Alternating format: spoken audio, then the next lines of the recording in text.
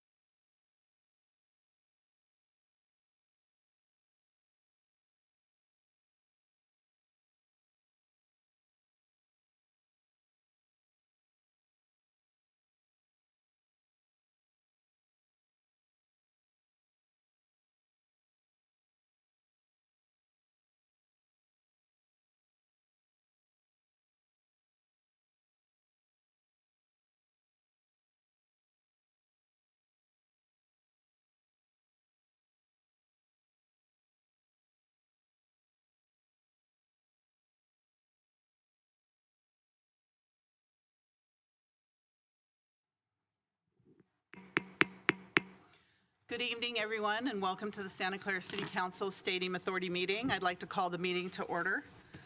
Could you please stand for the Pledge of Allegiance and remain standing for our statement of values? I pledge allegiance to the flag of the United States of America and to the republic for which it stands, one nation, under God, indivisible, with liberty and justice for all. As we gather, we humbly seek blessings upon this meeting. May we act with strength, courage, and will to perform our obligations and duties to our people with justice to all. Let us seek wisdom so we may act in the best interest of our people, our neighbors, and our country. All this we ask so we may serve our community with fairness and respect, putting their needs before all. Thank you. Please be seated. Roll call.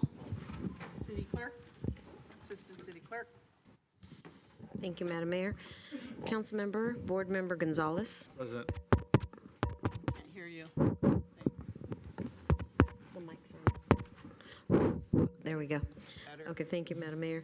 Councilmember, Board Member Gonzalez. Present. Councilmember, Board Member Shahal. Present. Councilmember, Board Member Hardy. Present. Councilmember, Board Member Park. Here. Councilmember, Board Member Jane. Here.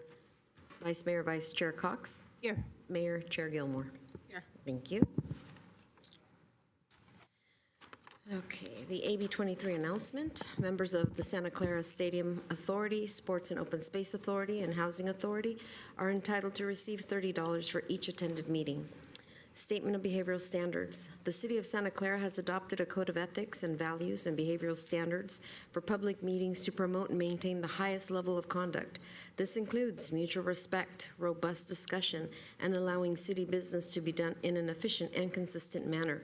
Please note that as the presiding officer, the mayor's and chair's direction in matters of process and decorum should be followed, and that use of the gavel indicates all conversations must conclude and everyone in attendance should come to order and attention. Welcome and thank you for your participation. For those joining us this evening in the capacity of a registered lobbyist, we ask you to please identify yourself as such and disclose the clients and/or organizations that you represent. This is pursuant to City Code Section 2.155.110. Thank you. Thank you, Assistant City Clerk. So good evening, everyone, and welcome. For today's meeting, the council's back in person and is conducting its meeting in a hybrid manner. The public is welcome to attend in person, and the city continues to use a Zoom feature to allow participation from your home or office. Members of the public can still join via the link and/or call into the Zoom meeting phone number shown on the screen now. If you would like to speak on an agenda item or during public presentations, please raise your hand on the Zoom application or press *9 on your phone. Please only raise your hand while the item you're seeking to speak on is presented. Staff will enter your name or the last 4 digits of your phone number, and I will call on you to speak. As a friendly reminder, members of the public have 2 minutes to speak on an agenda item and 3 minutes on public presentations, and those are reserved for topics that are not on the agenda. Prior to each agenda item, staff will lower your hand to ensure members of the public are seeking to speak on the appropriate agenda item. So we'll move now to the council meeting. Reports of action taken in closed session, City Attorney. Thank you, Madam Mayor. Council did meet on item number 1 in closed session, conference with real property negotiators with respect to the properties as listed on the agenda. However, there were no reportable action. Thank you. Next, we have continuances, exceptions, and reconsiderations. City Attorney, we have a request, I know, from an applicant. Yes, thank you, Madam Mayor. We received, and you all received via email today, a request from legal counsel for the Subaru dealership on Stevens Creek Boulevard. A written request for reconsideration of City Council's, in effect, non-action on their appeal of the Planning Commission's rejection of their request for a modification of their CUP. This non-action occurred at your October 7th City Council meeting. This is your next regular meeting following that meeting, and so this request for reconsideration is timely under the City Council's policy for reconsideration, Policy 042. The basis for the request is set forth in your email, but as I understand, Madam Mayor, a representative from the applicant is here to speak to this item. Yes, please come forward. I assume it's you. You were ready to come. Welcome. Thank you. I'm John DeMang. I represent the dealership. And I don't want to take a lot of your time because I know how late these meetings can go. I was here last meeting and we were still talking about this particular matter until 1 a.m. And it was quite an evening. And that's really one of the main bases for the request for reconsideration, is that at that late hour, we hadn't really explored the options that were available. It seemed like it started as a kind of a simple appeal, but then things got added to it. The city staff recommended some things that went along with it. In the course of the evening, we had some neighbors express some concerns, and those went along with it. So what was an appeal to have waste pickup on Cecil became, well, let's also the staff recommended, let's also change these things about the conditional use permit. Some neighbors came up and said, hey, we've got some concerns. We've heard some honking. We would like some instructions to employees to deal with that. Some other concerns that the neighbors brought up. And we also had Mission Trails on the line to walk us through what was going to happen on Cecil, why garbage pickup couldn't happen on Stevens Creek Boulevard. But by the time we were 1 a.m., Mission Trails had dropped off the line. So there was a lot of things that I think we lost an opportunity. It was nobody's fault to really address the neighbors' concerns, address staff concerns, and the appeal, which we think was really for the safety of motorists and bicyclists. So in order to bring this back up and kind of finish what we started, there was a lot of good that could be done, I thought, with the appeal, because the ownership was willing to do things to modify the CUP if need be to address the neighbors' concerns. Those got left unaddressed because we didn't get a chance to finish it. And we could also maybe address the staff concerns and the city council's concerns. There were some things that were raised by certain council members that we also thought we could address. So the hope is that we bring it before you again and finish kind of the good work that we started and didn't get to finish. Thank you. City Attorney, can anyone make a motion to reconsider? Yeah, Madam Mayor, this is kind of an unusual. Well, I want to say, because I wasn't here Yeah. that meeting, and Vice Mayor Cox was not here either, and we're actually the two that represent District 6. So, Yeah, if I might, this is a little bit of an unusual situation with the application of this, of your policy, so if I could run it through real Sure. quickly for you, Mayor. As I've advised before, where there is in effect no action, there really is no prevailing side.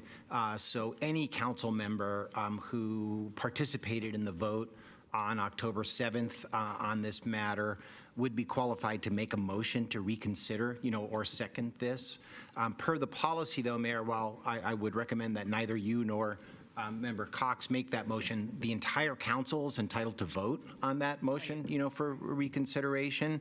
And the effect of that would be to, in this case, have a future de novo consideration of the project, where the additional information that wasn't presented at the last meeting could also be presented at a reopened public hearing. So that would be how that would work, Madam Mayor. and if it were to pass the reconsideration, the meeting date would be scheduled and re-advertised?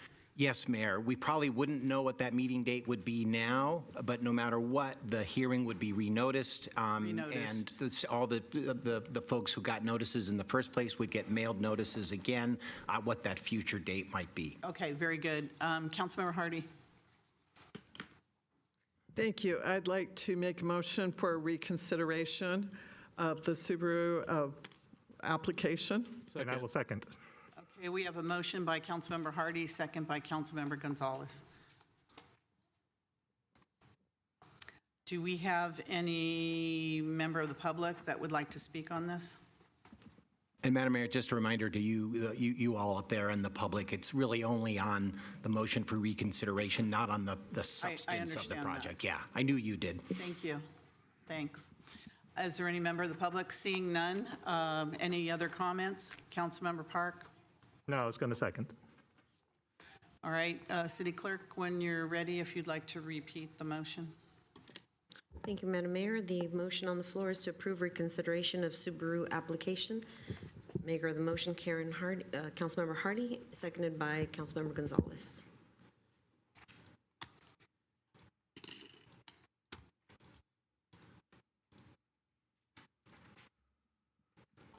Please register your vote.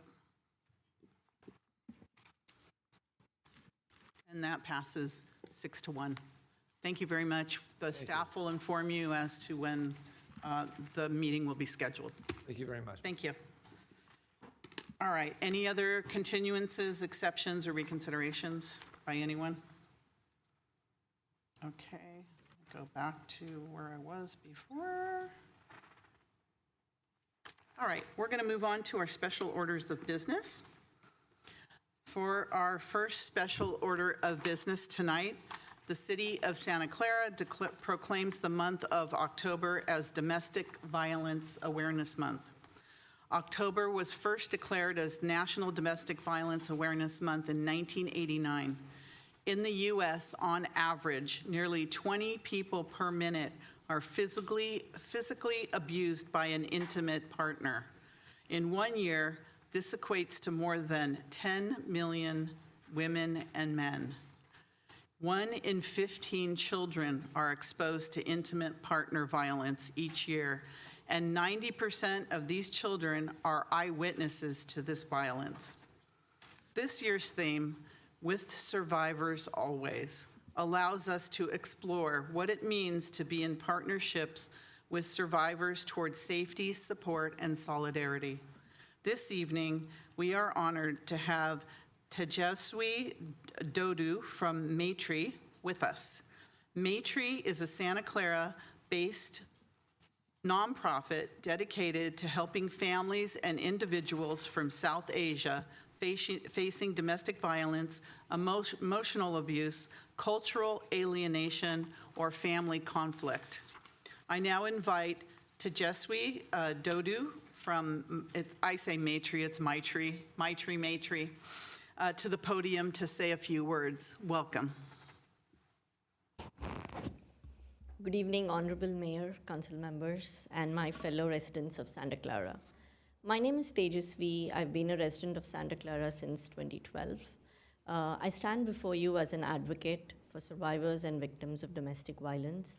I represent Maitri, that has been serving survivors and victims of violence for many years here. At this very moment, someone in Santa Clara might be choosing to stay the night in their car with their kids than to sleep at home because it's much safer. At this very moment, someone might be struggling with the decision to walk out with their packed bags because a shelter might be full or they can't afford rent. Every moment, one of us is choosing between abuse and being unhoused, between experiencing pain and being invisible. I don't think that is a choice anyone should make. And as a city, are we okay with this? The need for housing and safety is grave, and it is urgent. I call upon the City Council to support in whatever way they can. Please prioritize emergency housing for survivors. Invest in safe, low-income, affordable housing that makes survivors eligible to apply because of their vulnerable circumstances. Find ways to fund mental health, legal aid, childcare, and food security, which are becoming very, very difficult as every day progresses. Because I think a lot of us think about escaping an abusive situation, but sometimes we may not be able to think how long the road to recovery is. And all these things help a survivor in their road to recovery. Consider partnering with community agencies such as Maitri, which increases the city's impact and our impact and supports a survivor and tells them that we are in solidarity. And for my fellow Santa Clara residents today, if a survivor were to talk to you, believe them. Connect them to an agency that might be able to help them. There is research that proves that people do not share their abuse with someone else if the first person they shared to doesn't believe them. Thank you so much for your time. Thank you so much, and thank you to Maitri for all the services that you provide. I have referred several women to your organization, and you've done wonders with them and helped them from abusive partners. So thank you. And on behalf of the city, we have a proclamation that we'd like to present to you. If you could please come forward. And whoever you have with you, Yes. please bring them forward. And we'd like to take a photo presenting this to you.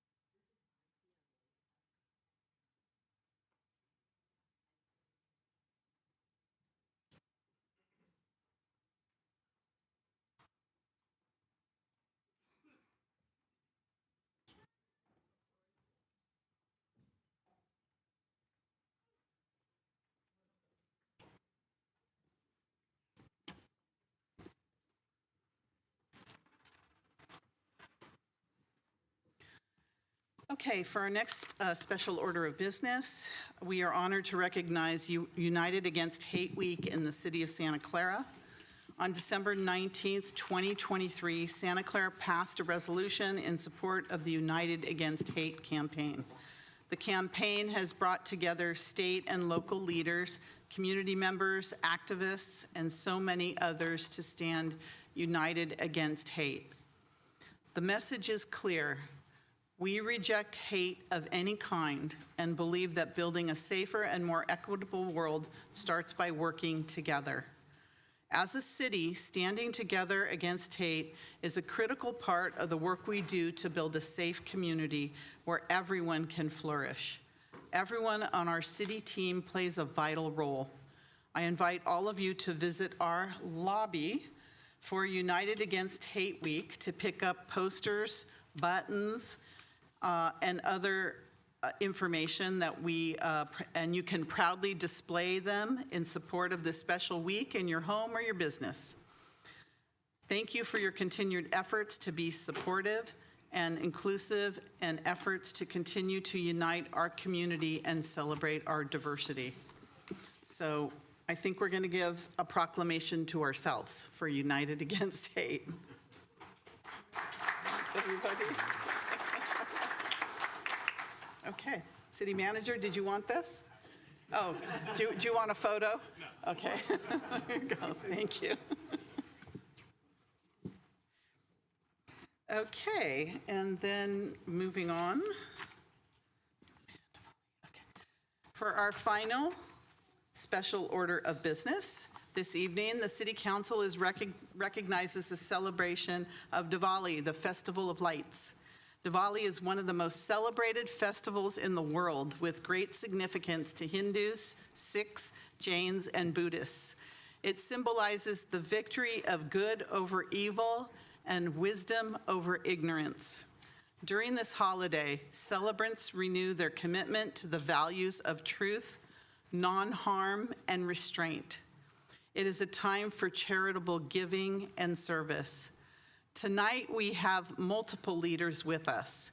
Mr. Anand Bandi from the Hindu Temple in Santa Clara, and Sri Kamashki Communications Community Center, and Mr. Harpreet Singh Kohli from the Sikh Temple in Santa Clara and Silicon Valley Gurdwara of Santa Clara. I now invite Anand Bandi, followed by Harpreet Singh Kohli, to the podium to say a few words. So I don't know who wants to go first. Please come forward. Welcome. Thank you, Mayor, council members, officers, and members of the Santa Clara City. This is an important festival for us. This is an important occasion for us to celebrate togetherness, celebrate the values that our culture brings in. And this is also the time to remind all of us that this is the time to share and care for everyone. As we just heard about Maitri, the way they are supporting, we encourage by collectively celebrating this festival, we encourage everybody to bring together everyone, care for everyone.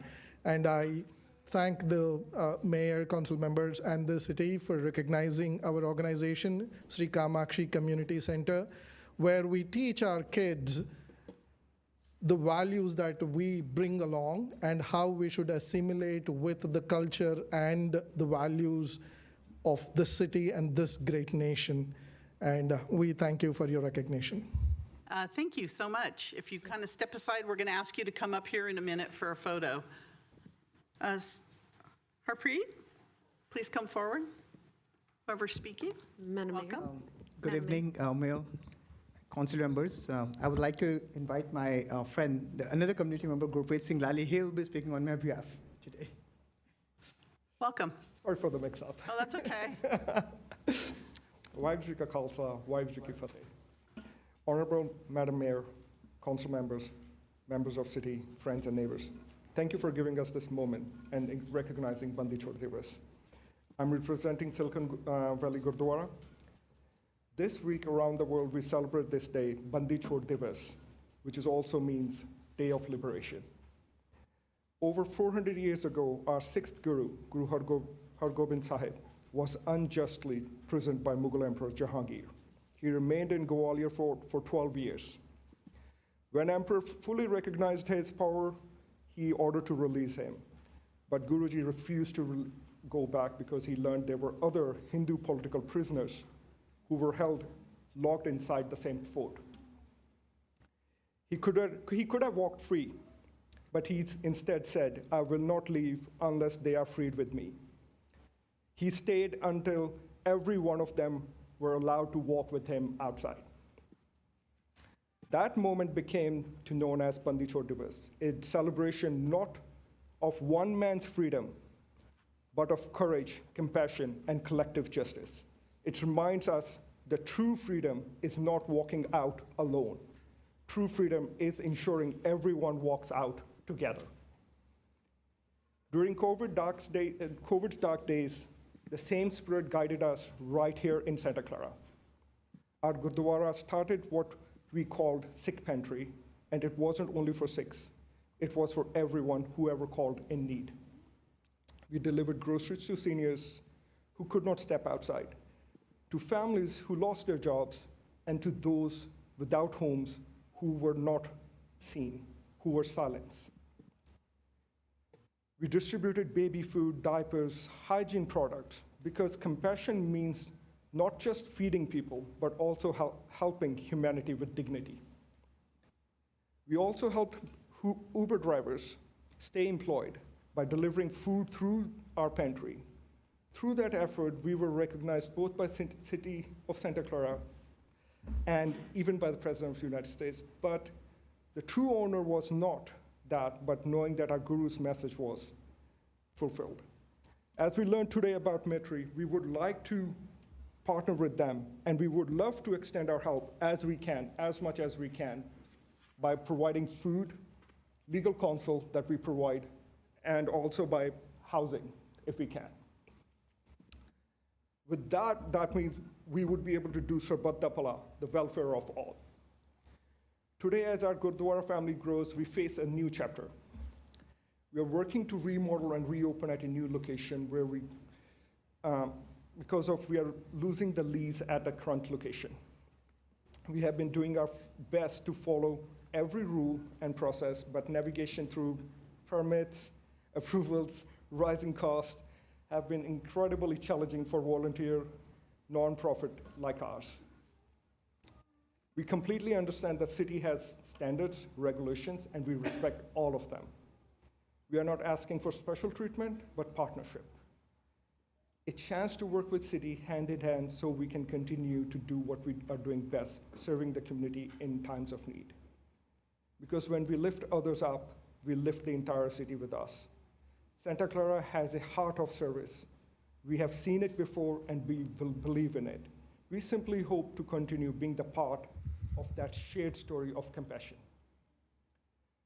Guru Har Gobind Sahib Ji could have walked out free that day, but he chose to bring 52 with him. That's what leadership looks like. That's what compassion sounds like. That is the spirit we want to live by. That is the spirit we hope to see in our city, community, and work together. We are not asking for handout, just understanding, collaboration, and help. Because when the city supports those who serve, everyone benefits: senior, families, children, and those struggling at the edges. Santa Clara is already known for innovation and excellence. We believe we can also be known for compassion and inclusion. If we work together in that spirit, we can build a city where no one feels left behind and where the work of seva, selfless service, continues to make us all stronger. As we celebrate Bandi Chhod, we may remember the courage and compassion of Guru Har Gobind Sahib Ji, a leader who refused to be free until others were free. May that spirit guide our hearts, our neighbors, our city decisions, so that freedom, compassion, and justice belong to not to some, but to all. Waheguru Ji Ka Khalsa, Waheguru Ji Ki Fateh. Thank you. Before I ask you to come forward, Councilmember Chahal, you wanted to, is your light up for this? Go ahead, please. Thank you, Mayor. So first of all, it's a joy to celebrating Diwali in this council chambers with all of you. And it's a festival of lights, and Diwali is celebrated across India in a different ways, basically. It adds diversity from north to south, east to west. Every region and community in India celebrates the festival in its own unique way. Yet all are united by shared message of light prevailing over darkness, knowledge over ignorance, and good over evil. And you just saw Gurpreet telling us Diwali is celebrated in Sikhs as a Bandi Chhod Divas, which is connected with the Diwali, and different parts of the region in India celebrate Diwali in a different way.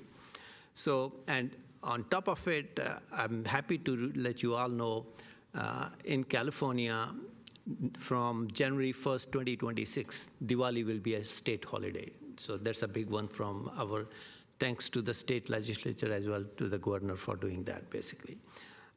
As we celebrate here in Santa Clara, far from shores of India, we honor not just the beauty of lights, but the deeper meaning they carry: our unity in diversity, hope, renewal, and gratitude. Diwali reminds us that no matter where we come from, the values of light, compassion, and community are universal.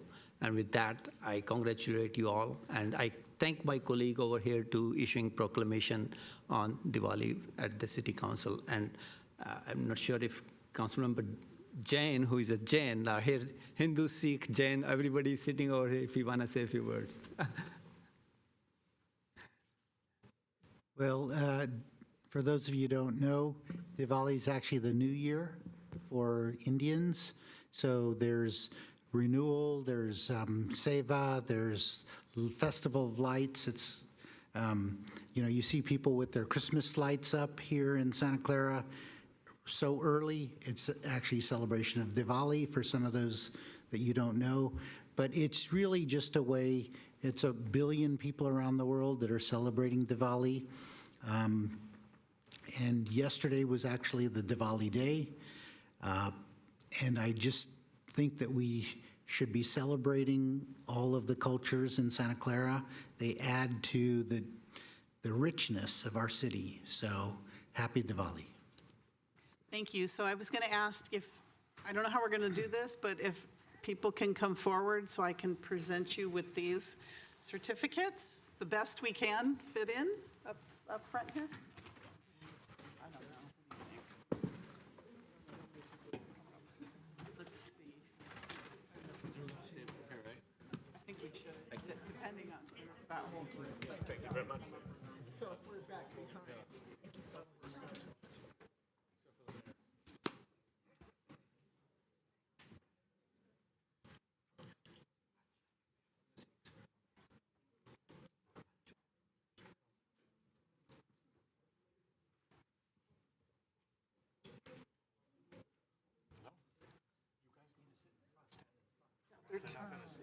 They're too cute. Put them in front.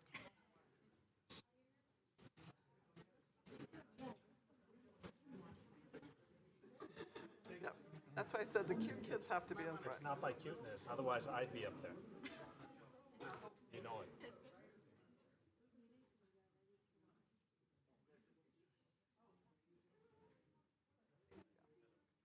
Do we want to move down? Kelly, move down so we're kind of. Oops. Thank you. So it's kind of more balanced. Thanks, boss.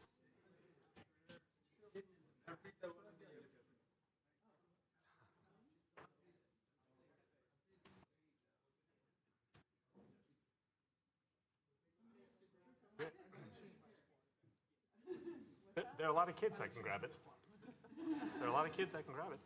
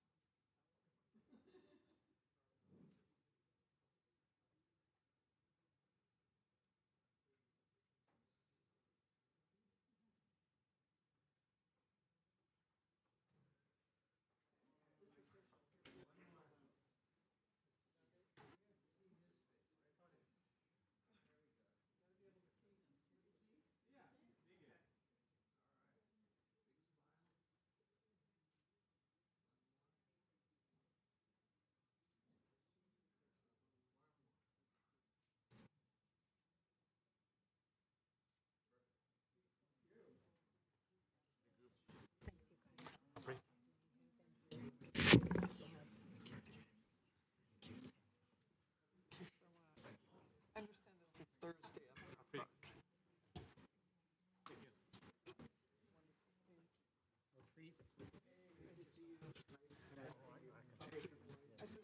Thursday at the park.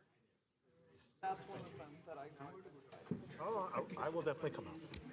I do come out. But I know I got an invitation for Thursday night in Live Oak Park here in Santa Clara. Wonderful. Thank you so much.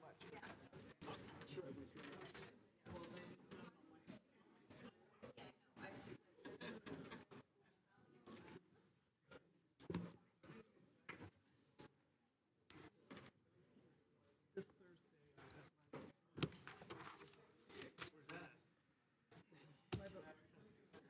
Thursday. Your district. If you know where Live Oak Park is. Some of us helped. We'll just give it a second while the chambers clear out a little bit.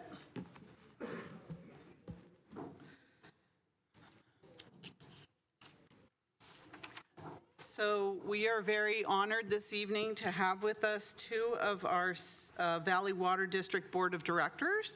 We have our Vice Chair, Richard Santos, and Director Ballard that are here today to make a presentation. So our next item is a special presentation from the Santa Clara Valley Water District, otherwise referred to as Valley Water, who will provide an overview of their key projects, ongoing work, and how Valley Water Services connect to Santa Clara residential water rates. Founded in 1929, Valley Water provides safe, clean water, flood protection, and stewardship of streams. The agency provides the City of Santa Clara water resources as a wholesale water agency. Valley Water Board Chair, Vice Chair Richard P. Santos and Director Shiloh Ballard, whose districts include the City of Santa Clara, are here with us this evening in person for the presentation. I'd like to now invite Valley Water Board Vice Chair Santos and Director Ballard to the podium to say a few words and begin the presentation.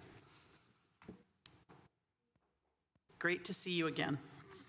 Nice to see all of you. I hope we could continue with this recognition of happiness. I know, we're happy. Now let's hear about what you have to say. Well, anyway, good evening, Mayor Gilmore and the Santa Clara City Council members and city manager and staff. Thank you for the opportunity to join you tonight. We're grateful for your participation, partnership, for the chance to share more about Valley Water's work with the Santa Clara community. Mayor Gilmore, I also want to thank you for personally joining at the Alviso last month to celebrate the major milestone on our shoreline project. Your presence at the event meant a lot, and it's underscored the importance of strong regional collaboration to protect our communities from sea level rise and future floods. Appreciate that. We understand that many residents have questions, particularly about water rates.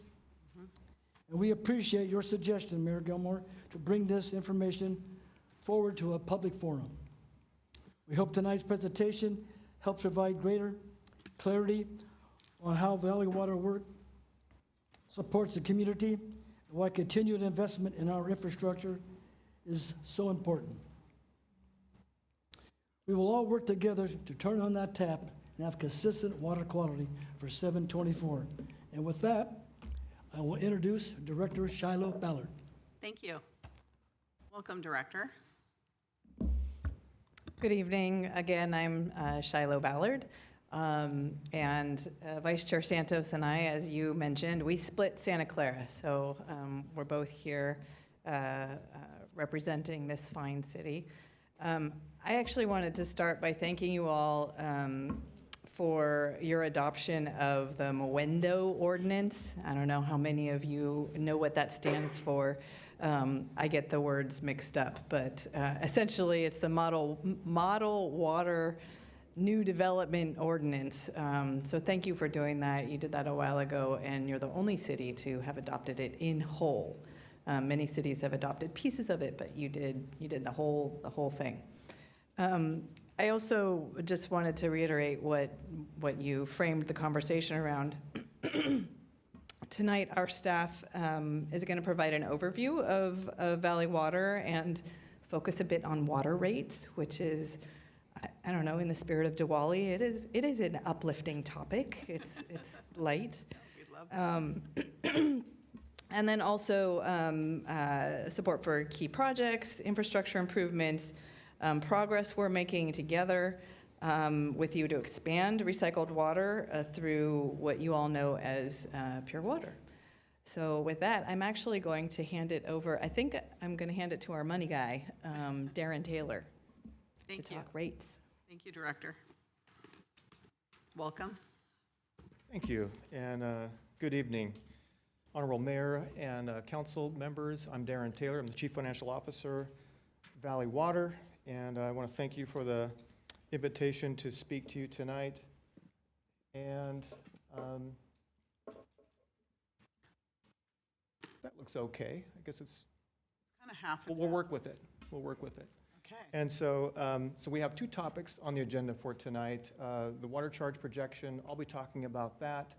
And then the Pure Water Silicon Valley Project, Chief Operating Officer Aaron Baker will be talking about that. So a brief presentation for you. And I'm going to start by saying that Valley Water is the groundwater steward for the county and the primary wholesale water provider. Valley Water is responsible for the operations and maintenance of large infrastructure. So when you think of Valley Water, think of 10 dams, and the largeness of those, or the 3 water treatment plants, or pipelines so big that you can walk inside of them standing up. That's what we're responsible for, and when we have to fix those things, obviously it's going to cost a fair amount of money, and we'll get into that. So this next slide shows you the valley water, groundwater charge zones of benefit. So we divide the county into parts, into zones, and I'm going to focus on the North County zone, which is the map on your left in the yellow shaded area, and the city of Santa Clara is smack dab in the middle of that zone. Groundwater charges are levied within a zone for benefits received, and so we essentially employ a postage stamp groundwater charge in that particular zone based on the cost to serve that zone, and a different groundwater charge in other zones based on the cost to serve other zones. Valley Water is working on finalizing its water supply master plan, which is the guiding document for long-term water supply investments. Part of this effort included analyzing whether or not there would be water shortages under various future supply and demand conditions. And so the table that you're looking at reflects 4 different future conditions based on a high demand scenario, stable demand scenario, moderately impacted imported water scenario, and severely impacted imported water scenario. And so we looked at, during a 6-year drought in the year 2050, what would that look like? And under all 4 potential future conditions, there would be water supply shortfall. And so this assumes reliance on existing supplies and infrastructure only, and water conservation goals are met, including short-term drought reductions. This analysis points to a need to invest in new projects to ensure long-term water supply reliability. And the next slide documents at a high level the potential impact of water shortage. On the left-hand side, potential impacts include quality of life impacts, think about water rationing, economic impacts, think about restaurants and businesses, irrigation for parks and trees, declining agricultural production, and irreversible subsidence. And subsidence really is our doomsday scenario. That's what keeps us up at night when we think about that under a drought. That's the sinking of the land that would cause major damage to infrastructure below ground and even above ground. And on to the right, estimated costs of water supply shortages based on previous studies. On the residential side, based on the willingness to pay to prevent water supply shortages, $1.6 to $2.8 billion. On the agricultural side, $220 to $280 million based on output of agricultural crops. And on the commercial side, $1.2 to $14.2 billion based on rationing impacts. And so these potential impacts, again, point to the need to invest. So this next slide talks about what we are looking at to invest in. Valley Water is in an era of investment. Our dams were built in the 30s and 50s. Treatment plants were built in the 1960s, 70s, and 80s. And repair and replacement investments are critical to keep the water flowing. And the investments in capital is what drives the water rate projection. So for example, the 2 pictures at the top of this slide show repair and replacement investments. The dam seismic retrofits are $3.4 billion worth of work to address health and safety concerns and relieve operational restrictions at Anderson Dam. That's the largest project ongoing right now. And in the future, Calero and Guadalupe and Coyote and Almaden dams. On the right to that is the Rinconada Water Treatment Plant, reliability improvement, $720 million project. It's also ongoing. And that project would extend the service life of the plant for the next 50 years and expand plant capacity from 80 million gallons per day to 100 million gallons per day.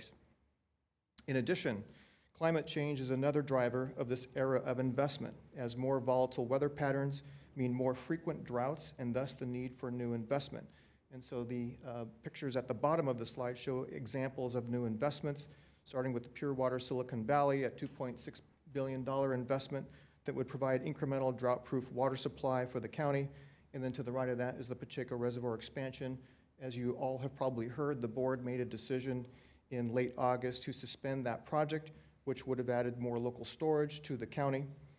In addition, we are looking to partner with other agencies on additional investments that would help water supply reliability, including the 6th dam raise, which is the dam at San Luis Reservoir, looking to raise that, which would mean over 60,000 acre-feet feet of additional water storage for Valley Water, and the Delta Conveyance Project, which is, would help prevent the decline of imported water sources into the county due to climate change and sea level rise. And roughly half of our water is imported into the county from outside the county.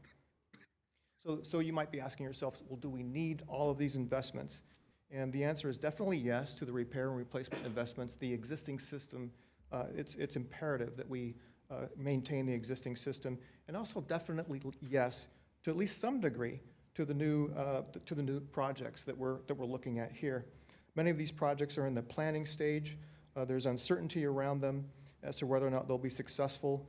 And the beauty of the water supply master plan that the board will consider adopting very shortly is that it includes an adaptive management framework that will help the board make decisions incrementally over time based on the actual water supply and demand conditions and the progression of these projects. And this next slide shows another key driver of the water rate projection, and that's water usage. And so by looking at this slide, the blue stacked bar on the left is actual water usage over the past few years. You can kind of see the impact of the recent droughts and the impact of the call for conservation and the community reacting to that and reducing water usage accordingly. And of course, after the drought, you see that rebound of water usage occurring afterward. In the green is our projection, and the orange is our estimated actual for this year that just completed, FY25. And we're projecting roughly flat water use, maybe just a slight amount of growth as we look out over time. And so you may be asking yourself, if water use goes up, would water rates go down? And the answer to that question in the short term is yes, although in the long term, higher water use would likely translate to the need for more capital investment, which would put upward pressure on water rates in the long term. So bottom line is conservation is a good thing. Conservation is the way of life, and that's the way that we should think about that. Moving on to the groundwater charge increased projection, again, focusing on the North County Zone W2. The first row there shows what we call the baseline projection. That's what the board saw back in April and May. As the baseline projection, we're showing annual increases of 9.9% per year on out to FY34 before it starts to taper down. And then right below that, we show you the scenario without the Pacheco project and with an expanded partnership in the Sites Reservoir project outside of the county. And with that, the water rate projection would go down to 9.2% over the next 4 years, and then down to 6.8% for FY31 and beyond. And then the table right below that, you can see the impact of the average impact, monthly impact to the average household. And looking at that bottom scenario without Pacheco and with the expanded Sites Reservoir, we're looking at between $7.60 per month increase, ranging to $10.61 per month, depending on the year. And that does not include any increase that a retailer would layer on top of that. And this next slide talks about local assistance programs. We're aware that multiple retailers offer customer assistance programs to help residents with their water bills, low-income residents, and that type of thing. Last I checked with the city of Santa Clara, you have a rate assistance program that provides financial assistance to low-income residents. And I wanted to mention that Valley Water's water rate assistance program is up and running. The board budgeted $1 million per year, and that is administered through Sacred Heart, and I encourage you to reflect, to show that on your website. And in summary, Valley Water's era of investment is driving the water charge projection that you just saw. Needed infrastructure repair coupled with climate change is driving planning efforts for investments. The water charge projection was adjusted downward due to the Pacheco project suspension. And then the bottom part of the slide talks about cost containment. What is Valley Water doing to contain costs? Valley Water paused 45 positions district-wide, and those positions have been on pause since February of 2024. We estimate that saves $1 million per month. We've deferred capital projects listed there, and we're also going after low-cost federal loans to provide upfront funding for our capital projects. We're hoping to get another $1.3 billion worth of those loans in the near future. And with that, I'll stop and I'll turn it over to Chief Baker, unless there's any questions for me. Maybe we'll save our questions to the end, if that's okay. Thank you.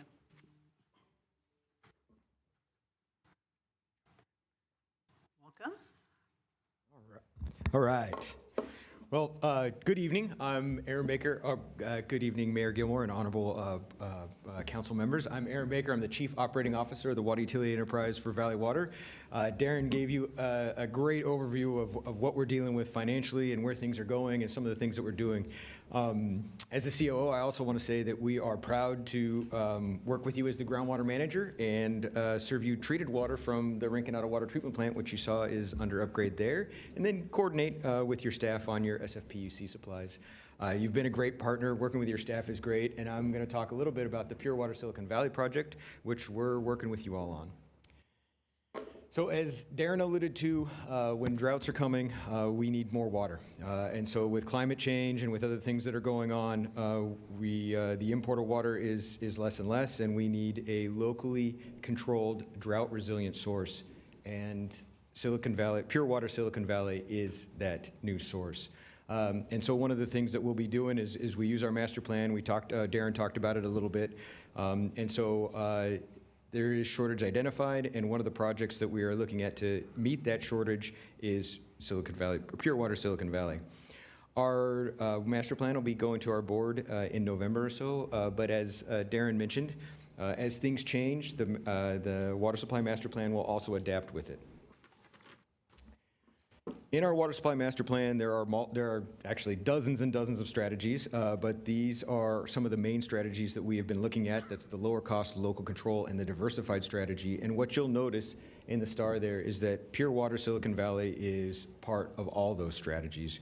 We see Pure Water Silicon Valley as one of the key projects that we'll be moving forward with to help us adapt to climate change and become drought resilient. So, what are we planning on doing? What does potable reuse look like? And what we're looking at is we have a goal to have 24,000 acre feet by 2035, and initially focusing on a project in San Jose. We've been working with your staff in the city of San Jose on a letter of intent to move forward with these things. And one of the things that the project will build already on our successful relationship that we have at the San Jose Santa Clara Regional Wastewater Facility. And not only that, but the Pure Water Silicon Valley project will help us with a partnership with you all, Santa Clara and San Jose, to achieve this goal of 24,000 acre feet in the future. We have in our capital improvement program, we have the first phase of this project, the demonstration facility, already in the capital improvement program, and we're looking to put the full size facility in the capital improvement program soon. So why a demonstration facility? I think it's kind of interesting on, can't we just build the full-size facility? Why do we need to work on a demonstration facility first? And so one of the things that is that direct potable reuse, as opposed to indirect potable reuse and some of the other things that we're looking at right now, is the regulations were just finalized in 2024. And so part of those regulations include building a demonstration facility, using the wastewater from the San Jose Santa Clara facility, and understanding that it's going to meet and exceed all the regulations out there.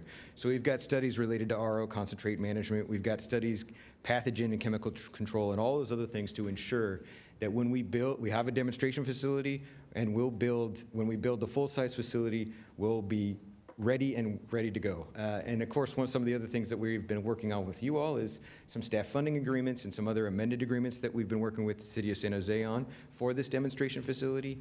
We're just on a procurement, we're in the middle of a procurement for our design consultant, and we're working with CEQA. One of the other things that we really need to work on, or one of the things that we are trying to highlight with the demonstration facility, is that it'll also be a learning center. One of the things that we want to really do is make sure that we're educating everybody to the benefits and the safety of purified water. It's just water. And I think, though, we have done some studies, and we know that we need to educate the public better as to how it will be some of the safest water on the planet when we're done with it. And so those are some of those things that we're looking at. And then the last part is also making sure that we can meet with the regulators. We have a testing plan that works, and we have a regulatory roadmap that works. The last thing we'd want to do is try to build a facility that wasn't going to meet what the regulators wanted as we move forward, and the demonstration facility will help us do that. The full-scale facility. It can't happen fast enough. So one of the things that we're looking at is a full-scale facility. This will be up to 24 million gallons a day. One of the other things that we are tackling with is that it's got close to a $2 billion capital cost. I know, billions. But looking at the Water Supply Master Plan, understanding the benefits of having a locally controlled, drought-resilient source to help us into the future is what we'll need. Right now, we're actually have a close to $300,000 USBR grant to help us with the feasibility study. We are coordinating with you and with San Jose and SFPUC to understand how the facility coordinates, where that is in the future. And then we've been working on a charter and a vision. Working with your staff has been great. And we're looking at how we can make sure that we understand what the needs with SFPUC are, what your needs are, what San Jose's needs are, and what Valley Water's needs are. And then we can incorporate it all into the charter and vision and make sure that we're all working on the same thing moving forward. The other part that we're working with you all on is this negotiating agreement. So what we'd want to do is make sure that there is development going on in the area and where things are going, and we want to make sure that there is land set aside for us to build this demonstration facility and this full-scale facility. All right, so we've got the initial plans. All we've got to do is build it, right? So what we've got here for those who have, hopefully, have you all been to a tour? If you haven't, please come see the initial pilot facility, or the initial facility, the Silicon Valley Advanced Water Purification Center that we have right now. It's actually water that's, that water is blended back into the system. And so for the purple pipe networks that we have out there, it's a better, cleaner water that can be used for irrigation and data centers and such. Anyway, so moving on, so this is what we're looking at. So we're not only will this existing Silicon Valley Advanced Water Purification Center, we've got a little land set aside for the pilot facility. We've got some land set aside for the learning center, and then a new parking lot, and then in that big spot right there, the full-scale facility. So this would be a separate facility from the existing Silicon Valley Advanced Water Purification Center. Would still be working, still blending, still making sure that we have some of the best purple pipe water out in California. And then the full-scale facility would be over there, making sure that we're building direct potable reuse water going back to people's taps. The timeline. So as you can imagine, projects of this size take quite a bit of planning, quite a bit of agreements. We got to build a demonstration facility. We'll be getting a learning center up there. We'll be doing validation testing, and then we'll get into design and CEQA and construction. And you can see that the startup and operations of the DPR full-scale facility gets us all the way out to 2035 or so. But in the meantime, the pilot facility and the education center and other things like that are looking more like a 2030 timeframe. So we've recognized and we understand that the way ahead is education and outreach. One of the things that we need to do is make sure that we're giving the public and the electeds and everybody enough information to understand what direct potable reuse is, what a drought-resilient water source this will be, and how safe it's going to be for the future. And so right now, we regularly provide public and private facility tours to elected officials, industry leaders, professionals, schools, and community groups. And if you have a need for a tour or anything like that, please reach out to us. We'd love to have you come along. And one of the other things that we're also working out is making sure that we're continuing to educate, continuing to inform people. And so we have an excellent staff that's working with the medical community, making sure that they understand where things are going, making sure we're releasing things that let everybody know that the medical field and the medical staff or the medical professionals know that this is safe to drink. And so with that, I guess one of the other things is there is a lot of work to be done. I mentioned it's a $2 billion project. I mentioned it's 2032 to where we are. But we believe that this is the way to move forward to the future. We believe being able to have a locally controlled drought-resilient source as we understand what our imported water allocations are and our reliance on imported water allocations into the future is questionable. And so making sure that we can continue to move forward, build on our existing partnership that we have with you all on the Silicon Valley Advanced Water Purification Center and have a sustainable water supply for our combined constituents together is what we see. So thank you so much, and I appreciate all the support that you've given us so far and all the work that your staff has been working with us on, and I think we're open for questions. Is that it? Okay, very good. Thank you for that report, all of you. I think it's important that our community is able to see all the good work that Valley Water is doing, because when we ask for rate increases every year and they say, well, why? And we say because of Valley Water, and they want to know what Valley Water is doing. So thank you for educating all of us on the projects that you're involved in, and just the gravity of how important they are, these projects, for the future of our valley. I have a couple of hands up. We're going to start with Councilmember Hardy. And wait, I have to ask, did you bring Councilmember Hardy any special water? She loves that special water. You notice. Does anybody? I did notice. I did notice the sticker. It was the first thing I noticed on our laptop when we walked in. Next time, Next time. Vice Chair, you know she that likes I the am water. your, probably the biggest cheerleader. Yes. And you see me at every one of the meetings, and I will fill in a little bit of, I've been to the Anderson Dam tour. I have been to the Purified Water tour. I could probably give it myself at this point. I've been so many times. And helping people understand that there is a direct cost, no matter how much water we use, for the system. And we sat down and figured out, for the city of Santa Clara, it's 1.3 cents per gallon for potable water, which is amazing. Right. And the best you could do with bottled water is $4 at least a gallon. Right, and I won't go into the testing that bottled water, Yes. the less amount of testing in the microplastics in the bottle. Well, and I will say on a high level that we test our water every day, and bottled water is at best tested every 2 weeks. And when I talk to people who do not trust the water coming out of their tap, I'm speechless, because we work so hard at making certain that it is safe, clean, smells good, and affordable, which is important. And I will mention that our city's 20% of our water use is reclaimed water. Yes. We have the highest. Yes, and we also appreciate your work for all your new data centers and all the other things that are going on, not only with Mowindo, but also with your advances in the Purple Pipe Network and our partnership on Pure Water Silicon Valley. And I will tell you, I took a tour recently of one of the data centers, and they were very clear that because of the purified water put in for the reclaimed, for the Purple Pipe, that they had less problems and they had less maintenance. And that was another reason to be in Santa Clara, which I really liked.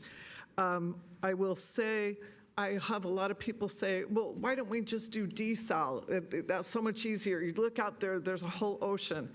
But to help them understand the cost, when we look at this purified water, it's approximately twice as much as what it would cost us otherwise, but desalinization is 3 to 5 times more expensive. I've run the numbers. Yes. And when we talk about a 24 million gallon per day, the water treatment plant that we own 20% of, by the way, with San Jose, is we average about 100 million gallons a day, and we need to put out to the bay approximately 30. So this would, I always call it close the loop, and that because all water is recycled, reality. What we're doing is we're speeding up nature, and I'm so happy about this. You showed a little bit of it. I would beg people, I will take you out there myself, to see the purified plant and the microfiltration, the reverse osmosis, and the ultraviolet treatment. It is amazing, and then you can even take a little bottle of that and drink it yourself, and I've done that for the camera just to help people to feel comfortable, because I do truly feel comfortable with this. I will also say, you showed the land. I'm on the water treatment board, and we approved that land lease.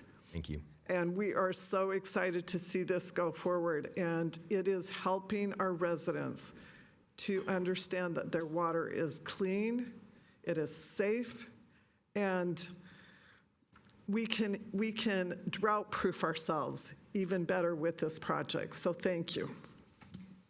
Thank you, Councilmember Jane.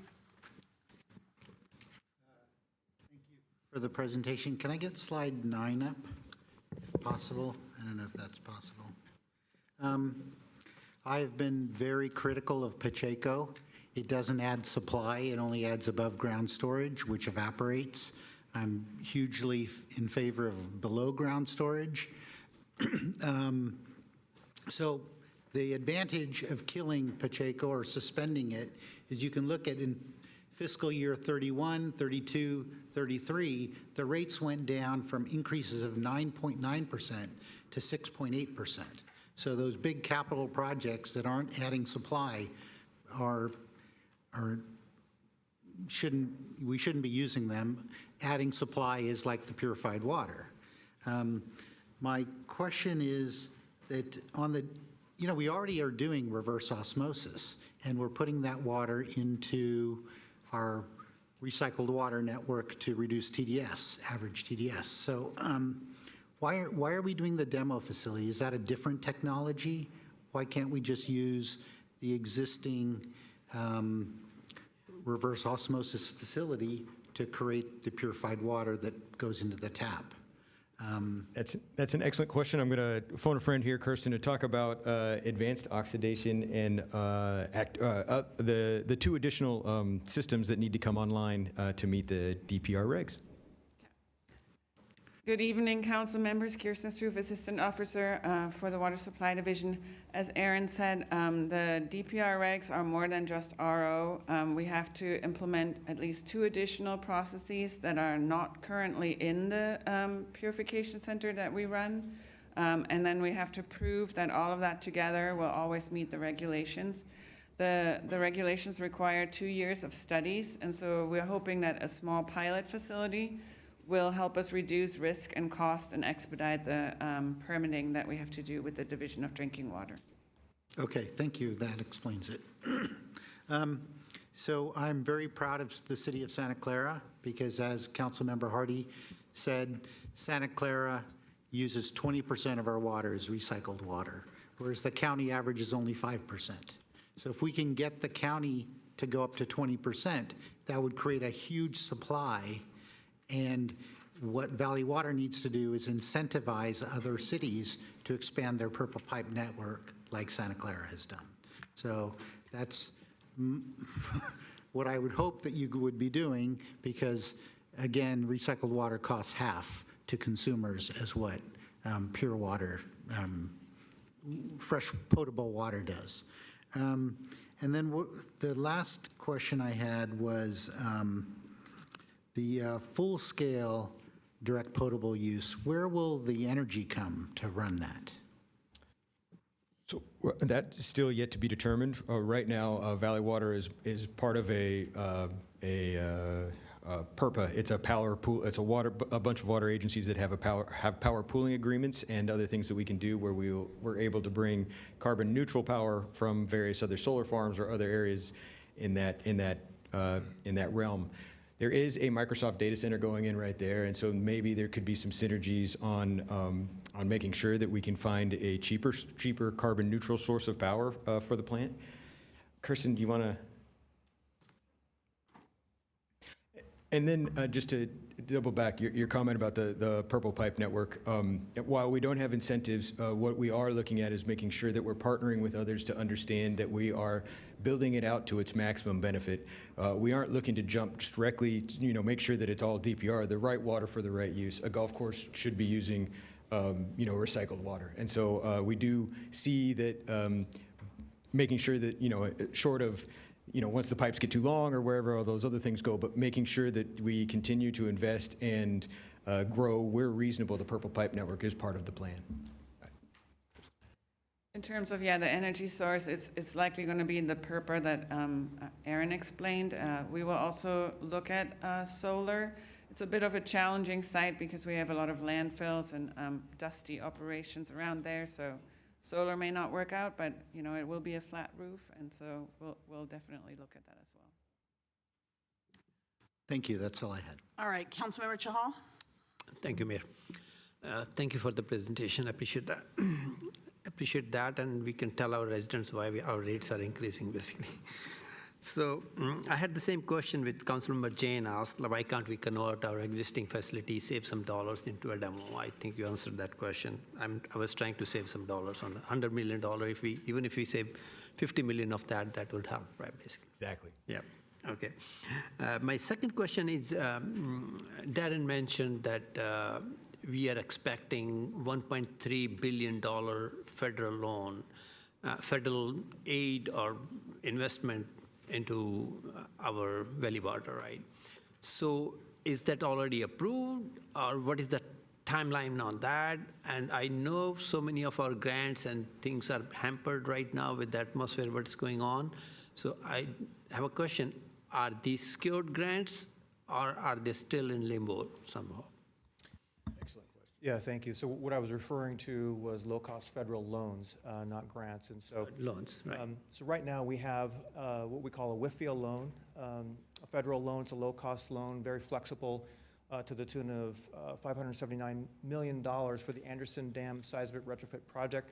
We're looking to add a second loan, which would take that loan amount up to 1.3 or so billion for that particular project alone. In addition, we have the other dam safety program. We're looking for a low-cost federal loan for that program as well, to the tune of about $650 million.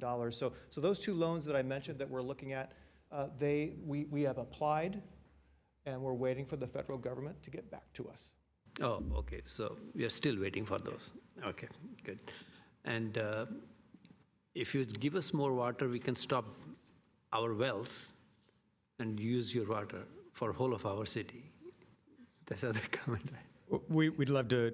We want to work with you on making sure that yes, that we have that we utilize the system as it is, right? I mean, you already have a lot of infrastructure in groundwater wells. We want to make sure that and they're for emergencies and other things, but partnering to understand what your development is and where things are going, and making sure that you also meet your SFPUC obligations is something we're working very closely with your staff on. So understanding what the future, making sure that Santa Clara has a sustainable future water supply is something we're working on, yes. And other than that, I also appreciate that you're dropping off the Pacheco, suspending that project and saving some money by going to other sources. Thank you. I appreciate it. All right, thank you. That's it for the council comments. I'm going to ask if there's any member of the public that would like to say something. Please come forward. Welcome. Good evening, Mayor and Council. I had just a general question. I ask this anytime the Water District makes a presentation, is we hear from a lot of residents that they're worried about resources for development, future developments, and the growth that they see around them. And so it would just be nice for a really short response of, are we running out of water? Like, can we keep developing? Can we grow 5%, 10%, 30%? And, you know, what kind of growth helps the problem? Thank you. Thank you. Welcome. Thank you for that report. The most basic, well, next to air, the most basic need that human beings and every animal, as we know, is water. So thank you for providing that. It's just a very humbling experience to know that in the past, we haven't been able to do that. And people in large populations still are, sadly, don't have potable water of any kind. And I think sometimes I have profound gratitude for the people that provide that service. Thank you. Thank you. Anybody else? I don't see anyone online.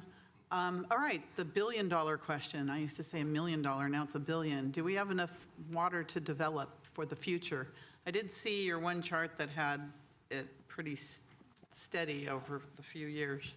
Right, and I'll get Kirsten to talk about that. And I say the answer is yes, we have enough water for sustainable growth, for the right kind of growth. I think that as we move forward, there are things that we need to work together on, and Santa Clara has already taken the step with Mowindo. You know, you already require data centers to connect to recycled water. You are already using 20% recycled water, so I'd say that you all are well ahead of where those things are going. We want to partner with you to understand exactly through your urban water management plan what the growth looks like. We want to understand with you all your needs on your SFPUC supply side, and we want to be able to make sure that you can do reasonable growth so that we can make sure that we have enough housing development and data centers and everything else to have a thriving economy. And with that, I will turn it over to Kirsten. So one of the main things, we're doing water supply master planning. We're actually going to our board for approval on November 12th. And so we look ahead to 2050 at the demands and supplies. And what we know from the past is that even though growth has happened, demand has gone down because people are conserving more and there's better technology. But nobody knows the future with climate change. So we have two demand bookends, one that keeps it pretty much flat and one that has an increase. And the driver for that increase is not necessarily growth, it's climate change. Because when climate change occurs and things are warmer, people use more water outside, people use more water for cooling, and we just don't know exactly what those impacts will be. So yeah, we are planning for growth and climate change to 2050 and working with all our retailers to make sure we have enough water in the future. Thank you. And thank you for that question, Kurt. Thank you. All right, Director, Vice Chair, and Director Ballard, we appreciate you bringing this presentation to us this evening. It was really informative, and I know that it'll be online now for our residents to be able to watch it. And I don't know if there's any last words, Vice Chair or Director Ballard, that you'd like to share with us. Vice Chair Santos? It's nice to see our elected representatives from the Water District right here. Thank you for taking the time. Here's the deal. When I go to the Water Commission tomorrow, I sit next to Council Member Hardy, and we sit there and we talk education. There's so much more to this. If you see the Stanford scientific papers and NASA that says there's going to be 10 and 20-year droughts. If you work with our staff, when you plan for housing and development, things can work. When you address the dam, there is no civilization. Rome did that before I was born. They had dams, aqueducts. It's real. You may not want Pacheco today. I'll be gone, but you will address it later on as the years go by because it floods the community of Watsonville and Pajaro. It was built in 1939 for a reason, but I won't go there. I'm just saying there's politics and politics. But if you educate yourself, and water conservation is a way of life, we all can make it. And that partnership we have with you and that purification plant has saved Santa Clara County. With that, Shiloh? Thank you. Yeah, I'll just say thank you for inviting us tonight. I think all of us have a sincere interest in understanding these issues and making sure that the folks out there watching also understand this stuff. I really appreciate the questions and the engagement and look forward to continuing to work with you all. All right, thank you so much, and thank you to your staff as well. Thank you for joining us this evening. All right, we're going to move on now with our meeting. Next item is the consent calendar. All items are approved with one motion unless items are pulled for discussion or comment if you don't want them pulled. Lights on, Vice Mayor Cox. Thanks. I want to start by saying I'm pulling a few items, but I do want to recognize there was almost $12 million in financial commitments and budget amendments put through consent. So I think it's important to talk about a few of those. I would like to pull 3D, the ACCO Engineered Systems contract for $1.5 million, and then items 4B and 4C on the Stadium Authority financial reports, please. All right, next we have Councilmember Chahal. Mayor, for record, I will be recusing myself on item 3G. The work falls within my office building, so I'll be recusing on that. Can you tell us what it is? Oh, sure. Action to authorize the use of city electric forces for new dark fiber installations from 3080 Raymond Street to 1101 Space Park from Centennial Boulevard and Tasman Drive to Levi Stadium, and from 1111 Comstock Street to 2972 Standard Way, with an estimated cost of $8,961. And I would also like to pull item 4C, which Councilmember Cox have already requested. That's already been pulled. Yes. All right. Next, we have Councilmember Jane. I believe Councilmember Cox already pulled 4B and 4C. That's what I was going to pull. Thank you. You don't have to tell us to pull it if it's already been pulled. Councilmember Gonzalez. I was going to make a motion to approve the consent calendar with those items being pulled. Okay, let's hold on to that for a moment. Councilmember Park. Yes, I'd like to pull item 3J, which is action to waive first reading and approve in introduction of an ordinance amending Chapter 8.60 Unmanned Aircraft System of the City Code. Okay, all right. Let me ask the public, does anyone want to pull any item that's left? All right, Councilmember Gonzalez. I'll make a motion to approve the consent calendar with those items being pulled. And recognizing the one abstention on The the one recusal for, on 3G. 3G for Councilmember Shahal. All right, we have a motion by Councilmember Gonzalez for the consent calendar recognizing the recusal, seconded by Councilmember Hardy. City Clerk.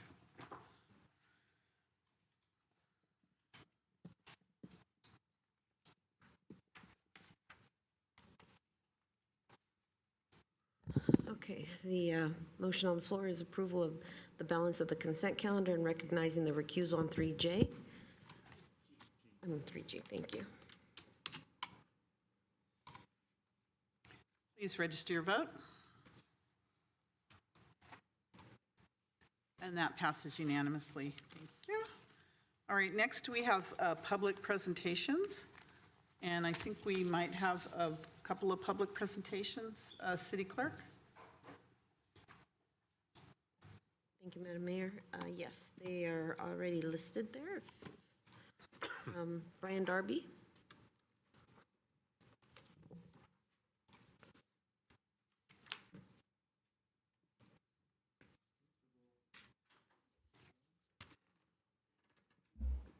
There we go. Okay, sorry about that. Okay. Thank you for giving us a chance for this. I appreciate it. And it was very, that lecture was very good. I had a lot of things I wanted to say, and, I had a lot of things written out, but I'm not going to. I spend a lot of time going to the parks in Santa Clara, and they're really nice, so I appreciate that. I go out to the one place I used to work, the west side of Agnew's Developmental Center. And I can spend literally hours out there walking around the grounds, remembering where I took this student and took that client. And somehow I try to tie it together because these people there, they had stories. Some of the people who lived in the medical center on the east side, one lady I helped work with, and the other staff on the unit did much more than I ever did, but her shoulder touched her hip, and it made a little switch where she could turn her head just a little bit, and a fan would go off because she was both hearing impaired and visually impaired, and in constant pain. But that little fan blew a little air in her face, and she smiled. That was her story. I worked with one young lady for 34 years. I still go out and visit her and another student at the house. And the other day I put out, in fact, it was this one, this iPad. And she reached her hand up, turned it down, pushed like that. And I said, so do you remember when we went rafting? And she smiled and she tilted her head. All of you have those stories with your children, your wives, mothers, family members, people in the community. One thing that's really staggering our country is that we don't listen to those stories anymore. We don't hear them. And we have to. It is not a choice. From the stories of hands sprayed on paint, cave walls, 45,000 years ago to the stories that they were telling about domestic violence and religious traditions and people who stood for truth. Please, in all this stuff, I hope we listen to each other's stories. Thank you for letting me talk. Thank you. City Clerk? The names, okay. Akos? Akos. Akos Soboslai. The city does not prohibit pedestrians from using the bike lanes of Montague and Central Expressways. Most are transit patrons who get off a bus that crosses the expressway when going to work. Some residents use Montague to walk to light rail on First Street. I know these facts because I stopped to talk to them while bicycling to work. I met with staff for the second time on October 2. Shockingly, staff stated they now want to prohibit these pedestrians, mostly transit patrons, from Montague and Central. This contradicts the County BOS, the Vehicle Code, and VTA's Complete Streets program. In the 2003 Expressway Plan, the BOS requires bike lanes that are a minimum of 6 feet wide on expressways for both pedestrians and bicyclists. The display shows the title page, the City Council endorsement, the 6 feet bike lane design standard, and its pedestrian use, quote, shoulder or path facilities can serve for occasional pedestrian use, unquote. In 2006, just 3 years after the City Council endorsed and the BOS enacted the 2003 plan, I asked the City Council to repeal the prohibition. City staff invited highway staff. Both staffs ignored this plan, opposed repeal, and lied when they said that sidewalks on Lawrence are unsafe because 60% of pedestrian fatalities are for cars running off the road. Ms. Barcino, general manager, weeks later supplied their data. The fatalities were motorists on interstate freeways, not pedestrians. Council voted to re-agendize upon approval of the 2008 plan. Never happened. Highway staff had lost all votes to eliminate sidewalks, and this year to eliminate bike lanes. What is the real reason staff opposes sidewalks and bike lanes? Actions speak louder than words. In 1993, highway staff destroyed all pedestrian facilities and bike lanes along Lawrence when adding traffic lanes. They forced these people to use a 50-mile-per-hour traffic lane. It was very dangerous. They don't spend a penny to relocate these facilities unless forced to do so. I was the one who forced them to construct sidewalks and bike lanes the entire way in Lawrence. It is the responsibility of staff to bring to the attention of City Council all relevant BOS actions, but staff stated to me that they will not mention the expressway plans. Staff has unlimited speaking time, and they need to do that. I only have 2 minutes. Thank you. Thank you. Thank you, Akos. Okay. City Manager, do you have a comment on that? We ask you every time. Sure. As a city council may remember, the last time the resident came up, you asked that this be brought back to you in a study session. That has been tentatively scheduled for November 18th. That is also the same meeting where we're having a study session on your Vision Zero plan, and the county will be in attendance.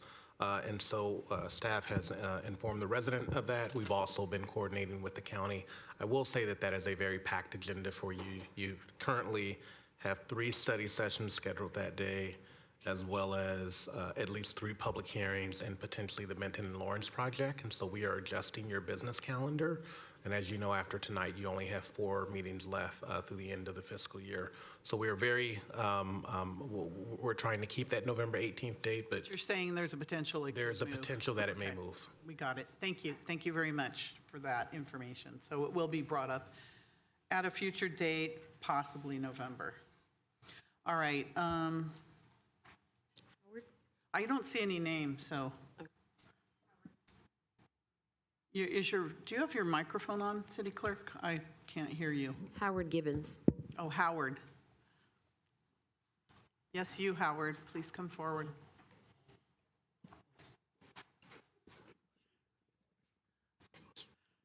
Hello, everybody. I'm here because we got a spooktacular event happening in the city of Santa Clara. And it would really be nice to see some of you out there. I know I keep coming all these meetings and pleading and inviting people. I know it's not your district or anything else, but there are people coming from all over the city to this event. Last year, it was estimated 5,000 people. That's a lot of people from your districts are out there, and they'd really like to see you wandering around. Maybe in the beginning, the DJ can say, hey, look who cares about you and came out to see you and your family growing up in the city of Santa Clara. I've been doing it for quite a few years. I can't even count anymore. And it's cool. I get recognized throughout the city by people in even districts I don't even do events in. They go, hey, you're the guy at the Halloween event. Oh, yeah. But come on out. Have some fun. It's this Saturday from noon to 4. There is a 20% chance of rain, but bring an umbrella. We're going to have fun anyway. And outside of that, I'd like to thank the Santa Clara Police Department for them working on the illegal vendors still. We like to get the Santa Clara Health Department off their butts and get out there and start hitting it pretty hard. You know, I think they only came out like 3 times last year out of 9, so it's not a very good rate. But hopefully we can get them off of their cans and get out there and start eliminating the illegal vendors, because they do hurt my business. And outside of that, I don't know what else to say except get out there, see those kids. You know, city manager, bring your grandkids out. He promises he will.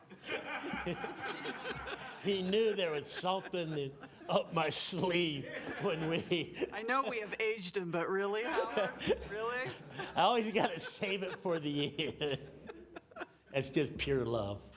But thank you for listening, and I look forward to seeing some of you out there. You know, 4 hours, a little bit high. Thank you. Thank you, Howard.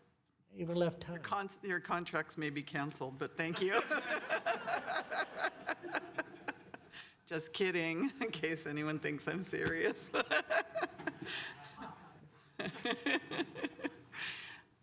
Kirk I don't see Bartan. anybody. Kirk Bartan. Oh, Kurt, okay. Welcome? Oh, video.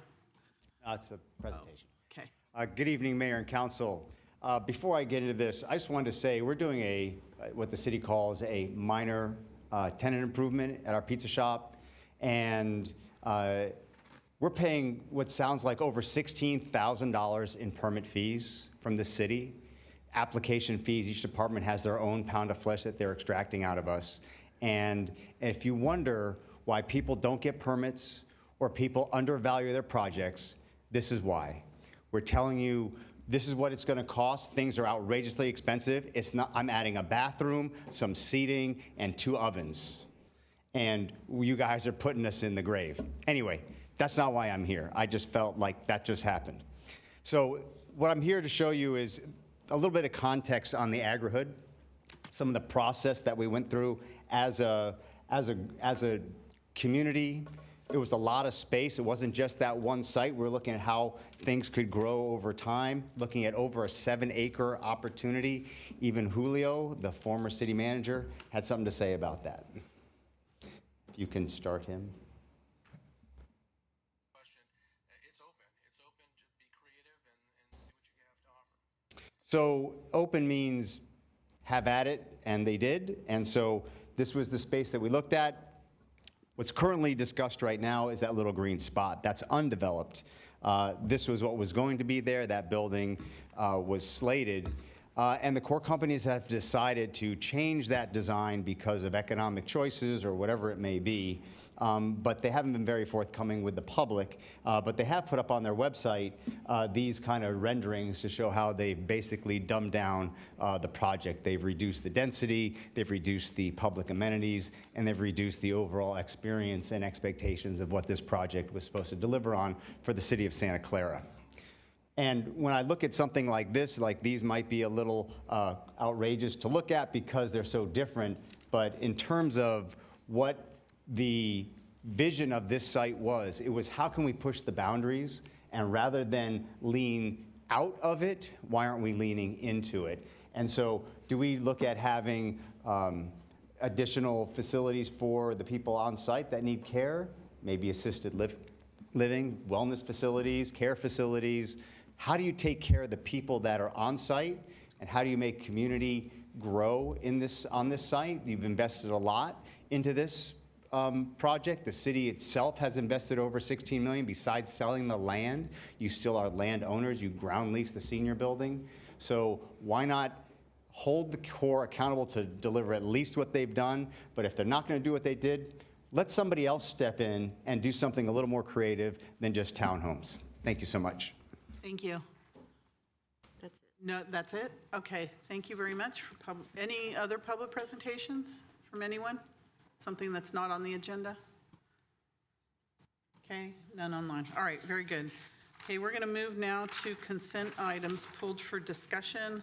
And I think this is, item number 5 was a consent item from the last meeting that staff pulled just because it was not to be on consent. So it's item number 5, action on resolution for an exception to the 180-day waiting period to appoint Kathy Bunce, a retired annuitant, to serve as temporary extra help. Government Code Sections 7522.56 and 21224 in the Community Development Department to perform work as a management analyst, deferred from October 7th, 2025. City Manager?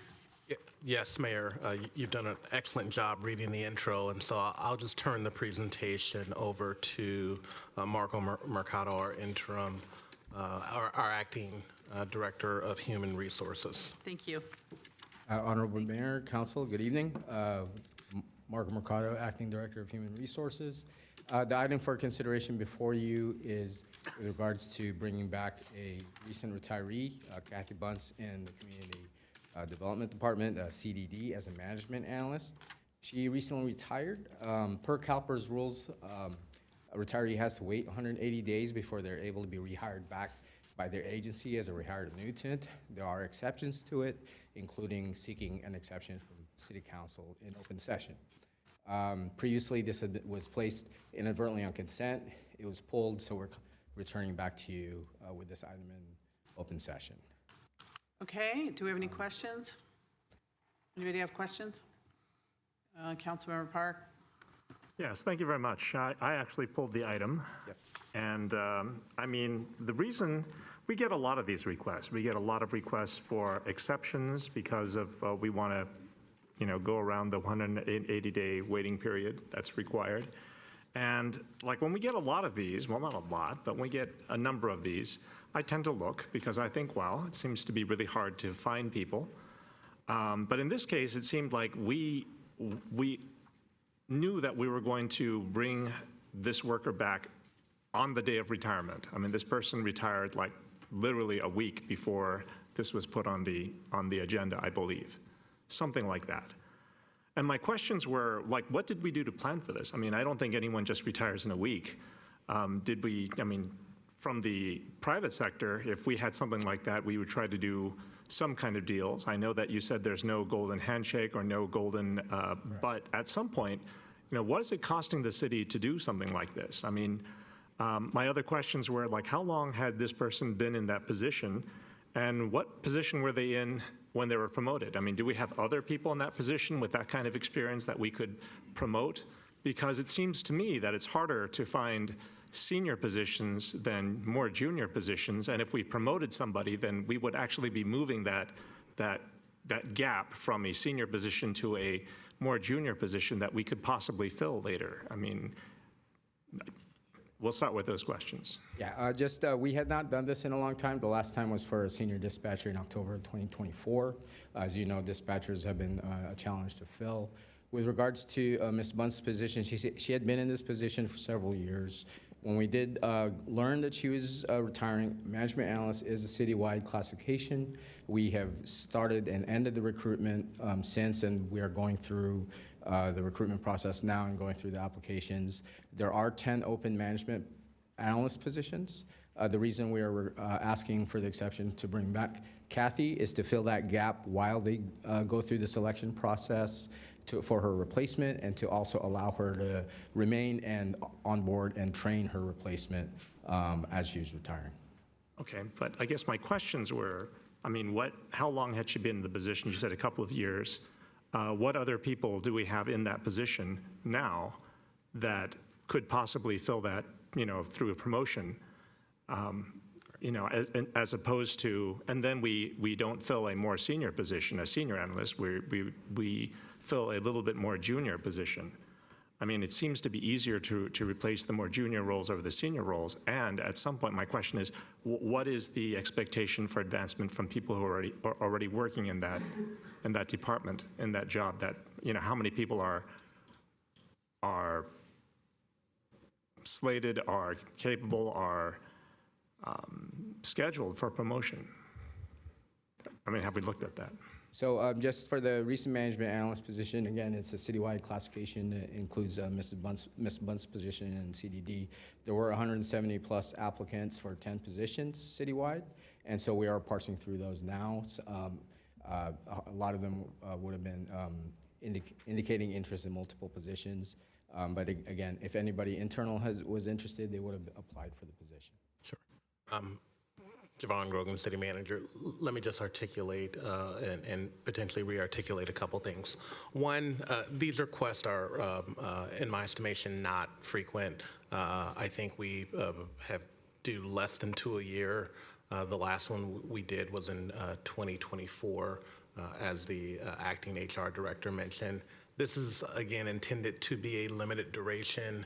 At this moment, I can't recall exactly how much notice the employee gave, but I know it wasn't 2 months. It was, I believe, somewhere between 30 to 60 days, which is not enough time for us to conduct the full recruitment.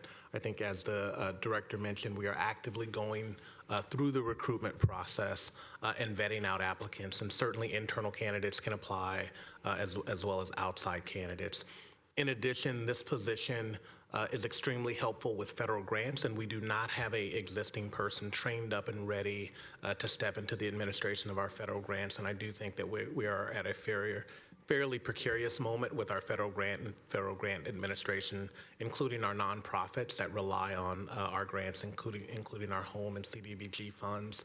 And so we felt continuing the service of this employee, and certainly she elected to retire, but she was willing to continue the service and be available to train her replacement. And so given the short duration, we thought that it was beneficial to continue her service. State law does require us to bring this back. We do have a fairly small housing division, which is what the division that this employee sits in, and so there is not someone else in that division that does the same work, and so that's why you have the request before you. Okay, so it sounds like that we had a recruitment. The recruitment, we have a number of candidates, and if anybody was currently working that felt that they were qualified and wanted that position, they would be part of the application pool. I'm also hearing that there's nobody else trained in this position. I find that kind of, I don't understand that, but here we are. But I guess the other question is, like, how much cheaper or how much more expensive is it to go through this process where somebody retires instead of staying an extra month or two to help train, versus retiring and then being hired on for a number of weeks or months? Because I would think that if we hired, if they stayed and trained, I mean, even if it cost a little bit more, at some point, we would get people who are already working in the city with experience that, you know, and that we would have a little bit more promotion from within. But it sounds like without doing this kind of training, without doing this hand-holding to get people who are already working with the city, you know, into a position where they can do these things, like we're continually bringing people from the outside and we don't have people from the city who know how to do this job, right? And again, the question that I had asked that wasn't answered was, how long had Ms. Bunce been doing this job, and what position was she in when she was promoted? Do we have any other people in the position that she was I don't think that has in anything to do with this that item. we could promote? City Manager? Sure. So I know the director was Getting off topic on this item. I don't think we are. I know the director was looking up how long she had been in the position, but to answer a few of your questions and just to clarify, the recruitment process was available for both internal and external candidates, so we cannot assume at this point that it will be an external candidate. Also, an important point of clarification, the city does not control when an employee elects to retire. In fact, that is an individual decision, and so what we had here occur as an employee elected to retire. They had certain personal dates and formulas that worked for their retirement, but the employee was willing to stay on, knowing that we would not be able to fill the replacement for that position by the time their desired separation date was. And so that is a frequent occurrence. And certainly we would endeavor, and I think most employers would endeavor to have people cross-train for every position. That is not always possible, especially when you have very small divisions and a specialty experience.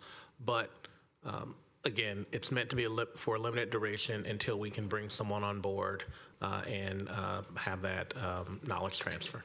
Yeah, but I'm saying that if somebody had stayed to train existing employees, or if we had hired them to stay on to train existing employees, we'd guarantee that the person that takes this position would not be an external candidate, and we'd look for external candidates in perhaps more junior positions. I'm going to move on because I have another council member that has their hand up. Councilmember Gonzalez. Thank you, Madam Mayor. And this is something that even on the school district side, you see that there's exceptions sometimes to some of the ways that things are done. But I think I would take staff recommendation and move to approve the staff recommendation for this request. Is there a second? And then I'll go to the public. I'll second that. Thank you. May I ask, is there any member of the public that would like to speak on this issue? Seeing none, do we have anyone online? No. I appreciate the fact that Ms. Bunce has volunteered to stay on and help and train, so I'm going to support the motion. So we have a motion and a second for staff recommendation. City Clerk, when you're ready. Thank you, Madam Mayor. As noted, it's the motion on the floor is staff recommendation. Please register your vote.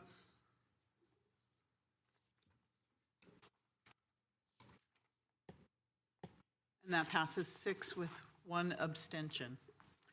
All right, we're going to go back to other consent items pulled for discussion. Vice Mayor Cox, you have pulled item 3D, and that item is action on authorizing the city manager to execute an agreement for services with ACCO Engineered Systems, Inc. for the replacement of 2 new air compressors, 2 new air dryers, and to provide preventative maintenance and repair services at Silicon Valley Power facilities with a maximum compensation not to exceed $1.5 million and an optional 10-year extension, all to be funded by Silicon Valley Power. Vice Mayor Cox.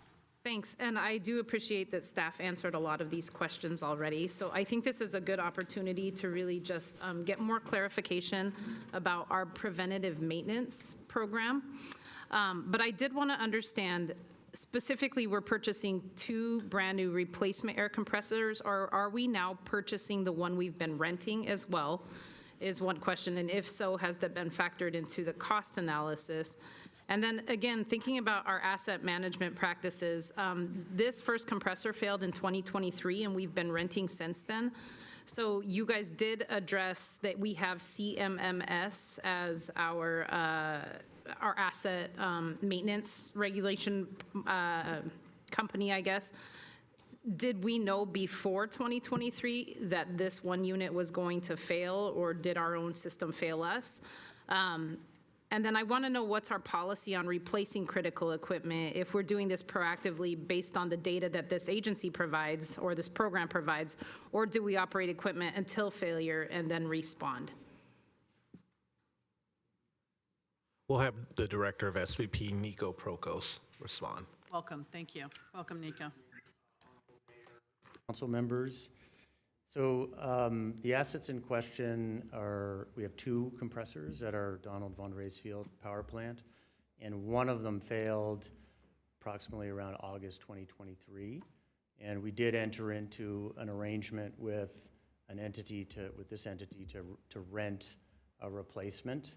I will say that the other compressor, and this was detailed in the report, but I'll just repeat it, is an original asset from when this power plant was built. So this is approximately 2003. So they are older machines. And really, the rental of the unit was meant to be an interim measure until we could issue the RFP and go through that process, which sometimes takes a little bit of time.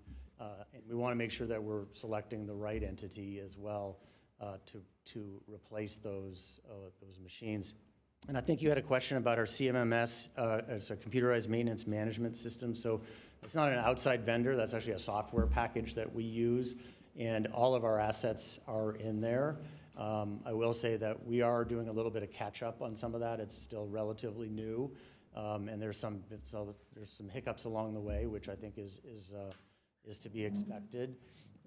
We are getting ahead of that in this particular case because we know that the other compressor is old and it's reaching the end of its useful life, and we want to make sure that we're being proactive about that.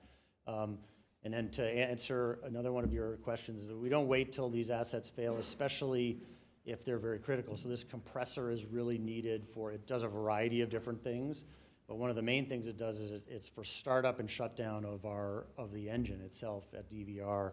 And I don't know if I missed anything there. Yeah, so specifically, I wanted to know, are we actually purchasing 2 new, or are we now purchasing the one we've been renting? And then, again, I asked if when the compressor failed in 2023, was our CMMS system online, and we knew that was going to happen? I think what I'm trying to understand right here and frame is, are we reacting, or are we actually being preventative in our maintenance of these multi-million-dollar pieces of equipment? I understand. So the 2 new compressors are brand new. So we're not going to take the one we're renting right now and count that towards one of the 2.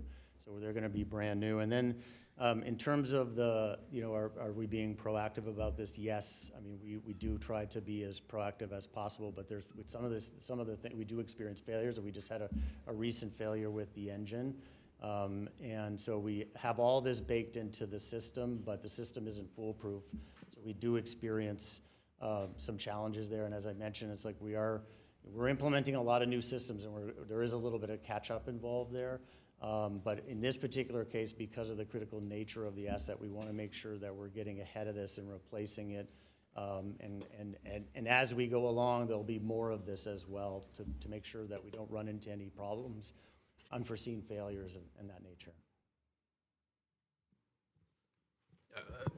Just to expound upon what the director said, I think plainly said, we are enhancing our preventative maintenance.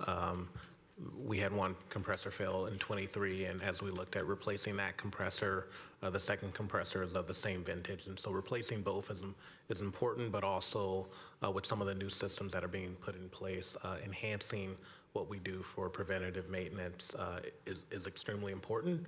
And so we definitely understand the question and the point, and we'll continue to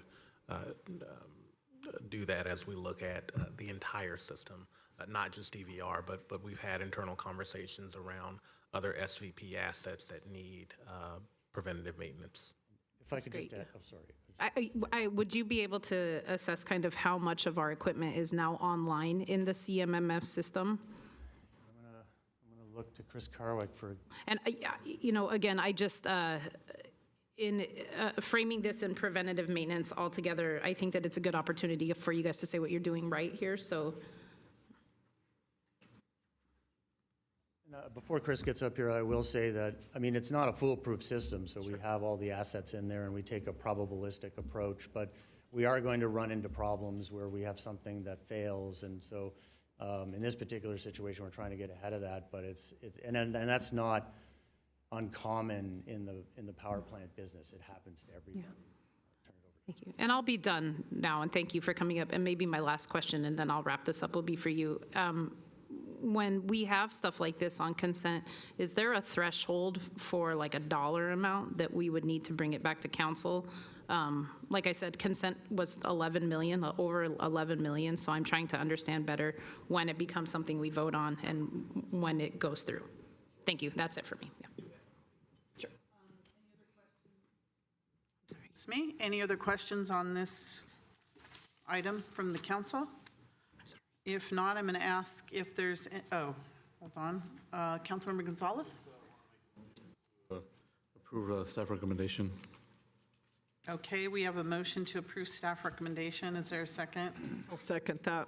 All right, and we're going to go to the public. Is there any member of the public that would like to speak on this issue? All right, seeing none, we have a motion and a second for staff recommendation. I'll find out. City Clerk? I'll ask you later. Oh, Vice Mayor, do you have more He comments? came up to answer, but we can move on again. Yeah. We don't want to know your answer. Okay. No, you might as well answer. I forgot already the question. So I think the question was, How many of our assets are online right now? yeah, so all of the assets in the generation division are online on that CMMS. Great. Okay, thank you for answering that question. All right. So we have a motion and a second. City Clerk for staff recommendation. Motion on the floor is staff recommendation. Please register your vote.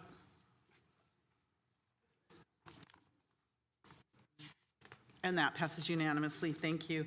The next item in line pulled for discussion was item 3J, action to waive first reading and approve introduction of an ordinance amending Chapter 8.60 Unmanned Aircraft Systems of the City Code, and that was pulled by Councilmember Park.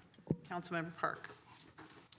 Yes, thank you very much. I mean, this is a question that I had asked about earlier, and I've talked to the police chief about this. I also read the answers that were given to the council queries that were here.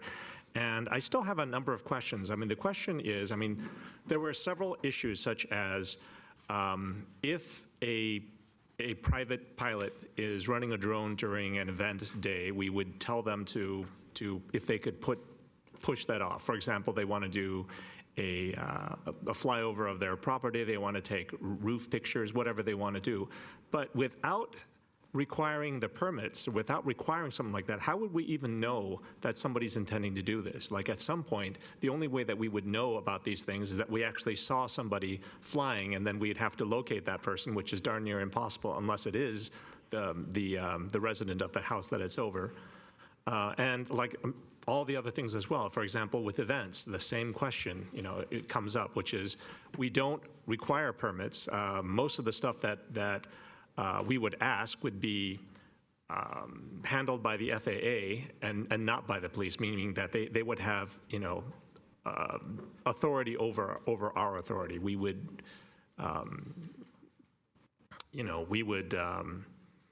basically follow their process. But with some of the answers, it didn't make sense to me that, how would we do this? Because without requiring a permit, there's no reason that anyone would tell you what they needed to do, right?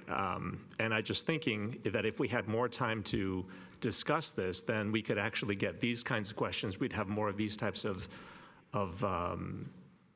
questions and issues, because again, I'm talking to several people who are drone pilots. I mean, they're certified drone pilots, and they have a lot of questions, and that's what started my question. And again, the only thing that I can find on our website was was what concerned police drone usage, which is why I think it got to the police chief, and I want to thank the police chief again for reaching back and having the conversation, but I'm just concerned that there are a lot of people out there that are using drones that if we just, reduce the number of readings and don't talk about some of these issues, that we're not necessarily going to make things better for when drones are actually in the air. Thank you for your question. Luis Martin, captain with our police department. Good evening, Madam Mayor, council members. Councilmember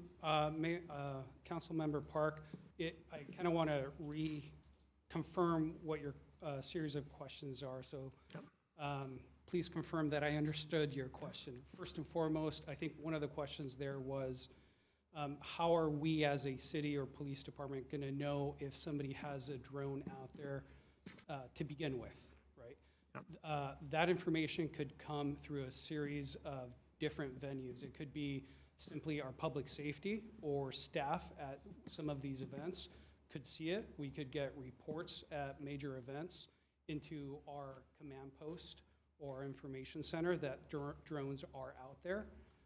Was that one of your questions embedded in there? Yeah, but I mean, that was one. Because we all see it, but how do we locate the person? How do we locate the operators to tell them that maybe you should do that another day, or maybe you should do something else, or do you have a flight plan for this? Are you following FAA regulations, et cetera? Yeah. So that could be through a variety of ways. It could be personally observed by staff at these events. It could be through technology. And the other question I thought I understood you asking is also more to how are people in the public going to know they even have to get a permit? Was that accurate? Yes, or how are we going to know that people are intending to do something so that we could tell them to delay or things like that? I mean, it comes down to the same question, which is how do we know who is intending or who is actually flying a drone so that we can have the discussions that are listed in the responses, which is we would ask them to delay in case of event days. We would ask them, how would we even know? Yeah, using some examples from major events I've worked, there are many staff members out there who notice drones in flight in use. And we essentially are visual observers of where they return. We contact the operators and we educate them. Typically, if it's non-nefarious and they're hobbyist or whatnot, we educate them about our current ordinance. So in this effort, with the updating of the ordinance, which this item is about, it would be, again, education of the current updated information on there. So in terms of how do we inform them, how would the operator, hobbyist, or any pilot of a drone learn that? We would proactively go out there and educate them that way. Am I answering your question? Yeah, but I'm saying when you say proactive, yes, but no. But proactive, more, I would describe that, when a report comes to us, whether if it's somebody at the event as a guest participant versus a staff member, specifically for our police staff, we're trained to look for those potential threats, as is our concern for public safety. So when we see that, we maintain visual of that item or the drone and follow it to where it goes. And then we talk to the pilot, the operator, educate them. So that's how we would go about that. Okay, because if we follow it to the permitting conclusion, then we would ask them, do you have a flight plan registered with the FAA for the drone? If you're going over other people's property, do you have permission from those people? And I understand what you're saying, but it sounds like when we see the drone and we follow it back to where the owner is, we're not necessarily being proactive, we're being reactive. And if something's happening at night and they turn their lights off, I think it's very difficult to track something. But again, I think that you basically answered the questions. Thank you very much. Thank you. Does any other council member have any questions on this? Do we have any members of the public that would like to speak on this? Seeing none, Councilmember Gonzalez. Wanted to move staff recommendation. We have a motion for staff recommendation by Councilmember Gonzalez. Was that a second by Councilmember Chahal? City Clerk, Assistant City Clerk, when you're. Motion on the floor, staff recommendation. Please register your vote. And that passes unanimously. Thank you. The next item pulled for discussion was item 4B, action on the Santa Clara Stadium Authority Financial Status Report for the quarter and fiscal year ending March 31st, 2025, and related budget amendments. And that's Vice Mayor Cox that pulled this item. Yeah, and again, I'm thankful for the information that you guys sent in the answer to the council questions already, and I think that covers most of it. I again think this is an opportunity to really talk about the timing that we're getting our reports, and I know I had a moment to discuss that with the city manager, but specifically I want to understand, it seems in the responses that there's actually no requirement for board reports to come at any specific time period. And so I wanted to see if there's any interest in formalizing that. With a 7-month delay, we're right now making decisions on a large budget pretty much retroactively. The other thing I wanted to understand better is the capital projects that have carried over for another year. Thank you for this. Some of them have carried over from up to 8 years ago. I think the main kitchen equipment was 16, 17. The women's locker room has carried over now for 5 years. And so I want to understand how that kind of carryover for what looks like a capital improvement annual budget item is impacting an ongoing budget. That's it for mine. I know other people had questions about this. I thought they had to give the reports within 90 days. I thought that was in one of the agreements somewhere. So that's Director Lee. Yeah, I appreciate the question, Vice Mayor and Mayor, and Chair and Vice Chair. For those at home, Ken Lee, Treasurer for the Stadium Authority. Appreciate the opportunity to talk about this fourth quarter report. So first I want to talk a little bit about timing. So we timed this fourth quarter financial status with our audited financial statements. You'll see that in item 4C tonight. So we do that together to make sure that the numbers that we do report back to you are the final signed off by the auditor. As far as the timing of the financial statements, let me walk through kind of that 7-month period, what we typically do and why it takes that long. At the end of the close of the fiscal year, both for the Stadium Authority and for the city, we wait 90 days to receive any kind of final invoice, receive revenues, any activity pertaining to the prior year, we allow for 90 days before we close out. So some of those invoices include third-party invoices from public safety events. If there's large ticketed or non-ticketed events at the stadium, a lot of times those final invoices related to that event will take time to come in. And so that takes us to from the end of the fiscal year, March 31st to June 30th. At that time, we engage with our auditor, in this case KPMG. It takes them about 2 to 3 months to do their review, their sampling, and depending on the number of questions that come up, our goal really is to bring back the financial statements to the audit committee anywhere from the end of August to the end of September. And so we do have a 180-day requirement as part of our credit agreement to have the auditor, KPMG, come back and sign off on that, on those financial statements. The audit committee did meet September 22nd.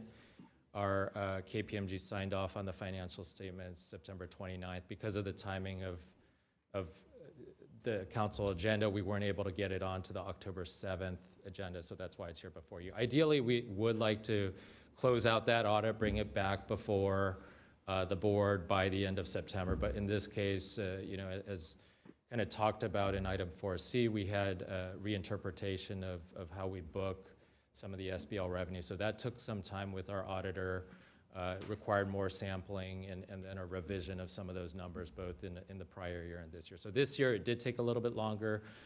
Chair Gilmore, you're right. We do receive our final numbers 90 days after an event or after the close. That's why we do wait that 90-day period. And then from that's the engagement time that it takes for our outside auditor. So our target really is to come back before you September 30th, because this year we had some challenges on the recognition of some of those revenues. It did take a little bit longer.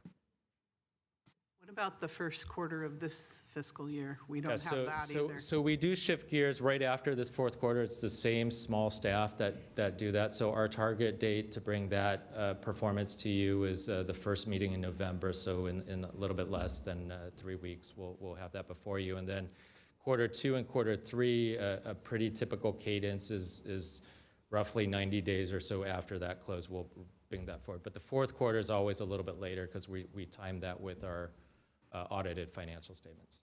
And just to be redundant, and I'm sorry, it does say, the response that I got said that though there is no required timeline, it's just goals. Is that correct? There is a required. Yeah. You want to take it? So there is a required timeline as part of our credit agreement to have the outside auditor's opinion delivered to our lenders. And so we did that on September 29th. That is done after the audit committee meeting, which was September 22nd. And then after that happens, once these are finalized, we bring it back before the board after the But you're going to talk. I'm just going to interrupt you for 1 second. In the agreements, though, the quarterly reports, the information is supposed to be to the Stadium Authority or the city within 90 days after. There is a requirement. That is correct. We do receive the final numbers 90 days after. So that's when the start of the engagement with our outside auditor begins. And so that's why we wait 90 days, close out, get all the final numbers, begin our engagement with KPMG. Yeah, I think there are 3 time periods that we're talking about. There's a 90-day clock for us to receive the information from the stadium to the Stadium Authority. And then there's, from that 90 days, another time period from when the auditor needs to engage and complete their work. And then after that's done, we take it to the audit committee and then the city council. And so what there is not a specific date for is when it comes to the city council, because it's after all of those required dates. What we typically do is go to the audit committee and then to the council, and then depending on council meeting schedules, right, it could be 2 weeks or a month later, depending on when we can get it on. But I'm still saying not the last reporting, but each quarterly report is supposed to be, their information is supposed to be to the city within 90 days. So the first quarterly report, they should have had all their information to us by June, the end of June. So we do have that information. We have the same staff that's been focused on closing out Q4 and the financial statements. But you know, we do have that information. We are compiling it, and we're scheduled to bring that in November. yeah. Thanks. Lastly, in general, I do think most agencies aim for like a 6-month period in order for the audit to be completed, to bring that to the board. That's typically, for example, what we do with the close of our fiscal year. So our fiscal year ends by June 30th, and we try to get you the final audit for the end of that fiscal year before December. And so, for example, you will receive the final audit for the fiscal year that ended June 30, 2025, either sometime in November or December. So it's roughly a 6-month clock after the end of the fiscal year. Okay, and so to reiterate, what I'm hearing you say is that within 90 days, it is required that the city, the financial team, gets the information from the stadium. Within another 90 days, we must then report out to our auditor. Those are hard deadlines, or give that information to an outside party to review. But at no point there is right now a hard deadline that says the information has to come before council within a time frame. Yes, You're aiming for like a 6-month goal right now. So I think my original question was, is there any appetite for formalizing dates that we should be able to expect stadium status reports? I just recall us getting them a lot sooner than this. So I don't think there was ever, this is the longest period I've ever experienced not getting the information. So, but it's understandable considering everything that's going on in this city right now. So, you know, we're hosting 2 of the biggest events on the global world coming up. And so people are, you know, they're busy. But this is the longest time I've ever not seen the final statement. So I think it's understandable that we don't have it. I think our concern should be that the information gets to us and that we take that information and turn it around as quickly as you can for us. That is our goal. We do want to endeavor to do that, and so that'll be our goal. And then the council member or chair, Vice Chair Cox did have a question around capital improvement projects and the timeliness of that. And I think you mentioned a major kitchen equipment project that begun or at least was funded in 16-17. And there are a number of projects here with dates several years back. What that appears to be is a practice of the main project is completed, but there are residual funds left and that project is left active. And so we will go back and look at the practice of closing out projects and refunding the money or keeping the project open. Sometimes there is a good rationale for keeping the project open, but most times the best recommendation is once the core project is done, you close out the project and return those residual funds to their originating account. Okay, other questions? Councilmember Park? Yeah, I think what you're saying is that normally we would get the report sooner. In this case, the Q4, we delay it. We delay the reports because we tie it into our audits. That takes a little bit more time. Now, the other Q1, Q2, Q3 do not have that delay because we don't have audits in those quarters. So it's Q4 that we delay to get those audits. In this case, we brought it before the audit committee in 22 September. There was no time to get it into the council between that time and the end of September, so that's why it was brought forward to this date in October. I think that kind of explains a little bit of this, and if there are no other questions, I could do a motion to approve staff recommendation to save Councilmember Gonzalez some time. Is there a second to that? We have a lot more questions. I hear y'all. I have a list here of people that want to speak. Hold your comments. Authority Member Hardy. I'll just make the comment that the audit committee, you remember we had 6 weeks off, and so the audit committee could not meet during that time, and so we met after that. And that is one of the reasons for that delay. Thank you. Authority Member Gonzalez. Thank you, Madam Mayor. I was just going to mention, if there's anything different that we're doing with that last quarter, maybe that we don't do that. I mean, if we publish it on our website, and I'm not sure if we do, but if we do, that we just publish it normally as we would any other of the 3 quarters. But I'm understanding that obviously things may change with those numbers because it's the last quarter, and understanding that those final numbers will come after the 90 days and then the audit as well. So thank you for bringing that forward and for looking at that. And I think we have a motion in a second, right? We do already. I forgot who seconded it, but there's a motion and, oh, that was you. Okay. I'm confused now. Okay, wait a minute. All right, Authority Member Jane.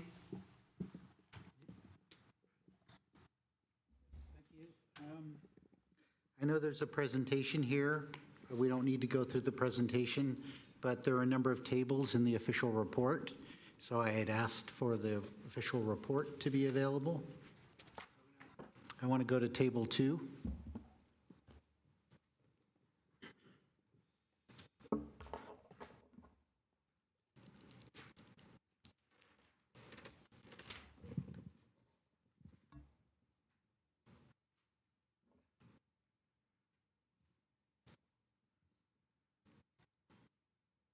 Table 2, okay. Can we make that a little bit bigger? I don't know. All right, I can just go through this if we can't make it bigger.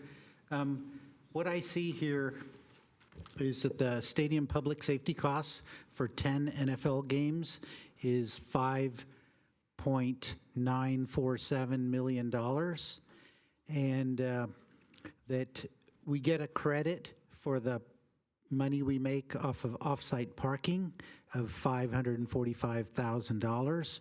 That leaves a balance. It says reimbursable stadium public safety costs of $5.4 million. And that averages to 540,000. There we go. So we're at the last line, the last column.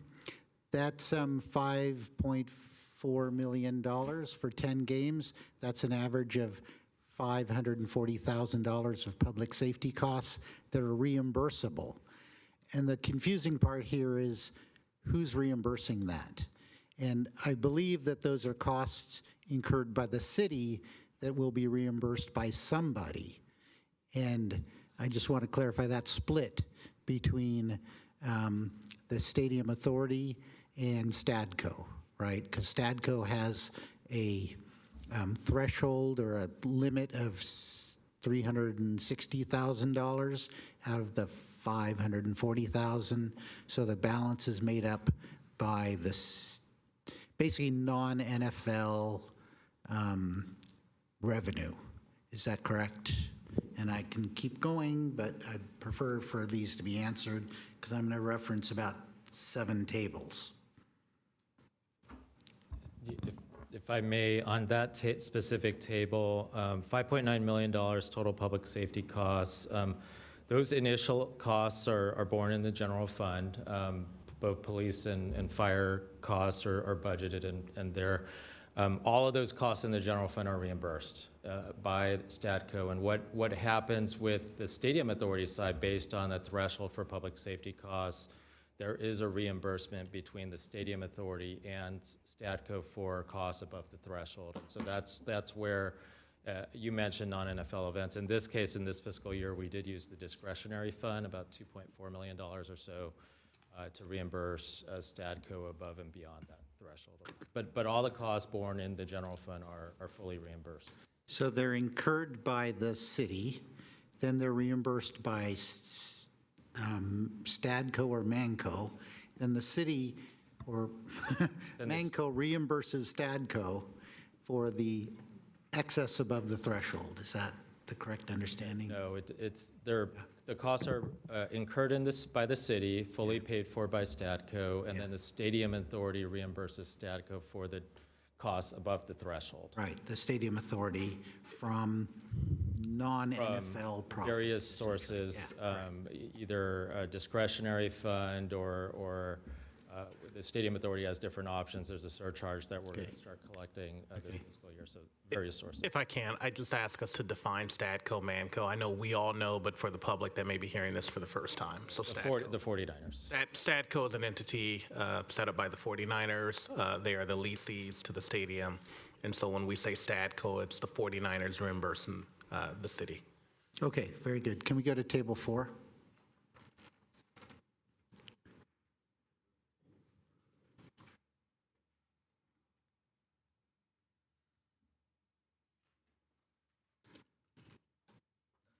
Okay. So what I see here is that there's actually a non-NFL ticket surcharge. And what we make is $1.4 million off of that ticket surcharge in this year. That number, I believe, is based on a $4 ticket surcharge. Is that correct? Yeah, so we have a $4 ticket surcharge. $2 comes to the discretionary fund, and then $2 comes here. And is that number, is that surcharge going to increase? There are elements, I believe it's called a public safety cost reserve, where, above $4, we would, there is the ability, as market demand allows, for a higher surcharge, and that money would be set aside in a separate reserve to cover public safety costs over the threshold. Didn't we have an automatic $8 surcharge increase from $4 to $8? Yes, and that was for, at the time of that agreement, it was for any event that was not already in process, and so that Correct. booking was technically. And so that number could potentially go to $2.8 million for the next year, assuming we have the same number of events and the same number of tickets sold. Potentially, yes. Okay, and that $8 was the result of what? That was a term that was included in the settlement, I think in 2024, when some of the public safety costs dispute. Okay, so the settlement increased that number, is that correct? That's correct. Okay, can we go to table 5, please? Scroll up on that same page. Okay, this is a number of events that we had that are non-NFL events. And so this shows the revenue from those events, the expenses, and the net. So we actually had a net of $8.1 million from ticketed non-NFL events. Is that correct? That is correct. These are just ticketed large events. Okay, all right. Can we go to table 7, please?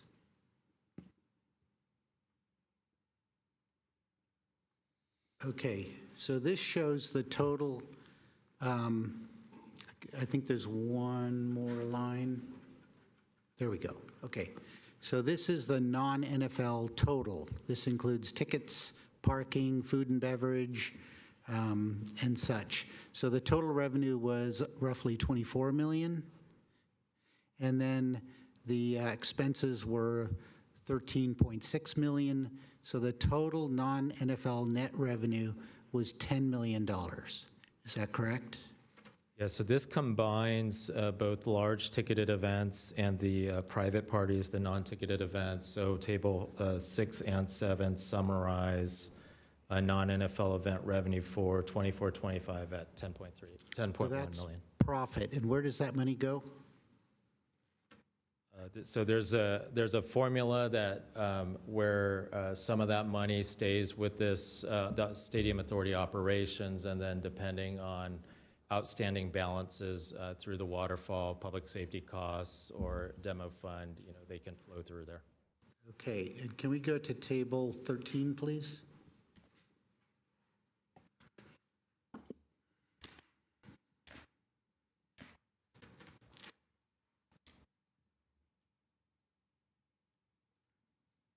This is the debt summary report.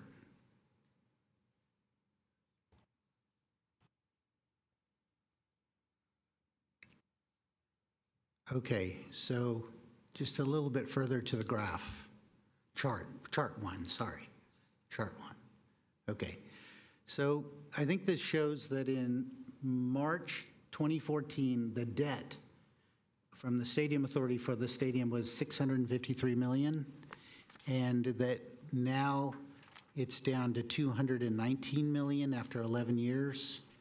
So that means roughly $434 million was paid off in 11 years. Does that seem right to you?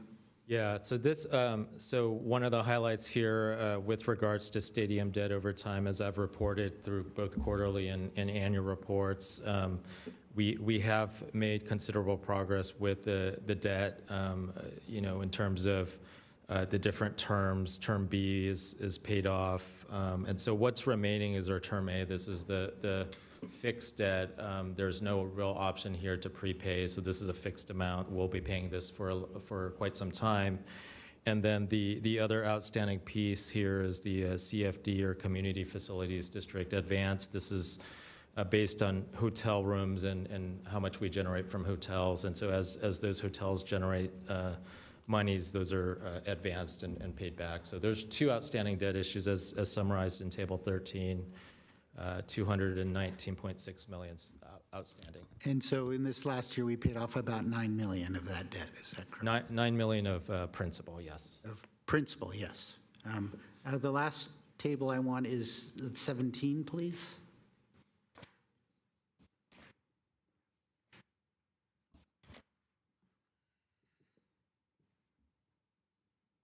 Okay. This is the general fund impact for this year. It shows this is net general fund impact. So I believe all this money went to the general fund. Ground rent of $1 million, performance rent of almost $12 million of performance rent. Transfer to the general fund from excess revenue of $6 million, senior and youth fee of $278,000, sales tax $671,000. So $20 million went to the general fund? So this table does reflect direct general fund impact. I do want to clarify when it comes to performance rent, that does include about 3 years. So once we had that settlement agreement that allowed for the release of some of the funds, so that does include 3 years. We've reported through both the city budget as well as our stadium authority budget, some of those projections. And so this is the final numbers for Q4 and for fiscal year 24, 25, 20 million or so. And how will this amount be recorded? What fiscal year will it be recorded in? The fiscal year 26 for the city, the general fund, or will it be recorded in fiscal year 25 as an amendment because it was actually at the close of the stadium fiscal year, which was the end of March? Yeah, so it's a combination of, in the general fund, the 25-26 fiscal year based on what we understand as some of this activity, and then the 24-25 fiscal year. So you've heard me, I think, through the budget study sessions, the allocation of these dollars primarily to reserves, to get us back to, at least in the general fund, our budget stabilization reserve. So we've brought the city side actions before you through various budget monthly financial reports as well as the annual budget. And so these dollars, have been kind of programmed towards reserves as part of the mostly as part of the 25-26 budget. But our budget stabilization reserves are already at $80 million. It's already maxed out. Yeah, so that included a portion of this payment when on the city side, we recognized those monies through the budget process. I see. Okay, thank you. Authority Member Chahal. Thank you, Mayor. Thank you, Councilmember Jain. I had some of those clarifications and confirmations. You did most of those, but I have few more. So on the aesthetics improvement, on the capital improvement, basically we toured the stadium and there were several aesthetics improvement with stadium authorities not paying and 49ers are paying for. Can you get a breakup of what amount is being paid? I know you gave a detail. What amount 49ers have invested into the stadium as aesthetics improvements, if you have a number on top of your head? 50? I know we don't have that number now, and we can see if we can obtain that number. They said 50 million or something. Okay, that's fine.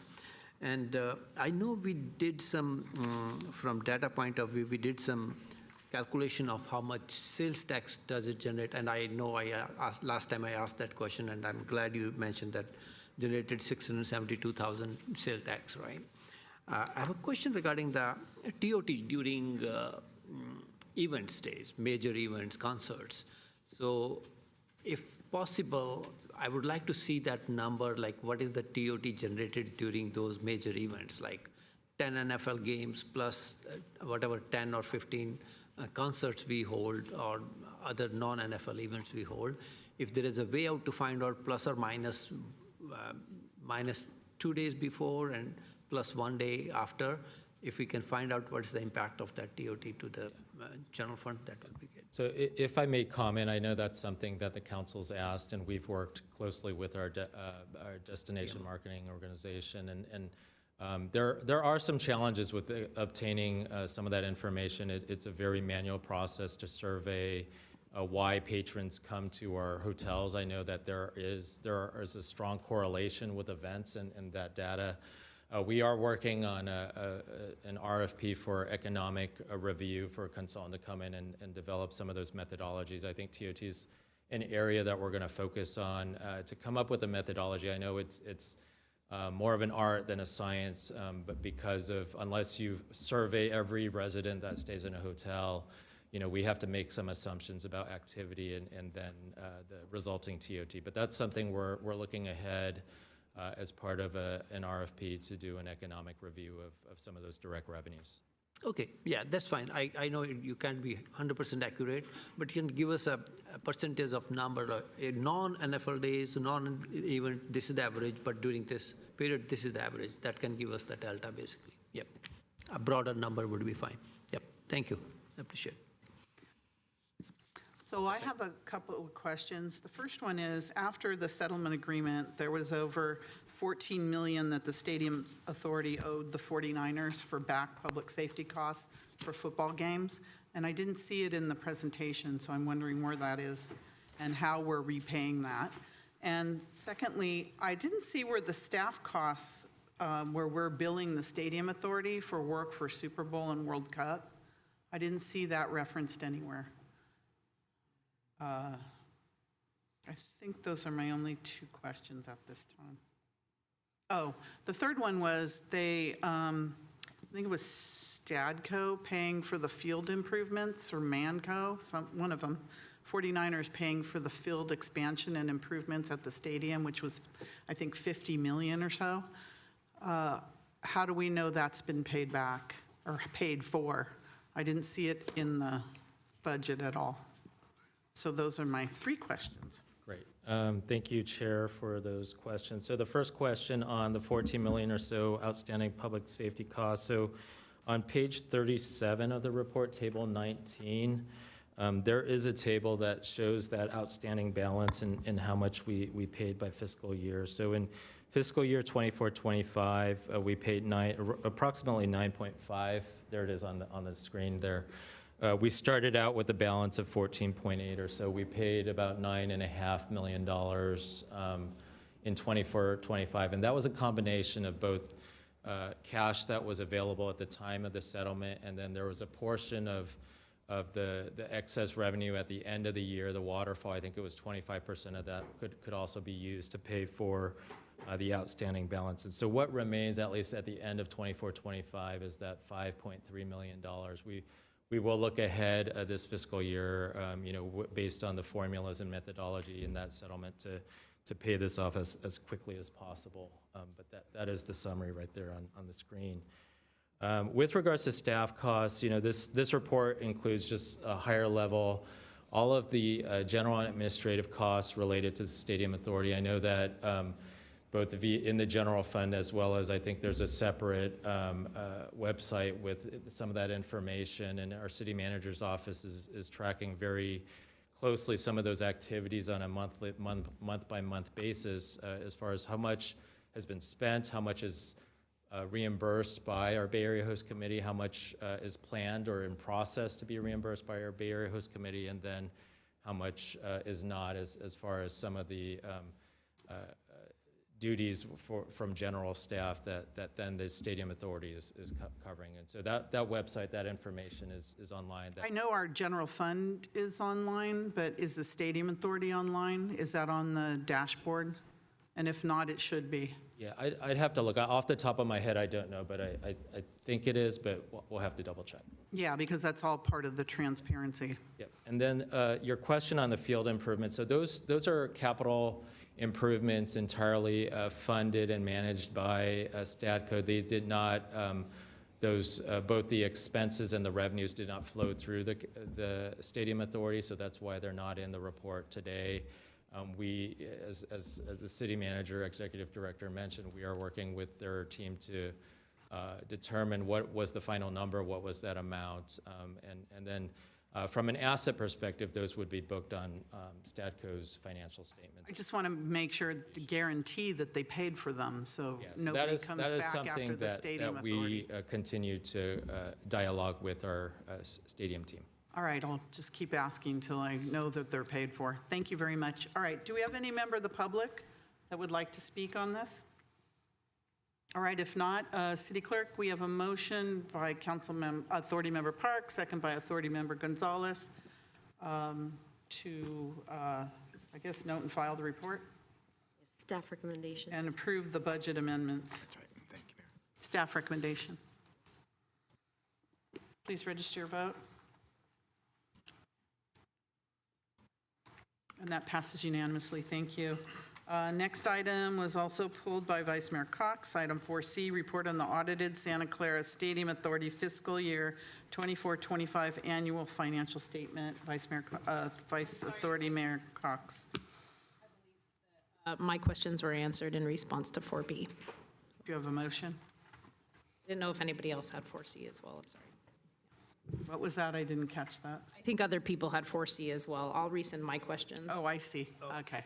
So, Mayor, I wanted to pull 4B, but I said 4C. So I'll make a motion to approve 4C if All nobody right, has any thank questions. you. And there's a second. All right. Authority Member Jane.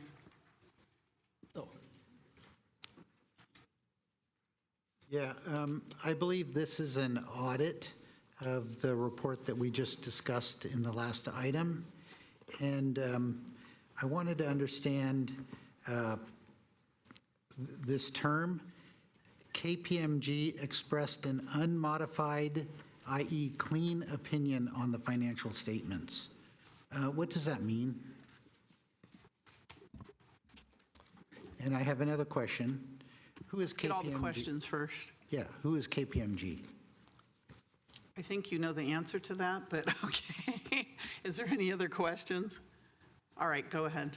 Great. Thank you for the questions, Board Member Jane. So just for everyone at home and the public, the council, KPMG is the Stadium Authority's hired external auditor. They've been on since the inception of our Stadium Authority. They are hired to be very specifically focused on our financial statements. This is a Stadium Authority financial statements.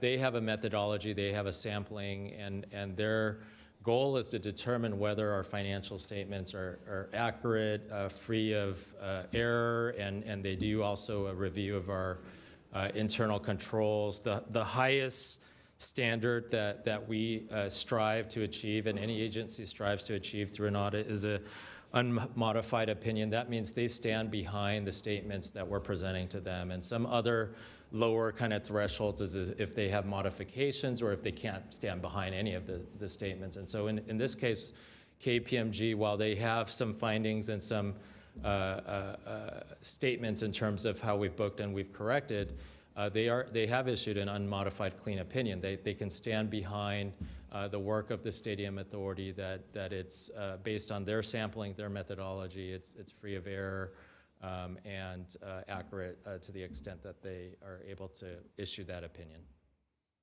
And who is KPMG?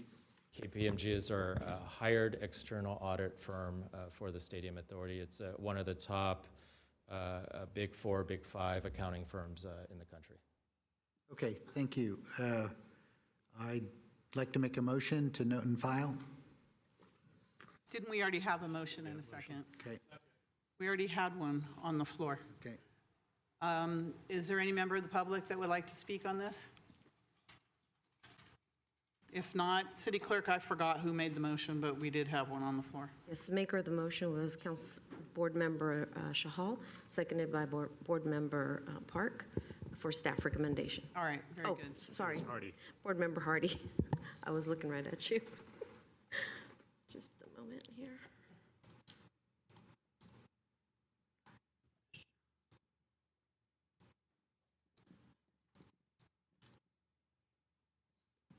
Please register your vote. And that passes unanimously.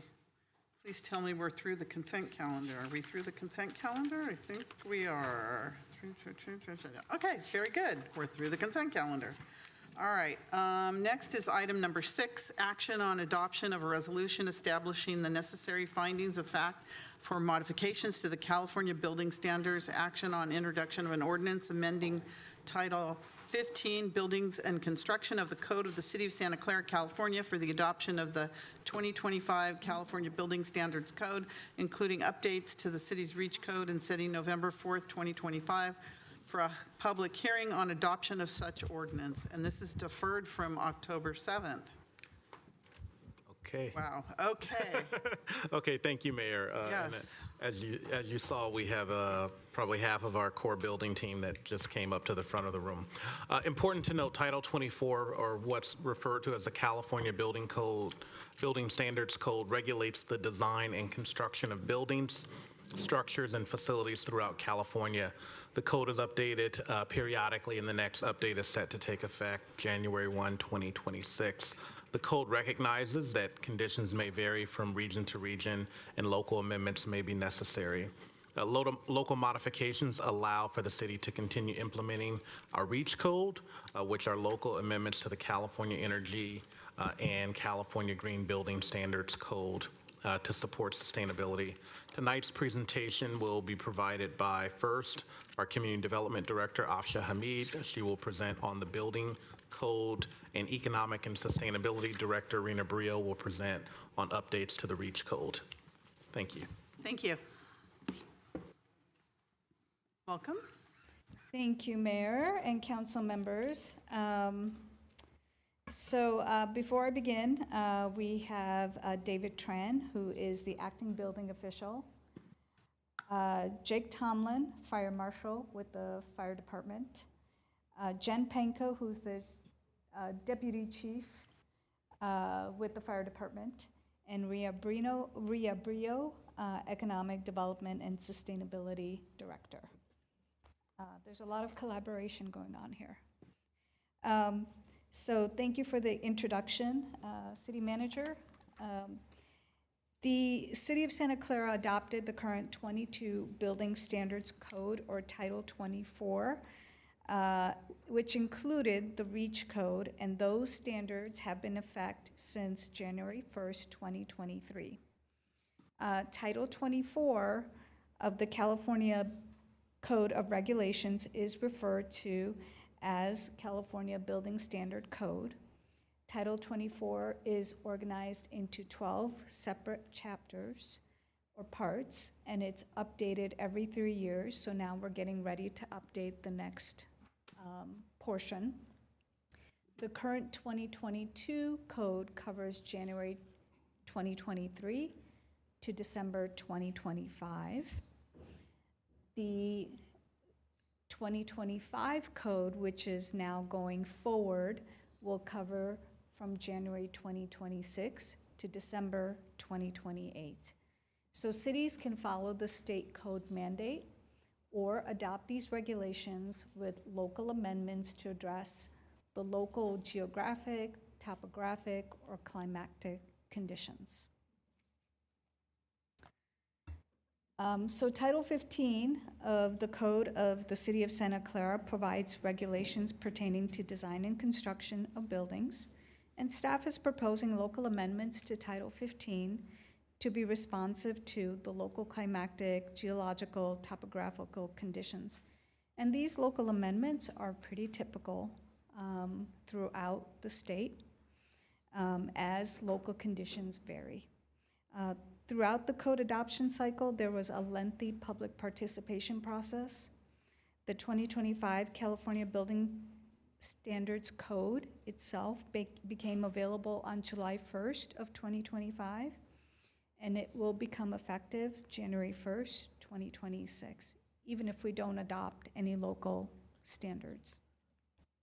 So the staff recommends that the City Council adopt the 2025 California Building Standards Code with all the parts that are listed here on this slide, and I will not read all of them. The REACH code, which is a part of the Energy Code and the Green Building Code, the 2024 International Property Maintenance Code, which is published by the International Code Council, or ICC.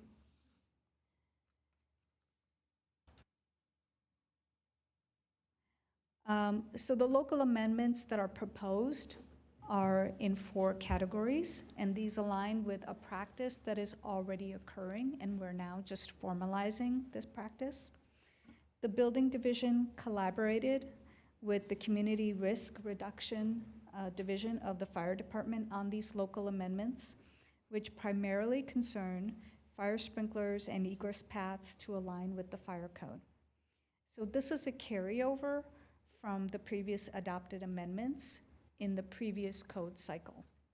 So the first is the fire sprinkler, and this is for residential structures over 1,200 square feet addition or 3,600 square feet total.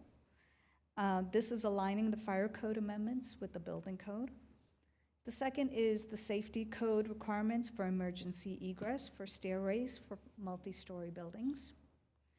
The third is seismic requirements to add rebar to plain concrete foundations. And this was already being done, but there were some concrete foundations that were where there was a gap and we were requiring them anyways, but this kind of formalizes it.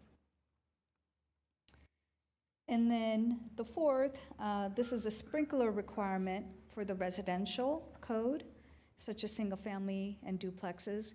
And this is separate from the building code, and this will align the two codes, the building code and the residential code. I will now turn it over to Rena Brio for updates to the REACH code standards. Thank you. Thank you. Thank you, Mayor and Council, and thank you, Afsha. So what is the REACH code? And tonight what we're here to do is to adopt the 2025 California Building Code with our local amendments. And the REACH code is really a culmination of our local amendments that really strive for sustainability. Our state allows us to make these local amendments for sustainability purposes, but we cannot do it arbitrarily. Specifically with the energy code, when we make modifications to the energy code, we actually have to submit cost effectiveness information and a return on investment information to the California Energy Commission. And you will notice that we adopted our code in 2022. However, it really only took effect, in full effect, in 2023 because the California Energy Commission took significant time to review all that evidence that was presented to them. So those REACH code standards that were applicable didn't take effect until 2023. So let's talk about 2025. This new code is substantially more aggressive with sustainability across the board. So much so that I spoke to the City of San Jose's chief building official. The City of San Jose isn't actually going to have a REACH code, and that's because they believe the new baseline code is sufficiently aggressive. Now, our team, David Tran and company, did an analysis of the 2025 code, our existing REACH code, and really saw what were the changes and are there things about our existing code that are still more aggressive and the higher standard. And yes, there are things that we still have higher standards on and we want to keep. There are definitely things in this 2025 code that we are going to have to adopt because the state has gotten more aggressive than our current REACH code. So that's really the purpose of tonight, is to go through those areas that we want to retain, those higher standards, and also kind of talk at a high level on how the new code has become more aggressive. And once again, it's the California Energy Code as well as what we call Cal Green. It's the Green Building Standards Code for the state that we would be making proposed amendments to. We're going to talk primarily about EV charging and photovoltaic requirements. Those are in our existing REACH code, and there are nuances. So some of those things, our REACH code today is more aggressive than the 2025 code, and we're going to want to carry those forward. But before we talk about EV charging, the terminology can be a little confusing. So EV capable, and this is really also for our public, right? EV capable means that you have conduit installed and infrastructure, and that in the future, that space is ready to be converted to an actual EV charging space. But today, if you parked into it, you wouldn't notice it to be anything different than a regular parking space. EV ready is when you have the infrastructure installed and you have a receptacle or an outlet, and a EV vehicle can actually plug into that and charge today. EVCS is a charging station, as the name states. It actually functions so that there is a charger set up, and it allows the individual park there to charge their electrical vehicle. And then just want to throw out the acronym EVCE because it is referenced quite a bit. It's referring to charging equipment in a general fashion. And we have levels, right? So we'll say like charging station level 1 or level 3. And really that is incrementally higher. Level 1 will have a slower charge but utilizes less power. Level 3, higher charge, faster charge, higher levels of power. So don't want to spend too much time with this. This table is meant to convey really our analysis between the 2022 code, our current REACH code, 2025's Cal Green standards, and then, what are we trying to bring forward with the 2025 REACH code? So you'll see this for EV parking. There isn't much in green here, and when the green pops, I'll explain it. And that's because actually with our new code, the state code, our REACH code continues to have those higher standards, and so we are proposing to carry those higher standards forward for single-family, duplexes, for multifamily under 20 units, for multifamily over 20 units, for affordable housing. Okay, we're gonna see a little bit of green here. For office and retail, we wanna carry over the city's REACH code, as well as for other non-residential uses. So for hotels and motels, the state's Cal Green standard is higher than the city's. We actually don't have a choice in this matter. We have to always adopt the state code. We can make those local amendments to go further and provide that evidence, but in this case, we are going to be recommending our REACH code reference this Cal Green standard for hotels and motels. So switching out of EVs and going to photovoltaics, this has been a big jump in the state code this year. In the state of California, if you are proposing new construction in our entire state, regardless of the type of project that you are proposing, for the vast majority of projects, you will have to involve PV or photovoltaics into the project. There are some exceptions for smaller projects and smaller single-family new homes. But as you can see in our 2022 REACH code, we actually don't have PV as a requirement. And so with the 2025 code, we are going to be obligated with the state to accept their higher standard, which is going to require PV installations. And once again, this is all for new construction, right? For single family, duplexes, multifamily low-rise. Multifamily high-rise, we still have the higher standard than the state. In that, and I should explain this actually, because both our requirement and the state's requirement includes the installation of PV. However, if you do the calcs, there is a potential that if you do the state calcs, you could get a size of a system that is smaller than what our minimum would have been. So what we're proposing to do here is to make sure that we have that minimum requirement that was in our REACH code and bring that forward to the new state, to our new REACH code. But we are going to adopt the 2025 energy code in all other ways that the calculation would occur. So that's for multifamily high-rise. Once again, hotels and motels have a higher standard with the state. So we would be proposing to go with the 2025 energy code. And then for non-residential, that is similar to the situation with the multifamily high-rise, where we established a minimum, and we want to make sure that we are achieving that minimum with the 2022 REACH codes. I should say with the new 2025 code. So the last time we actually spoke about REACH codes was earlier this year, and that's because of the city of Berkeley's case. They had an all-electric code, which many cities based their codes on, and that did not actually, it was actually not successful in the Court of Appeals, in the Ninth Circuit Court of Appeals. And because of this, the city council did what many city councils did, as we suspended our all-electric component of our REACH codes. All those other aspects of our REACH code have been in play. Staff is still working to bring back a revised draft of an alternative approach that would incentivize electrification, but would still allow for mixed fuel buildings, as we have to do in this particular legal context. So really what we're intending to do is bring back a revision in 2026, in the early part of 2026, that will address this issue, but wanted to definitely touch base here and say that that's not part of what's being brought forward today. That is intended to be brought forward in the future. And that is the staff report on the whole item. Thank you very much. We're going to start with City Council questions. Councilmember Hardy, we'll start with you.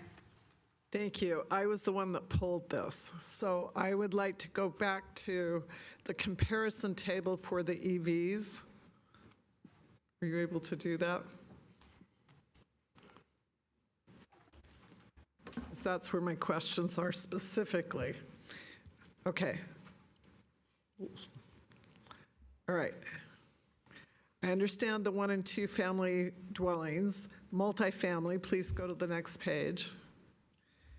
Multifamily and affordable housing.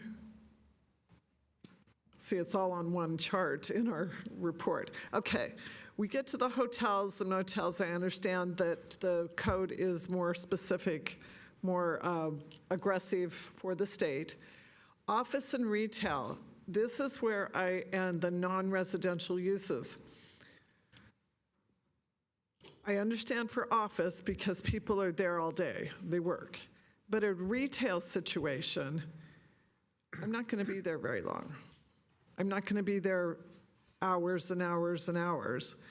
And I'm trying to understand why it's so important to have 35% of those be EV when we know that we are losing retail. We know that that is a concern. And this would be for new retail, and I can see this being a reason not to be in the city, and that worries me. Then I go down to, you take out everything you went through, and I get down to other non-residential uses, and I tried to figure out what those would be. The only thing I could think of, taking out all the other things, were churches. And once again, that's another place where people are not there for long periods of time. Churches are not, they are not there to make money. And my concern was we are limiting something, in both cases, I think we want in our community, and making it more difficult for any new situation to occur, because these are new ones. And I see this, the state, which is half or close to half or less. And I want to understand why that would be so important to do that to those two specific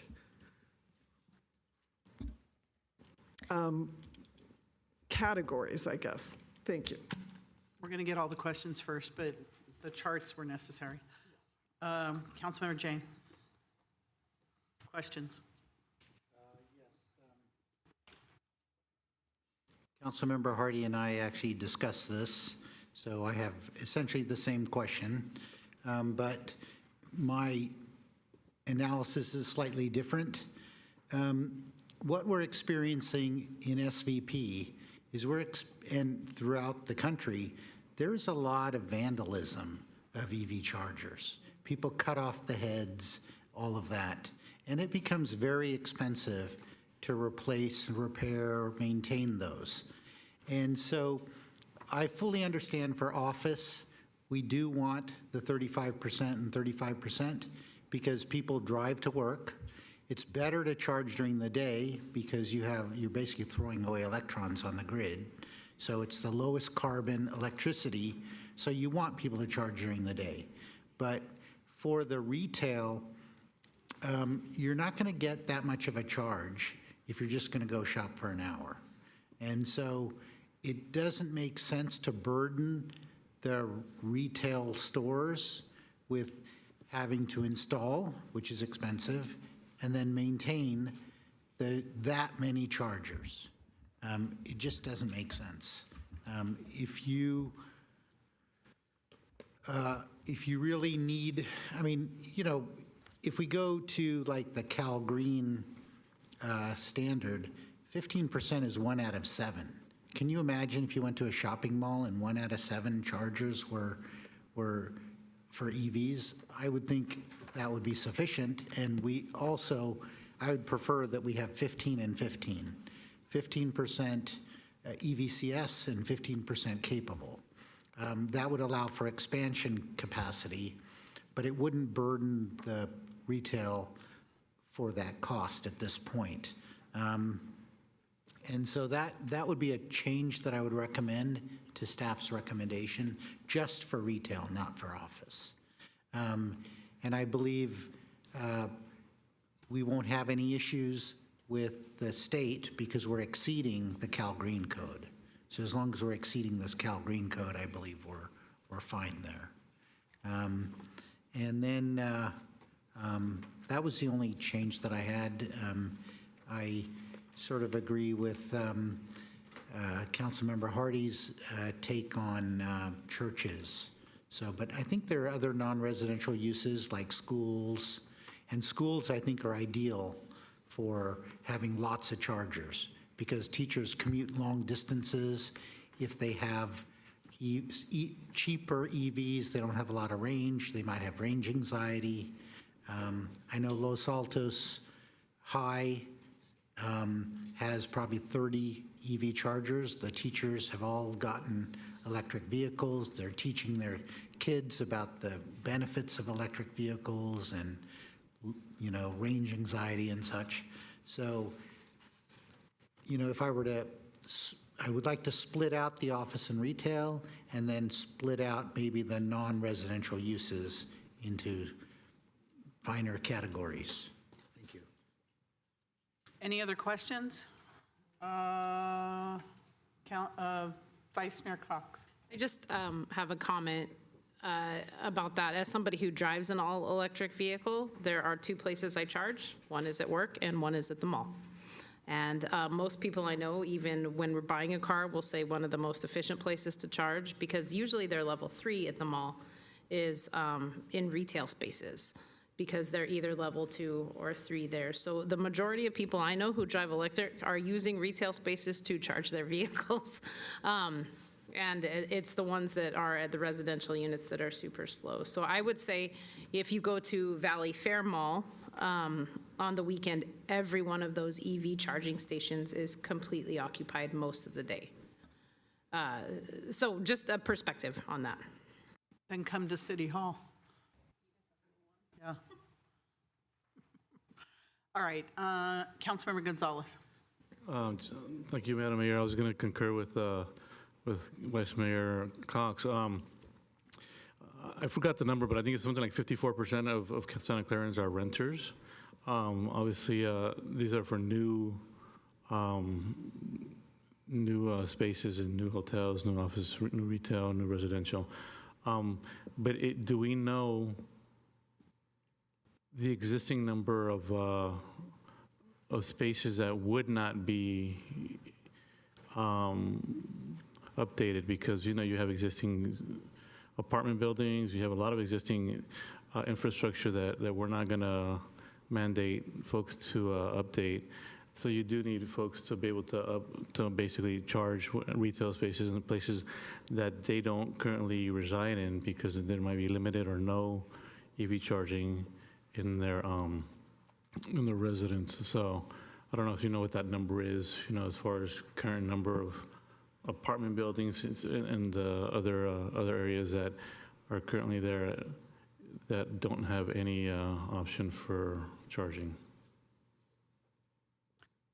Thank you. Councilmember Park. Yes, I actually worked in a lot of places that have EV charging, and those workplaces also had very fast EV charging. And I think that the EV charging was so good that people would just sit there and charge their vehicles all day. But the way that the offices managed this, they said that it was like a 2-hour parking space. You could not be at that space for more than an hour or something like that. And there were fast chargers, so the idea was we're going to let you charge the amount of charge it would take to go to work and back or something like that. And if you had something like that where we could guarantee that people are rotating through the fast chargers, then I think that it would be fine to have fewer chargers. But I don't know if we actually do manage that outside of specific places, private places where companies, security, actively ticket or actively keep track of the people using the EV charging. Right? At the same time, you could, charge. I don't know if people charge more for the EV charging spaces. I know that there was a time where there was, charge points where people could charge, but a lot of the charging was disabled. A lot of the payments were disabled. Is there a way to limit the amount of time that people are spending at the fast charging stations, right? I mean, I can imagine, because I've heard people say this, that they would literally go someplace, leave their car there, and then go someplace else, just so they can get the charge. And I think that only works if charging is free or you don't have any limits on the amount of time that you can stay. But I think that having, charging for the charge time and having limits for how long you can park in a charging station would do well to reducing the number of charging stations that are required, because more people, more cars would be going through those stations at any given time. Thank you. Okay. Questions again? Councilmember Jane? Yeah. If we were to, in retail, make 35% of the spots EVCS, that means they have heads there. If you run out of spots for internal combustion engines, cars, because it's 1/3 of all the spots, where could an internal combustion car charge? I believe that they will get fined. There's actually a ticket and a fine if they park in an EVCS spot, which means that a lot of retailers would have a lot of trouble with not having enough parking for their customers. So then in terms of level 3 chargers, they're usually quite a bit more expensive per charge. So people that are charging level 3 at any location, they're paying quite a bit more than they would if they charged at home or with a level 2 charger. So I don't have a car that's capable of level 3, but if I did, I would only charge very occasionally when I had the necessity to top off to get somewhere where I had range anxiety. So I just think that the burden on retailers is extreme by having 35% of the spots be dedicated to EVs, where gas cars would be fined or towed. Thank you. Councilmember Hardy? Thank you. Very quickly, I'm also concerned when you talk about, maybe you spend more time at the mall than I do, but what a burden this would be on a very small retail situation. And I'm also concerned about taking up 1/3 of the parking places. I think of the handicapped, where, say, at the hospital, those are always full, and at many retail, the handicap are not full. But we have a standard for all of them that is the same percentage. And I know that's frustrating for a lot of people to see those go empty when everything else is full, and I worry that we'd be making the same problem. Also, I wanted to understand about Councilmember Jane's comment. Schools, public school versus private, I mean, is that what's also under that non-residential uses? Because that wasn't clear. And we have public schools that are under the school district that have they're a different jurisdiction, and then you have private schools. So are you putting that burden on the private schools who are not under that jurisdiction? And what about the ones that lease land from the school districts? So if it's schools, I want to understand that too. Thank you. Vice Mayor Cox. All right, I'll be done. I see that we've actually had this adopted since 2022, the current level. So I'm wondering if there actually has been feedback from retailers about this problem being presented.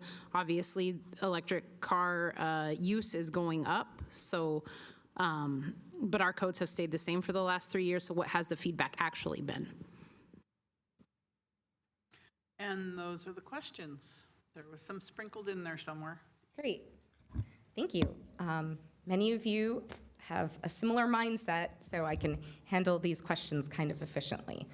So first on the question that Councilmember Hardy raised, as well as Councilmember Jane, on the 35% for retail, and also the non-residential uses, like where did that come from? So I can give you some color. There was a lot of extensive outreach when we created this REACH code that was adopted in 2022. I don't have the specifics on who participated to represent those sectors, but I do know that we did a lot of outreach and we didn't get pushback on these numbers at that time. What I can tell you is that this is a new construction code. We really have not had any new retail constructed since we adopted the code. That's just the state of retail, unfortunately. So we don't have feedback to Councilmember Cox's question because we haven't had to apply this new standard to new construction retail. However, it may, illuminate that retail obviously is having a hard time, and if there's an unnecessary requirement, that could potentially be useful. I would say that the definitions, so Councilmember Hardy, you asked about non-residential. The definition is much more than just churches for what non-residential is. It includes things, so it's obviously not office and retail, it's non-residential other than office and retail. So it's industrial uses like manufacturing and warehousing. It does include institutional uses like hospitals and schools. It would include things like churches and recreational facilities. Regarding schools, so the state, our architect, approves public schools, and so those don't actually come to the city, so our local rules wouldn't apply to public schools, but our local rules would certainly apply to private schools. So those are the uses that would be in the category of non-residential uses. I don't have that specific information like I did for retail about whether what we've seen get constructed in the last few years. If we wanted to ask, I know David Tran, our acting chief building official, might have a top of the head thought on whether we've gotten any pushback on that, but we can come back to that in a second. The other question was about from Councilmember Park, and the word is escaping me right now, but there is a term for when when people leave their car in a parking space after it's been fully charged and you get a penalty for it. It's going to come to me obviously after this item. Icing. Idling, and I think you said icing, which is sort of like a EV term or slang.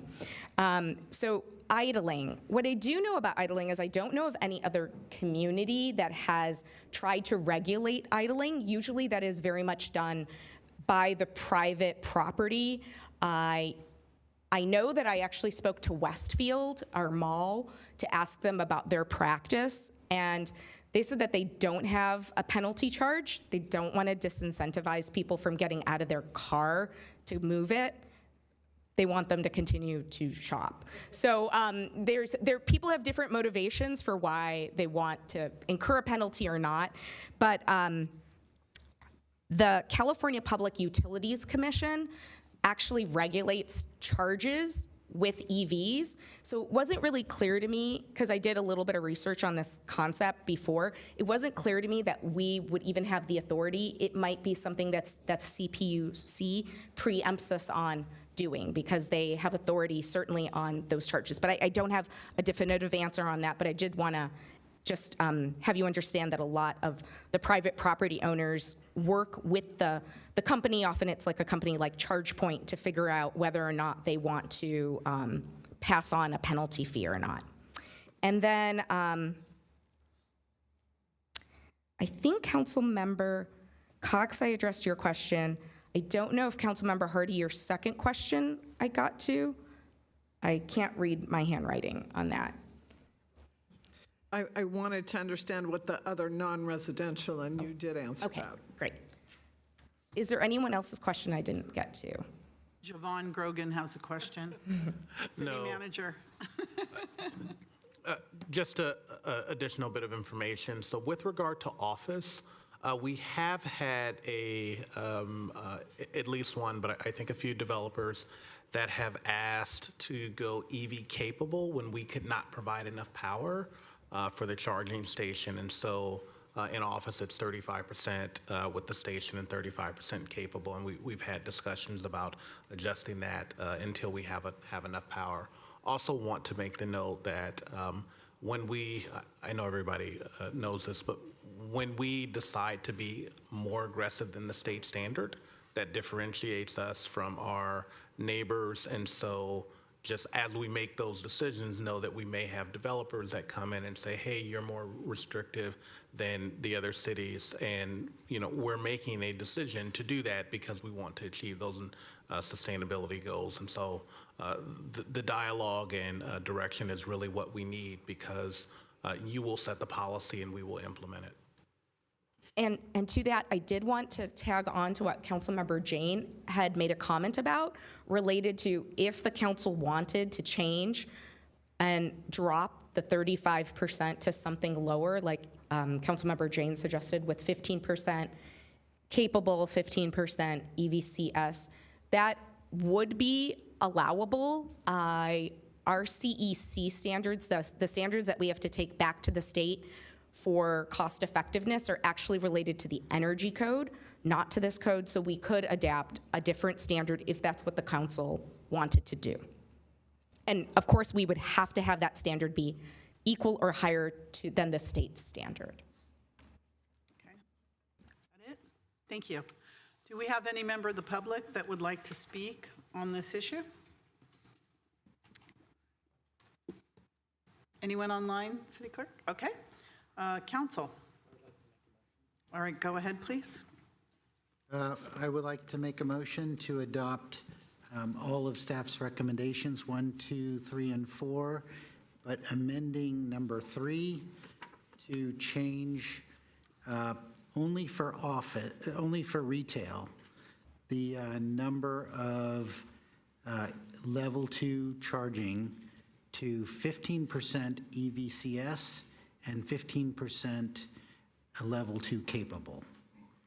And that's the only change I wanted to make. A friendly amendment, you want to keep the non-residential, that is industrial, hospitals, schools, and recreation at 35% then? The reason why, we can carve out churches if you wanted, but schools, people are there for a long time, almost all day. Hospitals, they're not always there for that long, but industrial and manufacturing, people are working there. They're there for all day. I'd like to carve out churches if we could, please, as a friendly amendment. I'm happy to adopt that. Is that your second? I'll second it. Okay, we have a motion changing the office retail, No, just the retail. or just the retail? Just the Not the retail. office? Right. Okay, changing the retail and carving out churches in the non-residential uses. Mayor, Yeah. clarification. By carving out churches is the clarification that we would carve out churches to align with the state minimum. Yeah, it has to So- align to the state minimum. Yeah, it has to. Fair. Yeah. We could choose something different. Just to clarify, because Councilmember Jane had originally, this is just for clarification, it's not because I have an opinion. It's, Councilmember Jane had previously said for retail, it was going to be 15%, 15%. And so when the motion was made, I assumed that when the same standard was going to apply to churches, it was also going to be 15%, 15%, not the 10 and 10. So if you could just clarify, that would be helpful. I think Councilmember Hardy wants 10. 10 and So it 10. would be the Cal Green Green. code They are not for churches. Cal Green churches, 15 retail. Yeah. All right. And by churches, we really mean places of worship. Correct. All religious institutions, places of worship.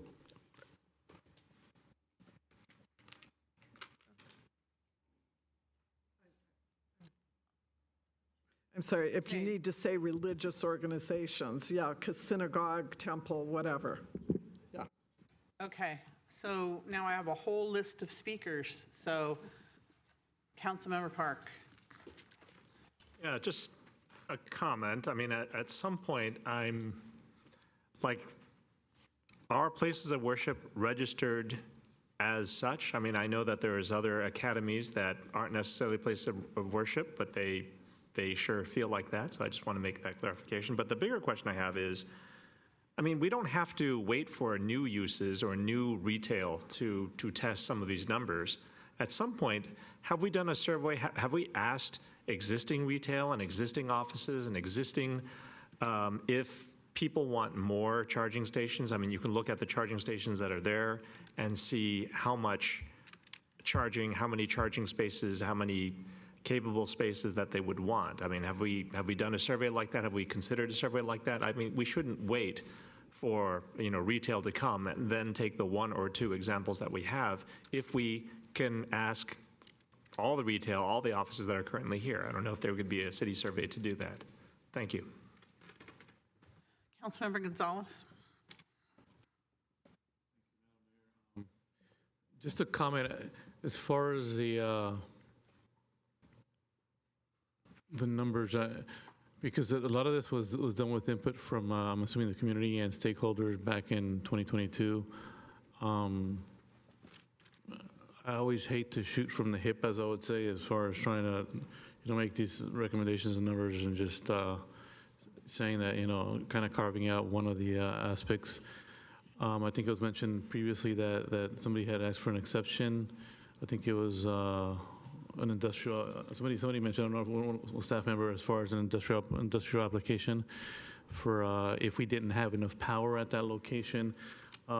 If we have issues because we can't provide the power, it just kind of doesn't make sense to me that we would hinder somebody from building something at maybe having 15% spaces versus 35 for some of these implementations. And I'm just thinking, there's a lot of data centers in my area, or whatever it may be, but that it would hinder somebody from building because we could not provide them with the power to incorporate, 35% of their spaces to have LV2 charging spaces. So I would be more in line with doing what the Cal Green, a code would be than reaching, and I know it's a reach code, but that would just be what I would be more in line in doing as far as trying to do that. And one thing I would just mention as far as different cities throughout the state, and I'm sure people are doing different things. From my friends on school district side, and we talked about, it was mentioned as far as this is applied to public schools, they're under the jurisdiction of the Department of State Architect, and they're not easy to work with, but they're very consistent, and that's something that cities are not. So in being friendly and amenable to our developers and trying to make sure that we have growth that's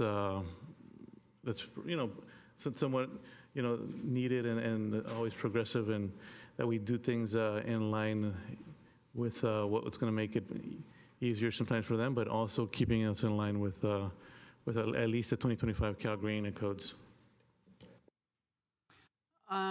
So that leads to a question: if a developer or anyone is having a problem with any of these requirements, can they ask for an exception as long as it meets the minimum state standards? Yeah, with EV requirements in general, this is a state exception that if you cannot provide power to enable that, that is actually an exemption in and of itself. So if we got to a situation where we couldn't provide power to adhere to even the state minimum code, which I know has also gotten more aggressive, that is an exemption that hasn't come to fruition, but I do have to say, when we look at these standards here, the area of the code that has, correct, yeah, David Tran's pointing out the exception in the code for me, if we want to read it, but it's really when the utility provider can't provide the power for it, then there is the exception. The area where, and we're talking about where we've gotten feedback. So the one place we have gotten feedback that these are aggressive numbers and difficult is really related to the charging stations for Office. We have had Office come online, and as Office is interested in developing and they're trying to balance their power needs, that is a bit of a challenge with these aggressive numbers. Our numbers are higher than other cities. The interests that the council members had spoken about with retail, I don't have feedback on because we haven't seen new construction interest. But I did want to share with you that the feedback that we've gotten from people interested in building Office, and when we look at other cities, there are cities who have this number, but most cities have a much significantly less number of EV for Office. So it does put us in a situation where I'm not saying people don't come to Santa Clara because of our EV charging parking requirements, but it does certainly differentiate us in terms of having a higher bar that projects have to meet. But I just felt like sharing for you, since we're talking about changes, that is the one area of this where we have heard challenges, but everything else is, I wouldn't say speculative, those are reasonable assumptions, and actually, Councilmember Gonzalez, this kind of is a rather obvious statement, but I don't think anybody will protest if we lower our standards from what we did outreach on. And people can certainly, and they would build more if they felt like there is a market interest for them to do it. So just, providing that information for the council if they want to lower any standards. I'm sure that even though we went and we did the outreach, it was really about establishing the maximum we could go, not about, people. That being said, that's with our stakeholder property owners. Our community obviously is also interested in us being aggressive. So I don't want to diminish the fact that they provided a voice in that, and that led to some aggressive goals. So maybe if I can help us a little bit here, it sounds like there was motion and interest on the floor to reduce retail to 15% and 15%, and then places of worship to meet the state's Cal Green Code. I provided some additional information, whether the council wants to do anything with that or not, about Office, specifically the charging requirement of 35% being higher.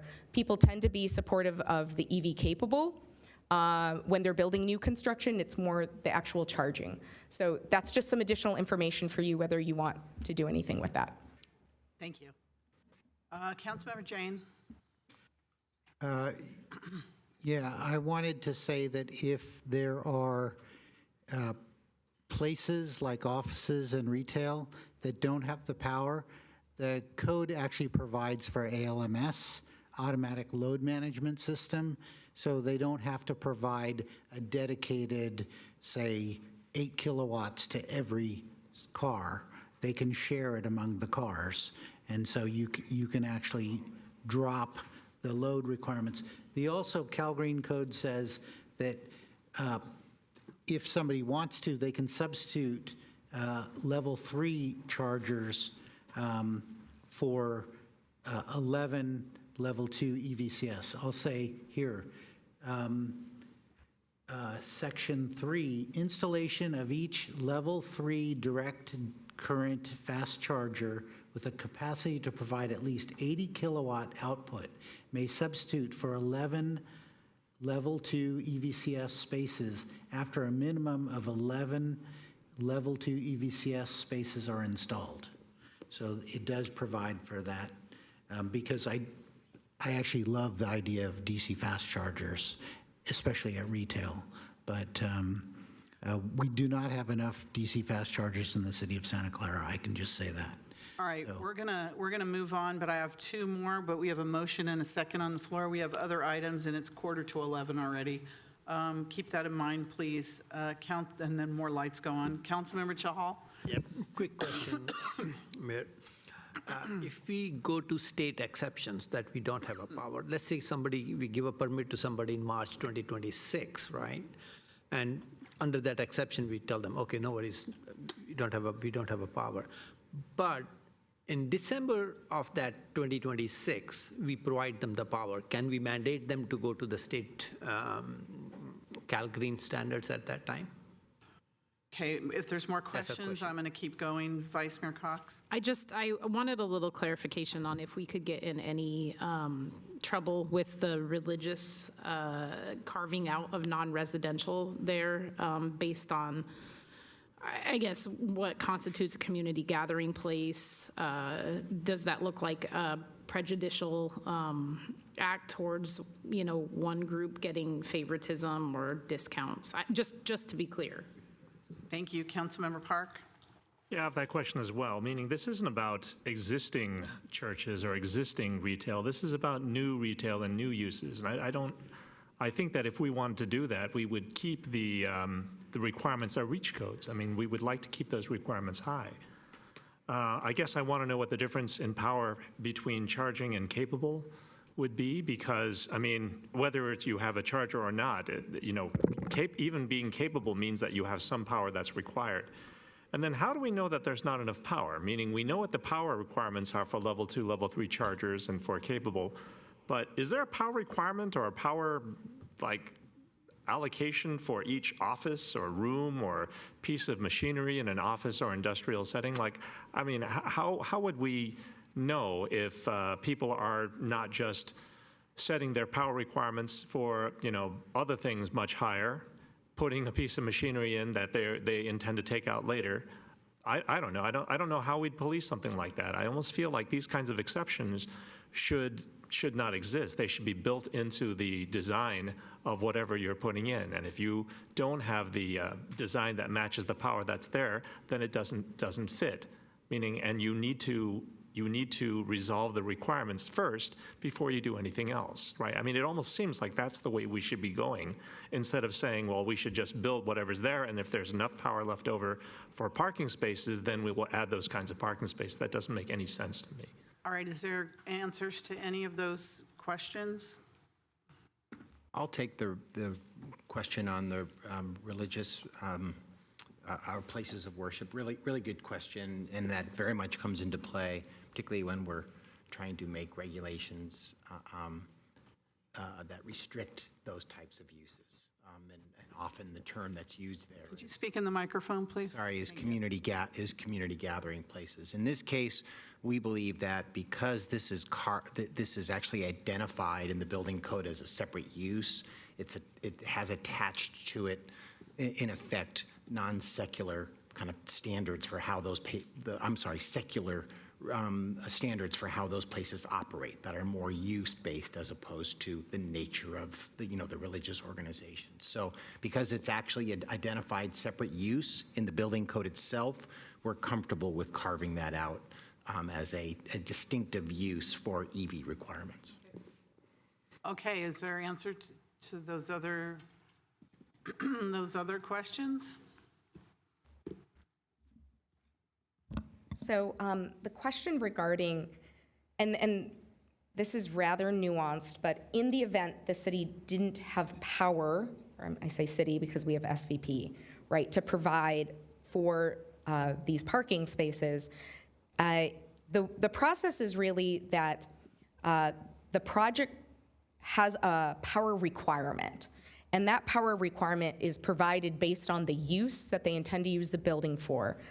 Our SVP does a system impact study. They try to understand whether we can meet this requirement.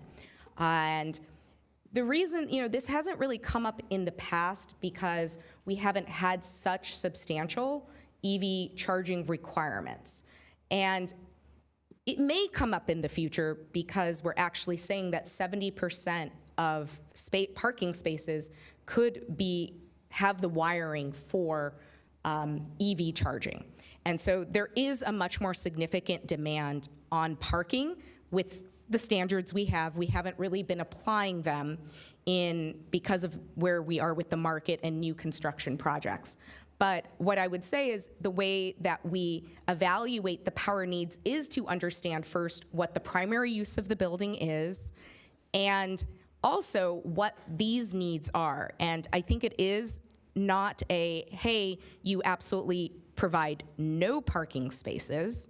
It is a balance. If this became an issue, I don't think it would be, hey, we're going to support you with all of your primary parking needs, and you would get a full pass on all the parking for EV. It would be trying to accommodate as much as possible of the EV, and we certainly would have communications, and quite frankly, if there was interest, we would certainly also want to provide more power. As you know, those are challenging situations as well. And if the opportunity presented itself later, that would be something that would be worked out. But at the time in which the project was getting constructed and a certificate of occupancy was being issued, these are when these numbers would come into effect, and we would be looking to see whether or not there is enough power to supply the percentage numbers, if that answers the question. Thank you. City Clerk, we have a motion and a second. If you'd like to read it, we need to move on. Thank you. Yes, I'd like to the maker of the motion, staff recommendation 1, 2, and 3, with an amendment to number 3 to reduce the number of level 2 charging spaces for retail to 15% of spaces EVCS and 15% of spaces to EV capable, and carve out other non-residential uses to places of worship to 10% of spaces to EVCS and 10% of spaces to EV capable. Is that correct? Thank you for that. Wow. Okay. We have a motion and a second. So, City Clerk, when you're ready.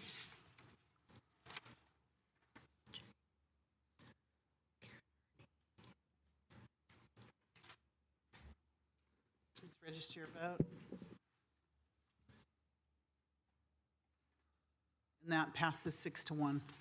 Thank you. We're just going to power through because we're going to try to finish by midnight.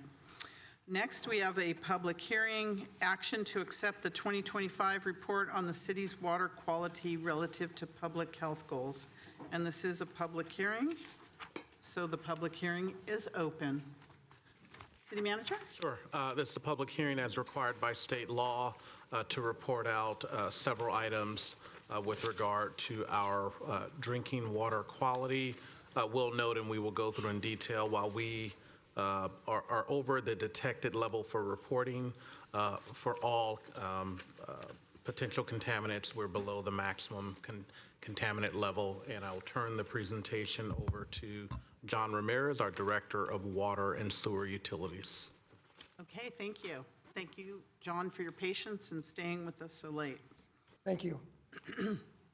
Madam Mayor, council members, members of the public, it's my pleasure to present the 2025 report on water quality relative to public health goals. On the agenda tonight, we'll be covering public health goal regulations, what is a public health goal, the background, the monitoring and testing program, the findings, the report conclusions, and the recommendations. When it comes to public health goal regulations, the city is mandated by the 1974 Safe Drinking Water Act to hold a public hearing every 3 years to present information on public health goals, the background on water quality, findings from ongoing testing, monitoring and testing programs, the public health goal report conclusion, recommendations, if any, for additional treatment to lower contaminant levels. What is a public health goal? It is a level of contaminant in water that does not pose any significant risks to health based on scientific data. They are not regulatory standards and are not enforceable by the state or Environmental Protection Agency. They serve as a guideline for evaluating future water quality regulations. They protect public health by reporting detected contaminants in a water system. The background, the California Office of Environmental Health Hazard Assessment, also known as OEHA, establishes public health goals for contaminants based on scientific data from laboratory studies, results which provide a contaminant's adverse health effects, levels that do not cause significant health effects. OECA also has established 102 public health goals for contaminants in water. Essentially, OECA is studying 102 different contaminants on an ongoing basis. The monitoring and testing program, the Water Utility State-Approved Water Quality Monitoring Plan is a 5-year state-approved plan, which is renewed every 5 years. It includes 34 approved sampling stations located throughout the city. It also includes 160 different constituents that are tested weekly, monthly, quarterly, and annually. The findings. So 3 contaminants that exceeded their public health code levels in Santa Clara. Both arsenic and hexavalent chromium are naturally occurring and are introduced through the leaching of natural deposits into groundwater. Perchlorate is also introduced through industrial processes or from natural resources. Perchlorate is typically found in the southwest region and is naturally occurring, but it's also found in areas where explosives and flares are produced or manufactured and have leached into the groundwater system. We'll go over arsenic first. We'll go over this table. So again, arsenic is typically naturally occurring. The public health goal for arsenic is set at 0.004 parts per billion. However, modern equipment cannot test arsenic at that level. The detection level for reporting for arsenic is set at 2 parts per billion, and today's equipment can test at that level. And what does detection level for reporting mean? Essentially, anytime a water system in the United States exceeds a DLR, they have to report it to the state and Environmental Protection Agency. The maximum contaminant level for arsenic is 10 parts per billion. Maximum contaminant levels are primary drinking water standards and are enforceable by the state and EPA. The city's range of results were from non-detect to 2.2 parts per billion, well below the MCL. There is an option to have treatment for arsenic. The best technology for arsenic removal or a decrease for arsenic is reverse osmosis and also ion exchange. Ion exchange is the same technology used for water softeners. Of course, ion exchange for arsenic is more advanced. Unfortunately, whenever a treatment system like this is used, it does produce byproducts which are toxic, which have to be disposed of. Hexavalent chromium, again, naturally occurring. The public health goal level for hexavalent chromium is set at 0.02 parts per billion. At that level, today's equipment cannot detect that public health goal level setting. The DLR for hexavalent chromium is set at 0.1 parts per billion, and modern equipment can check that level. The MCL for hexavalent chromium is set at 10 parts per billion. The city's range of results were non-detect to 4.3 parts per billion, again, well below the detection level. For hexavalent chromium, there is a treatment process to remove it or decrease levels, which is advanced filtration. Again, using advanced filtration also produces toxic chemicals which have to be disposed of at a disposal facility. Perchlorate. Again, to cover perchlorate, it's introduced naturally or through industrial processes. The public health goal level for perchlorate is set at 1 part per billion. Today's equipment can test for that public health level setting. The DLR is also set at 1 part per billion. The maximum contaminant level that's enforceable for perchlorate is set at 6 parts per billion. The city's range of results were from non-detect to 1.3 parts per billion, well below the MCL. Perchlorate also has a treatment method that could be used. It's also ion exchange, the same technology used for water softeners. If that treatment method is used, it does also produce perchlorate as a toxic chemical, which has to be disposed of at a disposal facility. The report conclusions. The water utility continues to regularly monitor drinking water quality and is not proposing to change its current operations based on the information provided. The city's drinking water meets all state and federal regulatory requirements per the Safe Drinking Water Act of 1974. Concentrations were very low, well below the enforceable maximum contaminant levels. The recommendation is that council accept the 2025 Public Health Goal Report on the city's water quality relative to public health goals. That ends my presentation. I can answer questions. Thank you. Do we have any questions on this? Councilmember Jane. Thank you for the report.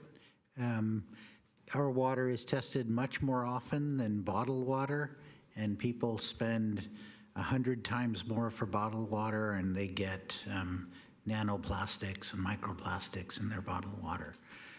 I wanted to know, have you looked at what our neighboring cities have for these levels, and to see if we have some sort of unique source in Santa Clara that is causing us to,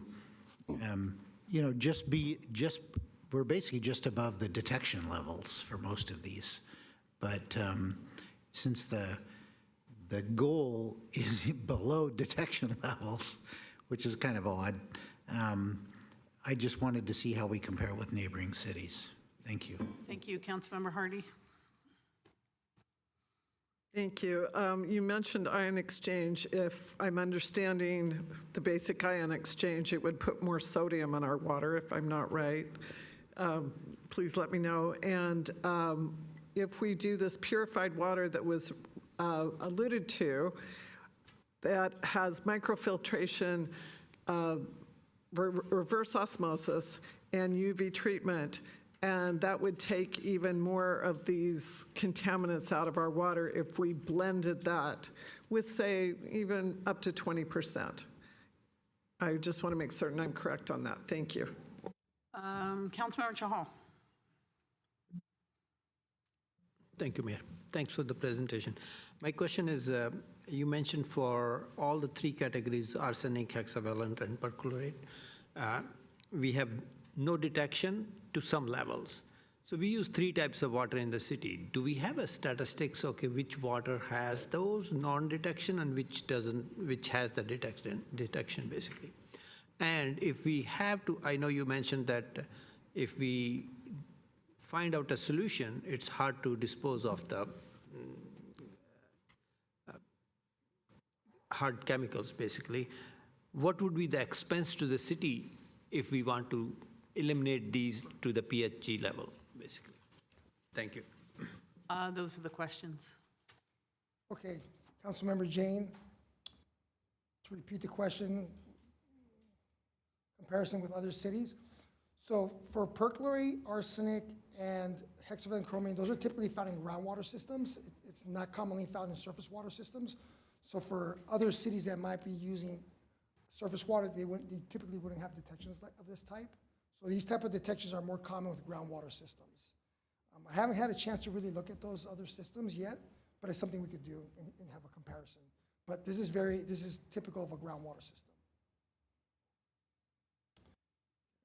Councilmember Hardy. So ion exchange, very interesting. So basically, whenever you do whenever you're treating a chemical like arsenic, perchlorate, and you have an ion exchange system, it has to do with anions, cations, and exchanging of atoms and things like that.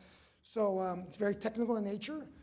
The only issue is because we don't have the testing equipment at this time to be able to get down to the public health goal level, usually the state and EPA will not recommend installing a treatment method because we cannot get removal rates. So whenever you have a water treatment system, you have to show what's coming in and what's going out. If you can't demonstrate removal, the state typically won't approve that type of system. And of course, if you use purified water, a RO system, that's the best of the best when it comes to treatment. So yeah, using purified water would be an advantage. Councilmember Chahal. The question was about disposal. So whenever you have for example, if there's brine or if we have perchlorate or like, for example, PFAS, a lot of water systems that have PFAS are having a hard time disposing of PFAS because it's a hazardous product. So it's a high cost to ship it, and then you have to do a manifest and you have to dispose of it on a weekly basis. So it's not ideal to have a system installed to remove hexavalent chromium, arsenic, because the cost could be exorbitant. And we do have some comparisons on costs that we got in our report. So for example, the estimate for arsenic treatment costs is about anywhere from $2.46 to $9 per 1,000 gallons treated. So for the city, we're looking at anywhere from $8.5 to $31 million just for arsenic removal itself. So we do have some kind of data on what it will cost. Another good example is for hex chrome, those costs could be as high as $46 million to remove that type of chemical. Looking at disposal, treatment, that doesn't even include staffing. You have to have treatment operators. You have to have a special program in place with the state and EPA. So it could get very costly. So our goal is to, fortunately for us, we're barely over the detection limit. As long as we stay under that MCL, the city does not recommend installing any type of treatment methods. I hope I answered everyone's questions. All right, thank you very much. This is a public hearing, so we're going to go to the public. Is there any member of the public that would like to speak on this issue? Please come forward or raise your hand online. I don't see any. May I have a motion to close the public hearing? Second. So we have a motion by Councilmember Chahal, second by Councilmember Hardy to close the public hearing.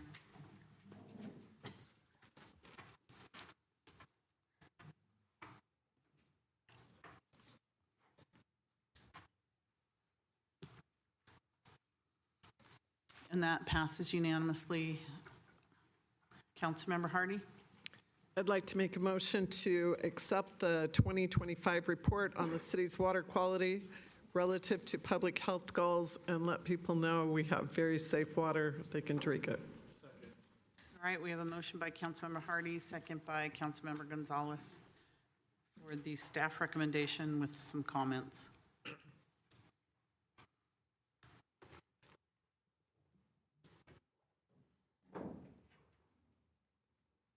Motion is staff recommendation. Please register your vote. And that passes unanimously. Thank you, and thank you for the presentation. All right, moving on to, are we only on 8? Item number 8? It's what? Oh, really? Okay. I could have taken it up first. You should have told me that. You didn't have to wait till 11:05 at night. Next time you'll know. All right. Item number 8, another public hearing, action to waive second reading and adopt ordinance number 2079, amending chapter 15.60 of the Santa Clara City Code, Santa Clara Municipal Fire and Environmental Code for the adoption of the 2025 California Fire Code, and the public hearing is open. Sure. City Manager. Sure. Mayor, this is another adoption of state code. This is the second reading, so in a weird twist of state law requires that the second reading be a public hearing. So you've already received this once on consent. Right. There are no substantive changes in our code adoption, but we do have a quick presentation for you in compliance. Then we with can have state the law. Reader's Digest version of the presentation. Thank you. Thank you. Good evening, Mayor, Council, City Staff. Jake Tomlin, Fire Marshal with your Fire Department. As noted by the City Manager, we have a short presentation on adoption of the 2025 California Fire Code and our local amendments. I and Acting Chief Panko will be available for questions at the end of the presentation, and let's get started. As noted, Title 24 consists of 12 coordinated parts, with Part 9 being the California Fire Code. The codes are updated on a 3-year cycle by the California Building Standards Commission. This 3-year cycle, which is set to begin January 1st, 2026, is intended to align the state with the newest national model codes. The California Health and Safety Code grants the council the authority to amend the fire code based on geological, topographic, or climatic conditions, which are outlined in the resolution that you approved on October 7th. Highlights are that there is no substantive changes this code cycle in regards to our local ordinances. We have continued to streamline our ordinances as the fire code continues to improve in coordination with our partners throughout the county. Can you hold on for 1 second? I thought that looked familiar, but that's our building code. Is that a different, we should have a different presentation? I should have moved the slide, apologize for that. Oh, that's okay. There's been a couple of little changes here and there, so, okay. Apologize about that omission, we'll get back there. No, that's okay. I thought it looked familiar, but then I thought, well, maybe I read that They're all somewhere. green, so. There, it's very green. Yeah. Got it. Fire code green. Got it. Okay. Sorry, I didn't mean to interrupt you. That's okay. So the last point was we have continued to work with our city partners to simplify and improve the framework and language that we've utilized. What are the community benefits of our local adoption process? It allows the building community resilience by design, ensuring code development and implementation is sound. It makes our local amendments predictable so that there's not any uncertainty from the development community. Finally, it strengthens public confidence, trust, and alignment with the council's general plan, goals, and policies. So the recommendation this evening is to waive second reading and adopt ordinance number 2079, amending chapter 1560 of the Santa Clara City Code, better known as the Santa Clara Municipal Fire and Environmental Code, to adopt the 2025 California Fire Code with local amendments in accordance with the findings set forth in resolution number 259439, adopted by the City Council on October 7th, 2025. And that's the end of the presentation. As I noted, Chief Panko and I are available for any questions council may have. Do we have any questions from the council? I see none. It's a public hearing. Is there any member of the public that would like to speak on this issue, either online or in the chambers? Seeing none, is there a motion to close the public hearing?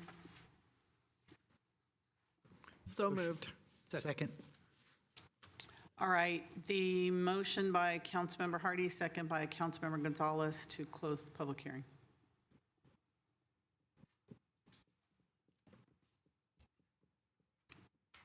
Motion to close public hearing. Thank you. Register your vote, please.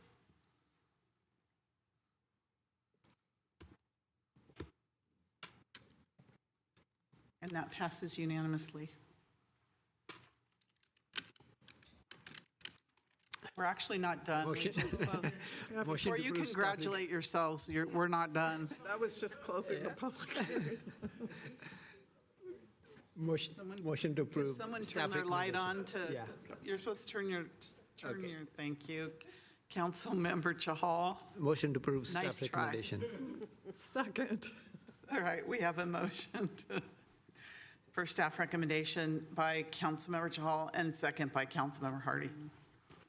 Staff recommendation. I saw that. Please register your vote. And that passes unanimously. Okay, now, thank you very much. We're just teasing, you know that. All right. Next, we have action on a resolution in support of, Would you mind if we take item 10 first and then come back to 9? no, we're going to go in order, please, if you don't mind. This should be quick. Action on a resolution in support of the County of Santa Clara's Measure A. Do I go to city managers or do I go to Councilmember Gonzalez, who asked for this? You can go directly. Councilmember Gonzalez. Thank you, Madam Mayor. I think it's, we had a presentation by county staff, and I want to say, I don't remember if the supervisor was here that evening on the 23rd or so of September. But we saw some of the effects that the community of Santa Clara would be affected by the HR 1 bill and Measure A, which the county of Santa Clara is proposing to, well, has put on the ballot, and definitely would like to see pass, is something that I think we should support and ask staff to bring back at I want to say it was the last meeting. I'm not sure if it was the last meeting, but basically. We understand that, 1 in 6 city residents rely on Medi-Cal. I could tell you from my work within the school district, there was different events that I helped coordinate with medical application assistance, where you had basically families and students that were applying for Medi-Cal within our school district, and whether it was Scott Lane, Pomeroy, some of our Title I schools. These are things that definitely affect our residents here locally, and we would see an impact if we don't find enough funding. And Measure A obviously is a stopgap bandage measure for the county, but it's something that without it, there's going to be dire ramifications with the current budget they're facing, but without it, it's going to be much more dire. So I think we should pass a resolution in support of this. We're a few weeks away from the election. Obviously, ballots have been dropped already, but definitely something that I think the council should support. Thank you, Councilman, or did you want to say something? I have council list. Yes, just one clarification. The recommendation actually incorrectly lists the percentage. It mentions 0.0625. It's actually 0.625. The resolution is correct. It is just the language in the recommendation section in the report that misplaced the decimal. thought that looked a little low, but okay, very good. Thank you for that clarification, Councilmember Hardy. Thank you. I voted against putting this on the agenda the last time we were here because I'm uncomfortable with us jumping right from we didn't have a report. We had some people who their direct livelihood they feel is based on this, and we didn't hear the other side. So I'm uncomfortable with this, and I would like individual voters to make up their own mind. I could have supported us having some kind of report and looking at the positives and the negatives, but I don't feel like I can support something where we've jumped right over and are telling our residents how to vote. We have our own voices, and we can do that individually. And we can also, and I want voters to make up their own mind. I've heard arguments both in favor and against, and I think that's important. Thank you. Thank you. Councilmember Jane? Yes, the county-run hospitals are really the lifeline for many, many people in our community. Valley Med is pretty much the only trauma hospital, aside from Stanford, I believe. And I know when I had a bike accident, I ended up in Valley Med. If they have a huge budget shortfall, then there would be reduced staff, and the waiting times for even people like me that are covered by medical insurance would be much longer. My treatment would have been much worse. So what we're talking about here is, from the discussion, the county anticipates $1 billion in lost federal funding per year due to H.R. 1. This measure of 5/8 of a cent for only 5 years would raise about a third of the $1 billion lost, meaning that it will force the county hospitals and the county itself to do some cost cutting, perhaps some more efficiency, but it would be a lifeline for the hospitals in our area. And I think in order to take care of people that rely on this hospital system, it's something that we need to do to take care of those people. Thank you. Thank you. Vice Mayor Cox? I agree completely that this is a really significant and desperate situation. I've had a hard time kind of reviewing the agenda and thinking about this, because while I personally support Measure A, I think that when we as representatives of the city put out a statement that says what the city believes, especially when it's this contentious, and I think it's a 50-50 poll right now, we're representing the voices of people who didn't necessarily authorize us to say what they believed. And so my encouragement is, like, host a party at your house, get people educated. I think that's really our responsibility as council members, is to inform and educate, but not to represent a vote that may be erroneous. I know that the people I've talked to, I think that particularly in my district, I found that the more people I've talked to, I've found quite a few people against Measure A. And so as a representative of my district, if my limited fact-finding right now says most of my residents are against this, I don't want to put my name on a statement that says, hey, the city of Santa Clara is for this, even though I may absolutely be myself. And so I'm willing to host an info session, bring the supervisors to my house. I see the urgency in this, but I think that it muddies our line of responsibility. And again, makes a statement that I don't know that all of our residents are unilaterally making with us. Thank you, Councilmember Chahal. Thank you, Mayor. I beg to differ with Councilmember Cox. The reason being HR 1 is impacting the county in a big way, like $1 billion deficit, like revenue reduction basically for the county. And it's impacting like maybe none of us on the dais, sitting on the dais, but it's impacting a big percentage of our community, which cannot afford the care they can expect right now from our hospital system and from the SNAP program or other program, which may be part of this out of the $330 million. So at the end of the day, I need to look into the population of my community, which can have some resources down the line. And that's the reason I will be supporting it. And it's not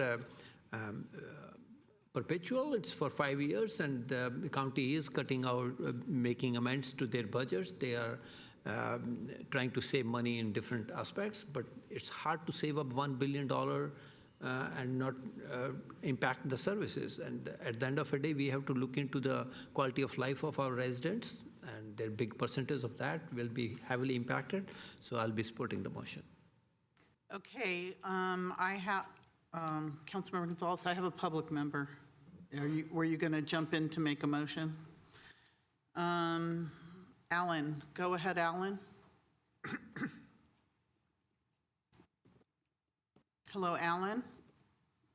Unmute yourself, please. There you go. Hi, good evening, council members. My name is Alan Kamara.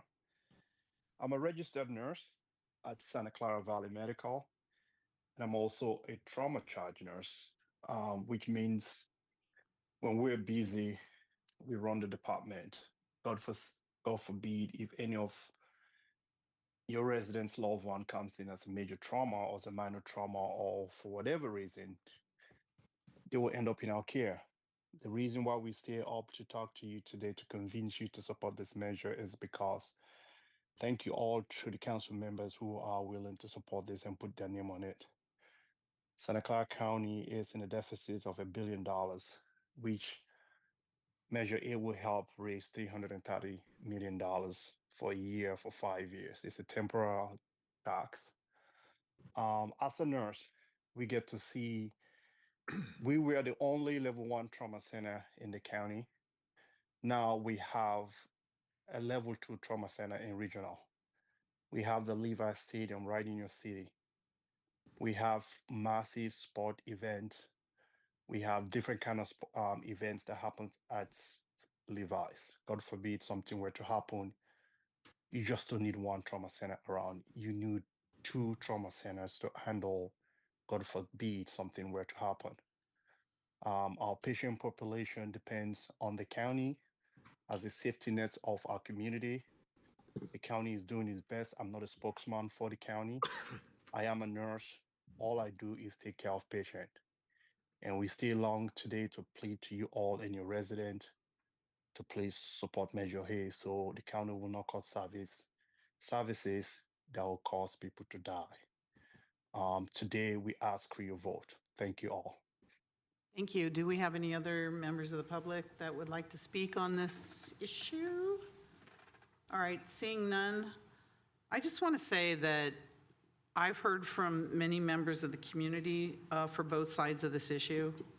Those who support Measure A because they're worried about the public health issues and the access to care in the community.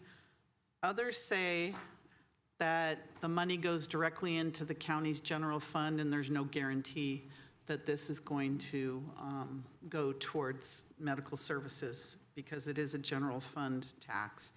So I've heard both sides, and that is the reason I don't like these types of items on our agenda, because I don't believe our city should be taking any position on this at all.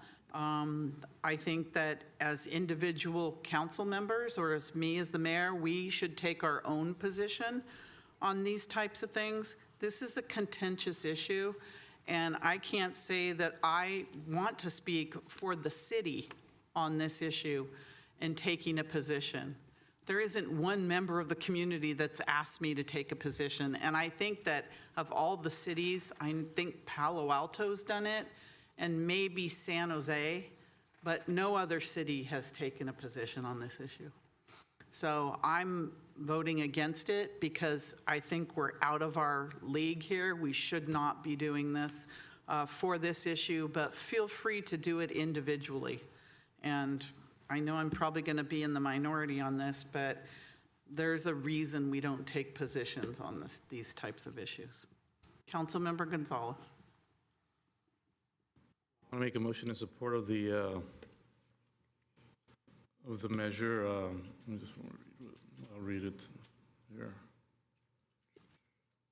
A second. All right, so we have a motion to approve the resolution by Councilmember Gonzalez, seconded by Councilmember Jane. If I can just make a quick comment.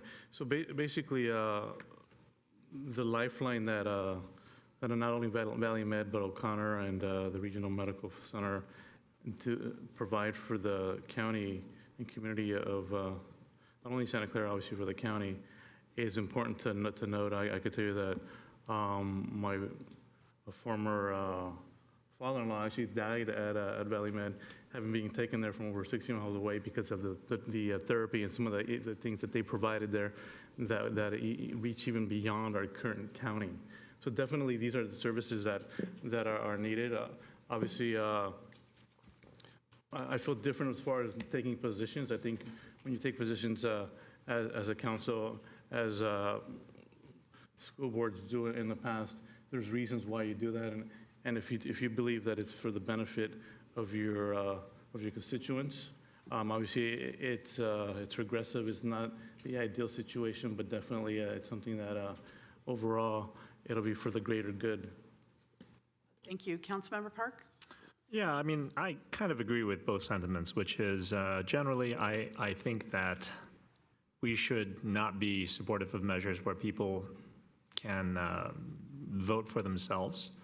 And I thought about this support for a long time. I mean, I know when it came before us, I think 2 meetings ago, I think that Councilmember Gonzalez showed almost immediate support for this. And the mayor kind of wanted to avoid this issue altogether, which I kind of understand. I do understand Vice Mayor Cox's opinion that, well, if you want to advocate for this, you can do that personally. But I think that the speaker, Mr. Kamara, said something that is very important to me, which is, we have a stadium. We're going to have big events in our city. And if there's something happens, heaven forbid, then, we're going to want more than one trauma center. I think that if we have a measure which keeps these hospitals open, which keeps emergency personnel working, which makes services available for people, it's one of those things that nobody wants insurance, but you're happy that you have insurance when something happens. And I think that this is one of those issues. I have talked to a number of people. I've heard people from both sides. This is why they don't want it. And to be honest, my concerns are, well, we're doing this for 5 years. What happens if things change during that time? Then we're having a tax that occurs. I think that they probably thought the worst case scenarios when they put it to 5 years. I would, like something that's a little bit more variable, but this is the measure in front of us, and this is the only thing that I see that keeps the hospitals open and provides the other services, even if people don't think they'll need them, even if people don't think that they'll want them, that prepares us for trouble if trouble is going to come. So I will be supporting this measure. Thank you. Thank you. City Clerk, when you're ready.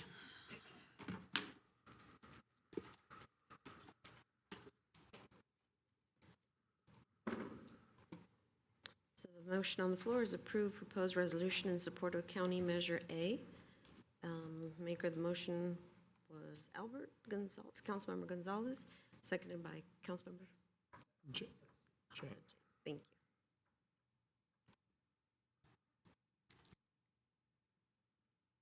Please register your vote. And that passes 4-2 with 1 abstention. Get that? Okay. Next item, number 10, action on the city's community event and activation priority list in connection with Super Bowl 60 and FIFA World Cup 2026 and approve related budget amendment. City Manager. Hi, sure. Thank you, Mayor, members of council. Yes, a long meeting, but I think we're hopefully we'll end it on a high note around community activations. So this next item is regarding community engagement efforts surrounding the 2026 major events. We've built great momentum with your recent approval of the 2026 slogan and logo, giving us a really strong and unified message. Today, we're taking the next step by sharing proposed community engagement ideas designed to engage residents to come together and celebrate the Santa Clara spirit. We look forward to your input and direction. We have a staff presentation that will be provided by Assistant City Manager Paulina Morales, as well as Assistant to the City Manager Alicia Knight. And with that, I will invite Paulina Morales to the podium. Thank you. And thank you for your patience throughout the night. We have 30 minutes, so feel free to go quickly. All right. We have a bit of information to get through, but we will. Good evening, Mayor, City Council staff, and residents that are watching online. As our city manager stated, tonight's presentation is building on the momentum from the community engagement efforts for 2026. Tonight we will be presenting recommended events and activations surrounding the major events that will be in Santa Clara, and we are seeking your feedback and direction with an initial budgetary seed funding to start implementing these events. I think everyone in the room may be aware, but for those that may not, Santa Clara will be hosting two major events next year. We will be hosting Super Bowl and FIFA, and it's a chance to showcase our city, celebrate the community, and maybe bring on our cheering skills. And in case residents weren't aware, this is the second time that the city of Santa Clara is hosting the Super Bowl in 2016. This rare opportunity positions Santa Clara on a global stage, showcasing our community, culture, and innovation. While some residents, and I apologize, I forgot to move forward with the slide. While some residents will attend the events at the stadium, not all community members will want to attend, or the events may not be accessible to some community members. As you can see from the ticket prices, they can be expensive to attend either Super Bowl or the FIFA games.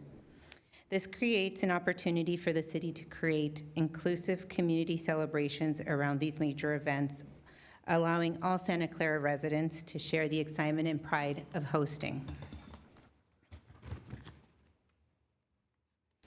These moments provide a unique opportunity to bring our community together, celebrating our shared pride, creating lasting memories, and connecting neighbors and families.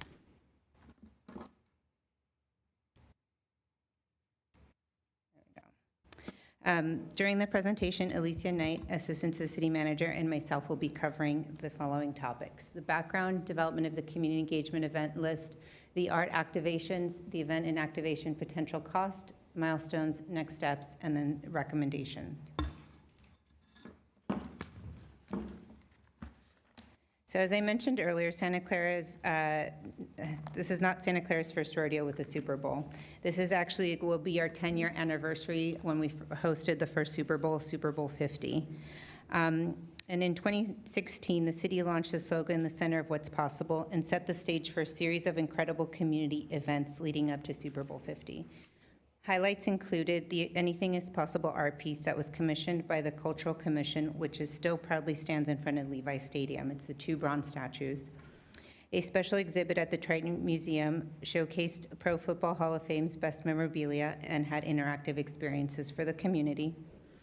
And the city held its first ever STEM Innovation Bowl at Central Library, engaging kids and teenagers with over 10,000 participants.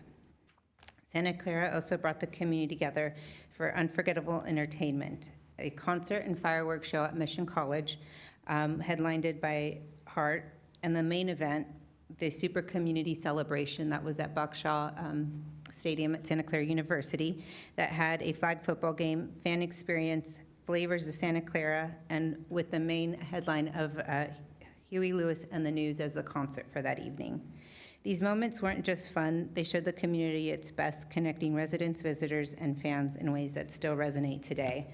As we're preparing for these events, one of our staff members actually brought in a newsletter that was developed for Super Bowl 50, and that he had kept it. So just shared, he was very proud that he had kept it, and shows all of the events that were occurring for Super Bowl 50. So in order to prepare for hosting these events, the city transitioned the Economic Development and Communications Committee into the ad hoc committee for developing community engagement efforts, which was one of the focus of the ad hoc committee that's for the duration of 2025. Through the committee, we've been garnering support or input on the types of events that we would like to host for the upcoming year, as well as the slogan and logo development.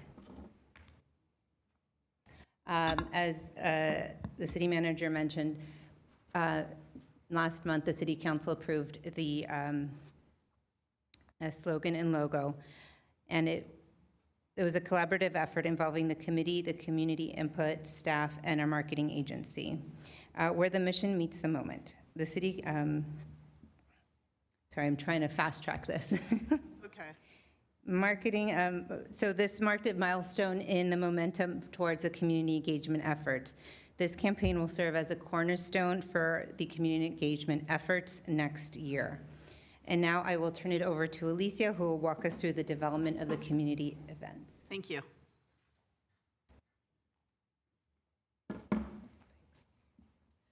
Good evening, everyone. I'm Alicia Knight, Assistant to City Manager, and I have had the pleasure of supporting the Economic Development Marketing Committee through this process.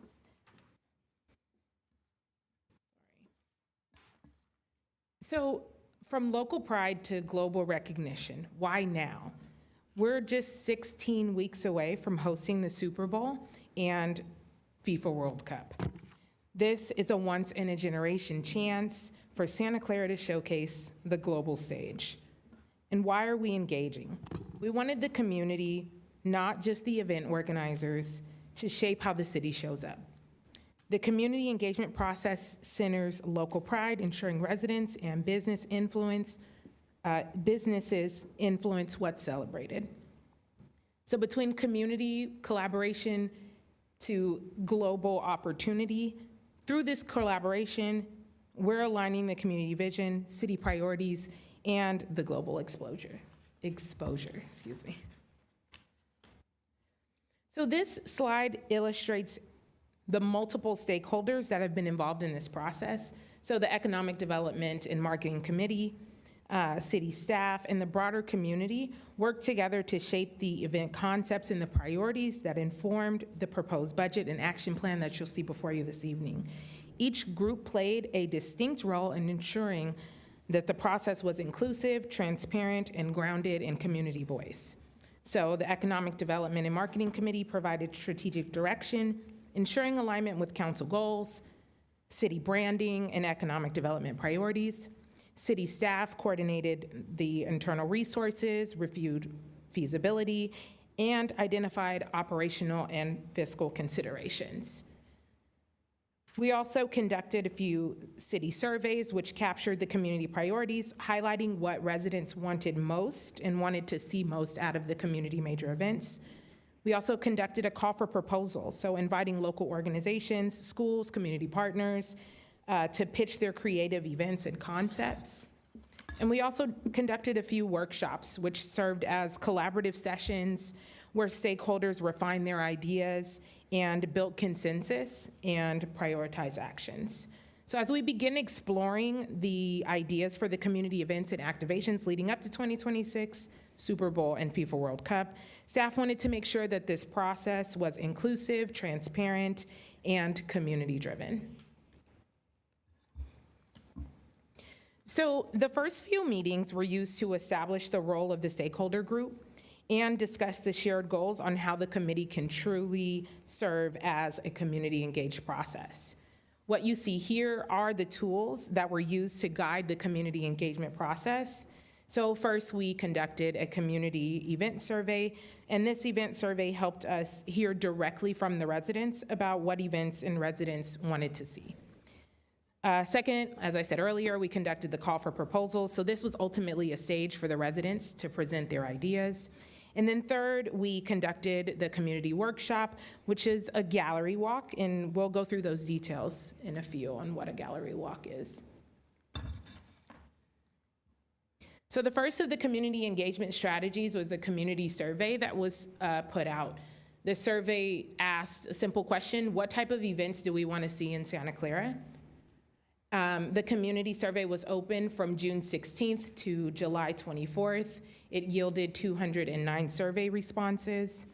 And ultimately, the residents expressed strong interest in family-friendly, sports-themed, and culturally diverse events.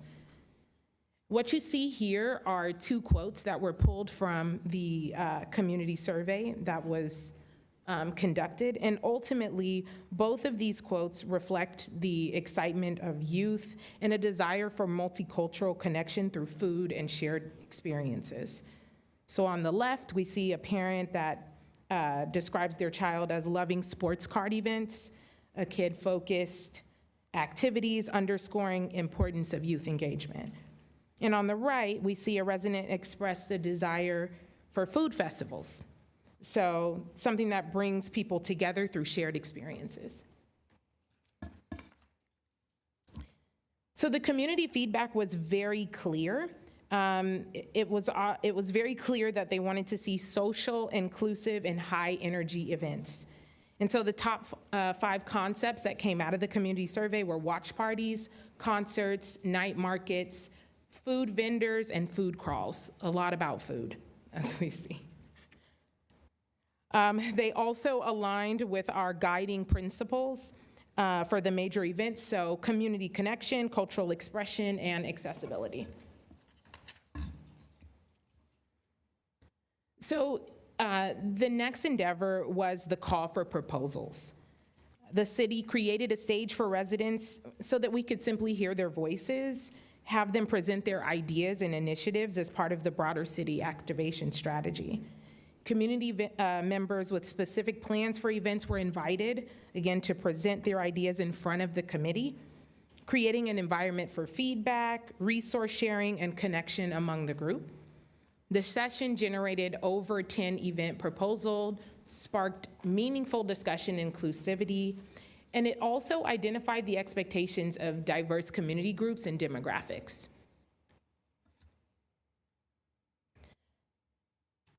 And the next thing that we conducted was the gallery walk. So you may be asking yourself, what is a gallery walk?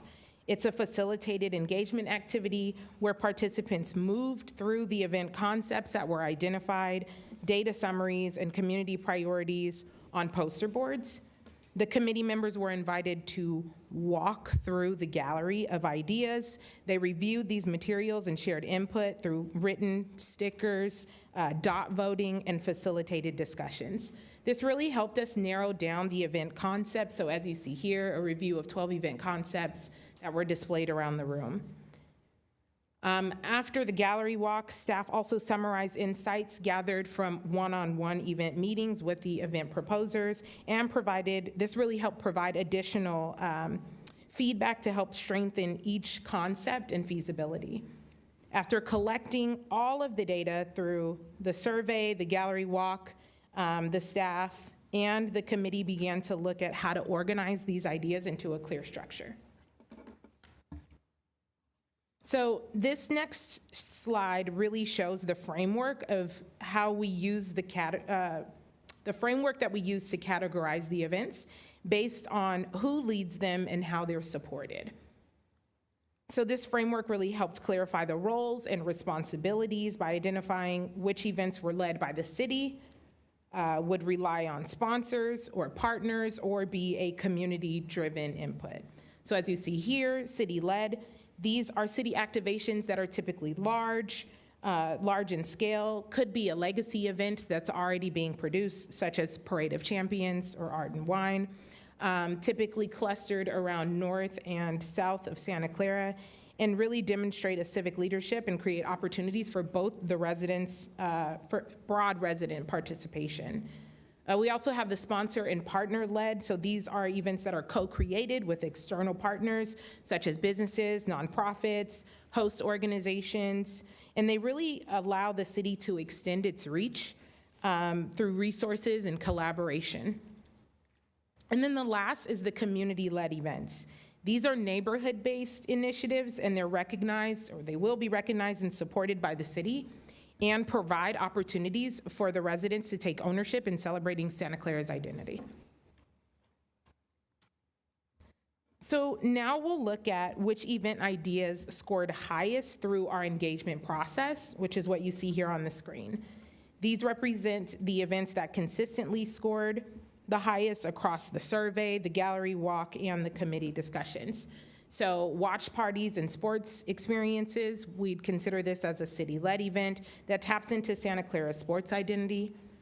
Live music and performance, this would be considered high energy, inclusive gathering, reflective of cultural diversity. Night markets and festivals, it could be considered a partner-led activation that highlights small business, food, and art. The STEM Bowl, which is a youth-focused event celebrating innovation and learning. An event at the stadium, really the use of a city asset for an event that's designed for the broad community.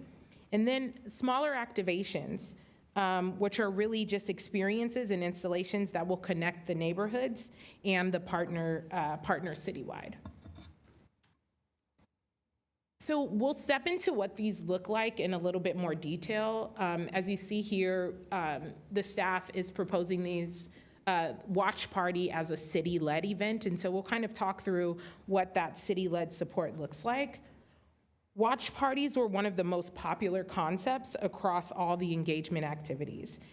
And they also create a shared community experience, which is tied to major sporting events.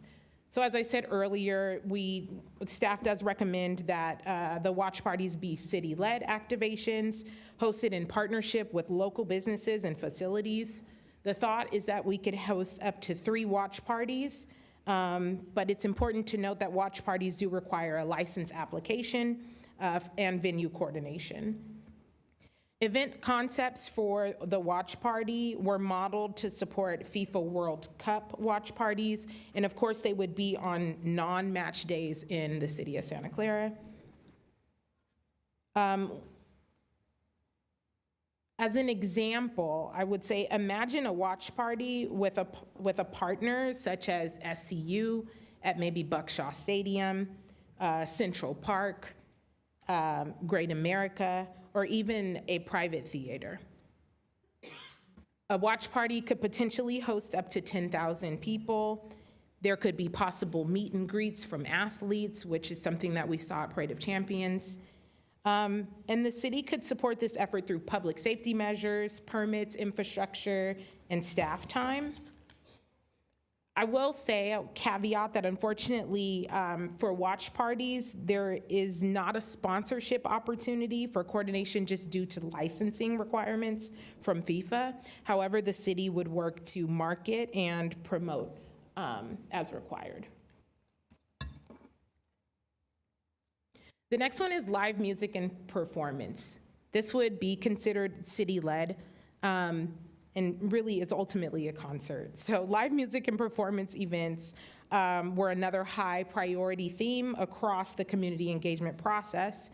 If you can recall, as Paulina mentioned earlier, an example from Super Bowl 50 in terms of size and scale of a concert, which was previously done at Mission College, and the Super Community Celebration at SCU. As a city-led event, Santa Clara could take the lead on funding, talent coordination, and facilitation of partnerships. In addition to funding and planning, the city would provide in-kind support, so including public safety, permitting, infrastructure, and staff time. And the concert, of course, would need some sponsorship coordination and would have city-led marketing, which would be used to help amplify the event. I would say imagine a live music and performance or concert such as a rave or a DJ event. This is what we heard from the community in the community engaged process. It could be held at facilities such as Buckshaw Stadium, even Levi Stadium, or Mission College.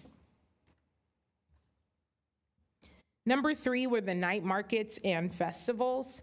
So night markets and festivals were heard, again, probably the loudest across the community engagement, as well as from the surveys that we received. And most of the proposals that we heard in EDMC actually spoke to night market and festival efforts.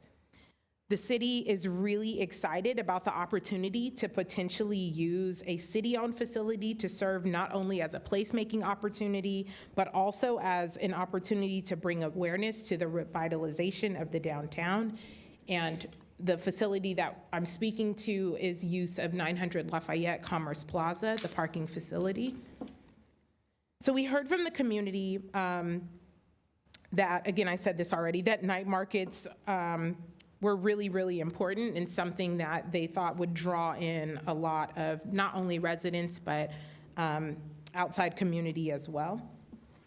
The thought is that the city would think of a night market as a series, a sustainable series, using the space to legacy build and continue to use 900 Lafayette or Commerce Plaza beyond 2026.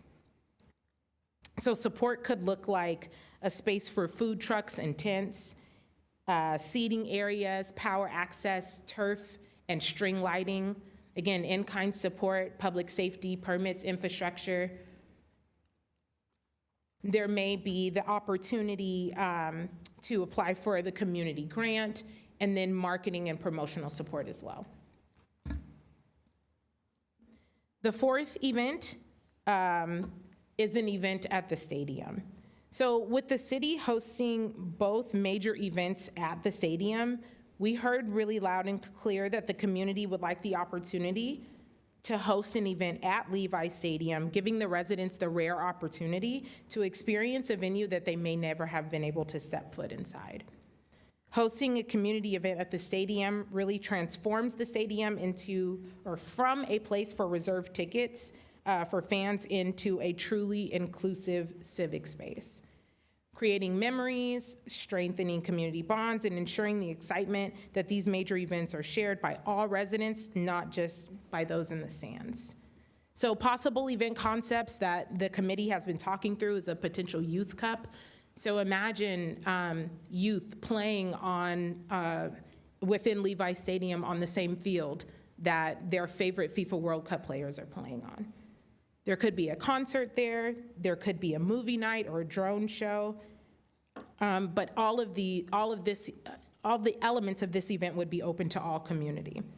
And the city is really looking to lead this effort, so by way of funding support, securing talent, partnership with the Stadium Authority and stadium management, public safety, permits, infrastructure, and staff time, sponsorship coordination, as well as marketing and promotional support.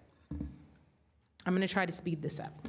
So the STEM Bowl is a repeat of a successful event that took place during Super Bowl 50, which was hosted by the library.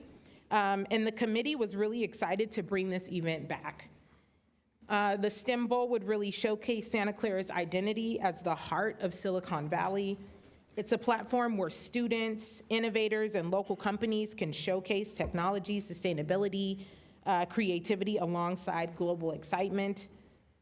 And it's also a pairing of science and innovation, community celebration, really highlighting the youth and innovation. This event would be partnered with library services, and we're hoping to expand the footprint this year by hosting it at the convention center. This event would be city-led, but would require heavy sponsorship. Activations. So knowing that time is of the essence, as I mentioned earlier, we're about 16 weeks away from Super Bowl. We are proposing that activations would be hosted starting now through July of 2026. Activations tend to be a bit of a lighter lift, and they support the businesses, community placemaking, showcasing Santa Clara's pride. Some examples of that could be the business lighting campaign. So this slide shows an example of what a citywide activation could look like.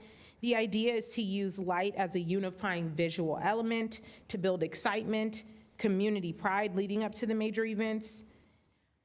For this concept, the city would be working with the chamber to participate, working with participating businesses, buildings, and landmarks to light up their interiors and exteriors in Santa Clara's campaign colors. The campaign would create a sense of collective identity and visibility while supporting local businesses, draw in visitors an activity along corridors while it's dark. And it's an accessible, high-impact way to showcase Santa Clara without requiring large gathering. Another example is the aerial art slogan display. Slogan display. So what you see here are concept images to really showcase what an aerial art installation could look like as part of Santa Clara's 2026 branding. So this concept uses a large-scale lettering from above or at a distance, similar to landmark signage, which you'll see in other host cities, but really designed to be photographed or shared across media platforms. The goal is to create a signature visual moment that welcomes visitors and celebrates Santa Clara's identity and reinforces the campaign theme, where the mission meets the moment. Pictured here is the related parcel, which is highly visible and adjacent to the stadium. And this type of installation not only builds civic pride, but also provides a visual marker. Getting close, got two more. So the next one is the corridor art. This concept, really, the pull for this is to celebrate Santa Clara's sports legacy and community identity through public art.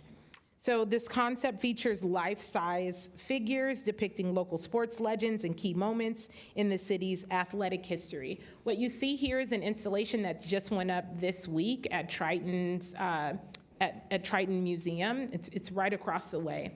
Triton has put us in contact with a couple local artists, one specifically that created this exhibit. And the thought is that you would see this across some of the corridors, really displaying Santa Clara homegrown athletes.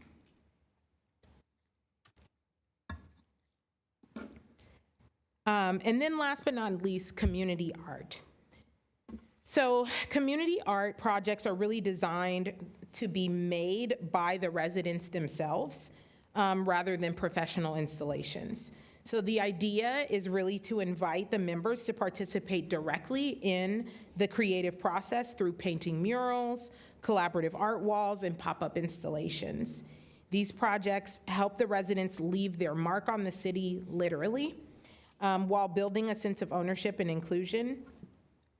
And we really envision partnership with local artists and community to ensure that every district and every age group has the opportunity to contribute. I'm going to now pass it over to Paulina so we can finish up. Thank you all. Thank you for that. Thank you. Okay, well, she had a couple more. I have like 6 more slides, so we're going to get through this. So thank you, Alicia, for, we're very excited to be sharing these events that we're proposing for next year with you and the community members listening. The next slide is a summary of the events that Alicia just went through with a little bit more detail and some of the framework that we use to help develop the potential costs. So you could see the attendance that we anticipate for the events, the different potential locations, as well as the timeframes that we would be having those events. And in the interest of time, I will go to the next slide.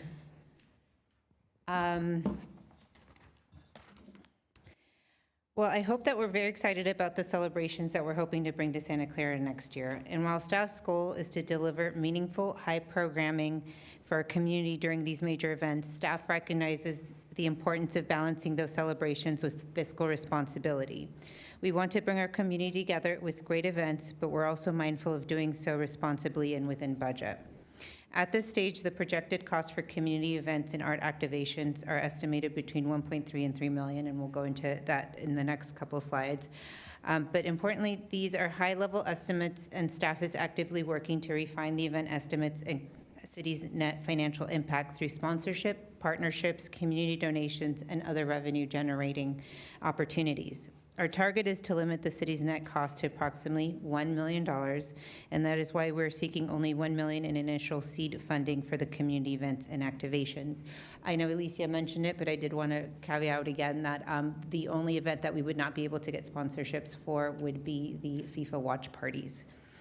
As there's a strong community interest in hosting an event at the stadium, which would be one of the larger scale activations, staff would also develop targeted sponsorship packages and build strategic partnerships to offset the cost for the stadium event.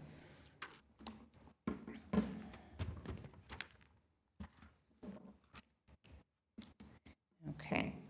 As mentioned earlier, these are high-level cost and all-inclusive, reflecting the format, the framework from the number of attendants, the locations, and the anticipated dates.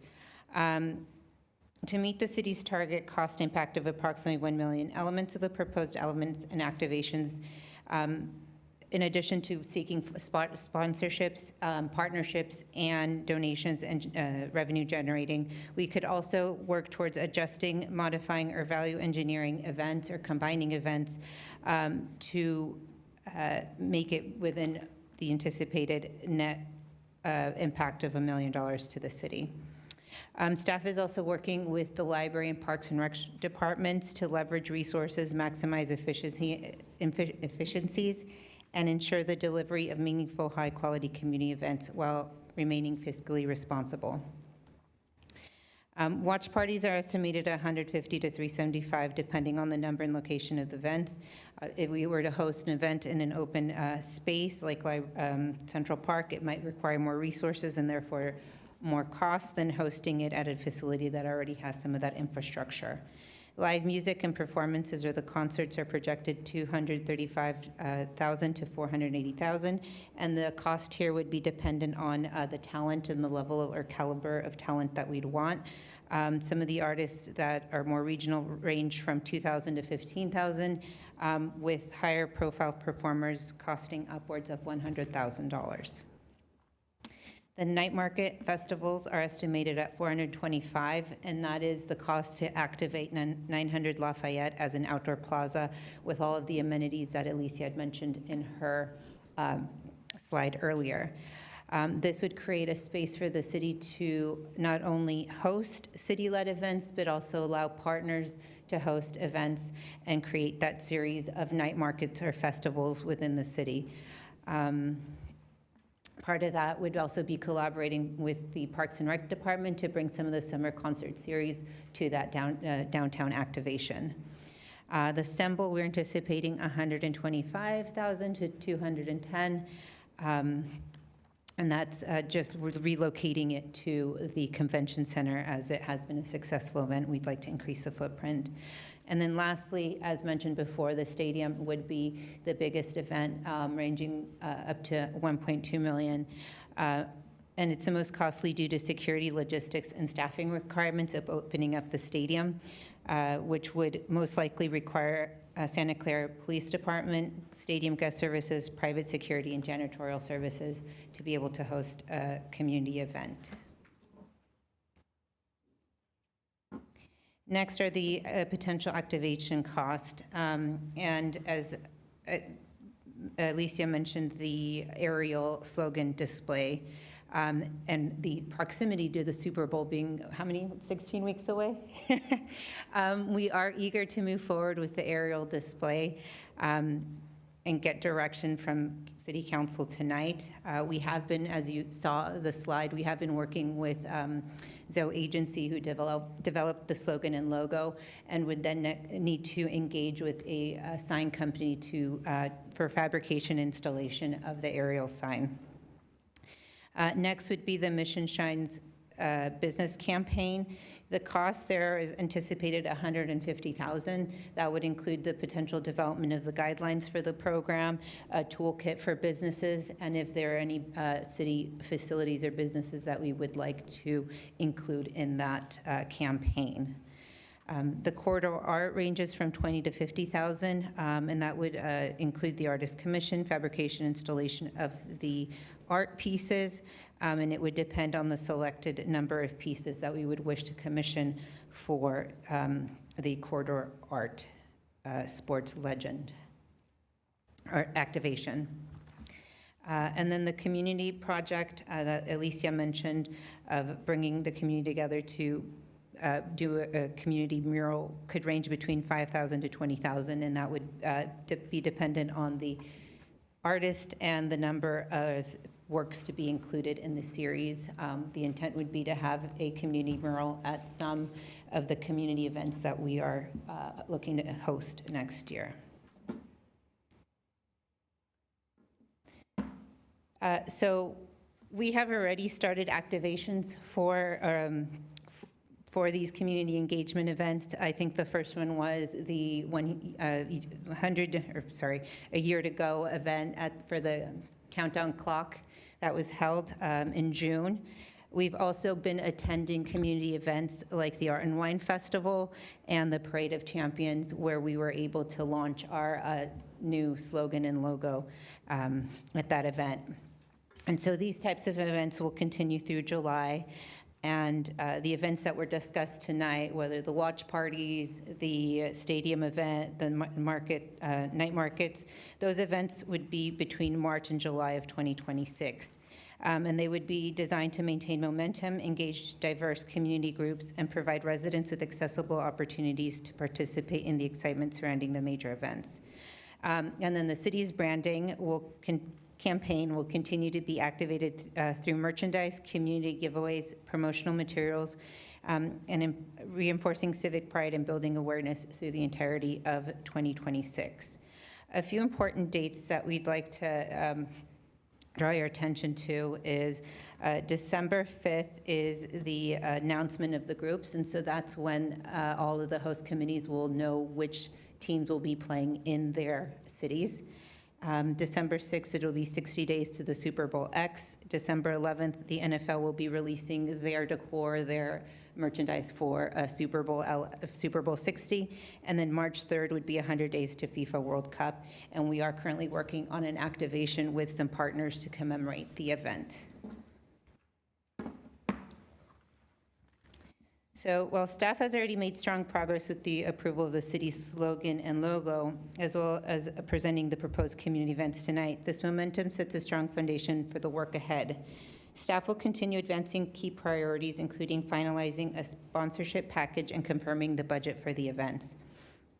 Similar to Super Bowl 50, the city will engage with an experienced event producer to assist with the planning and coordination of the logistics of the events. A sign company, as I mentioned earlier, will need to be engaged immediately in order to make the aerial sign slogan display get completed before the Super Bowl. And while the slogan and logo were approved, staff will continue implementing the branding campaign, which will include street banners, merchandise, and resident giveaways to maintain community excitement. Finally, staff will continue collaborating with partners to finalize events and logistics. Partners like for use of the Levi Stadium and Santa Clara University's Buckshaw Stadium. Moving forward, staff will continue to provide the City Council with updates and progress towards implementing the community events. Staff will provide the Council with regular updates via monthly memos, ensuring timely information on ongoing activities. A structured schedule for community engagement reports has also been established. Tonight is the first summary providing what the committee and community input has been towards developing these community engagement events. The next would be a recap of the following the Super Bowl and ahead of the FIFA World Cup activities. August 2026 would be a follow-up after the FIFA events, highlighting community engagement outcomes, with a full report to Council September 2026 on the community engagement efforts to the City Council, and then in September 2027, a final follow-up report to close out the engagement process. Additionally, should council approval be required, such as if contracts exceed the city manager's threshold or if the total event budget exceeds the target of $1 million net cost to the city, staff would seek formal council authorization before moving forward. And with that, my last slide. Tonight, staff is seeking council's prioritization of the 5 community events and 4 activations and direction to move forward with the aerial art project. Staff is requesting $1 million in seed funding for community engagement efforts. This will allow city to proceed with implementing the events in a timely manner and will meet the city's target of a net cost to the city of $1 million. Should additional funding be needed, staff will return to City Council for approval. And to help streamline the implementation, staff is also requesting authorization for the city manager to execute necessary agreements relating to implementing these activities. And that concludes the presentation. Thank you. Thank you. We'll start with Councilmember Hardy. Questions? Thank you. I have a long list, but I'm not going to do that tonight because it is way too long. You did answer part of the question, where would the money come from?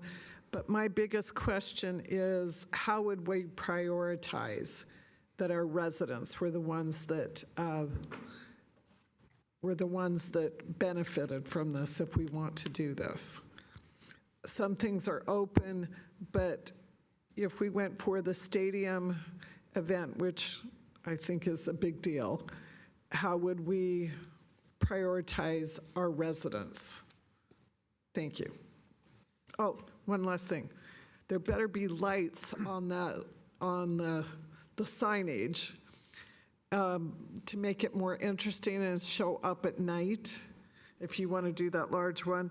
And you realize that the Hollywood sign started out as just a advertisement for a it was just a redevelopment type, or it was and now it's become iconic. So that's possible.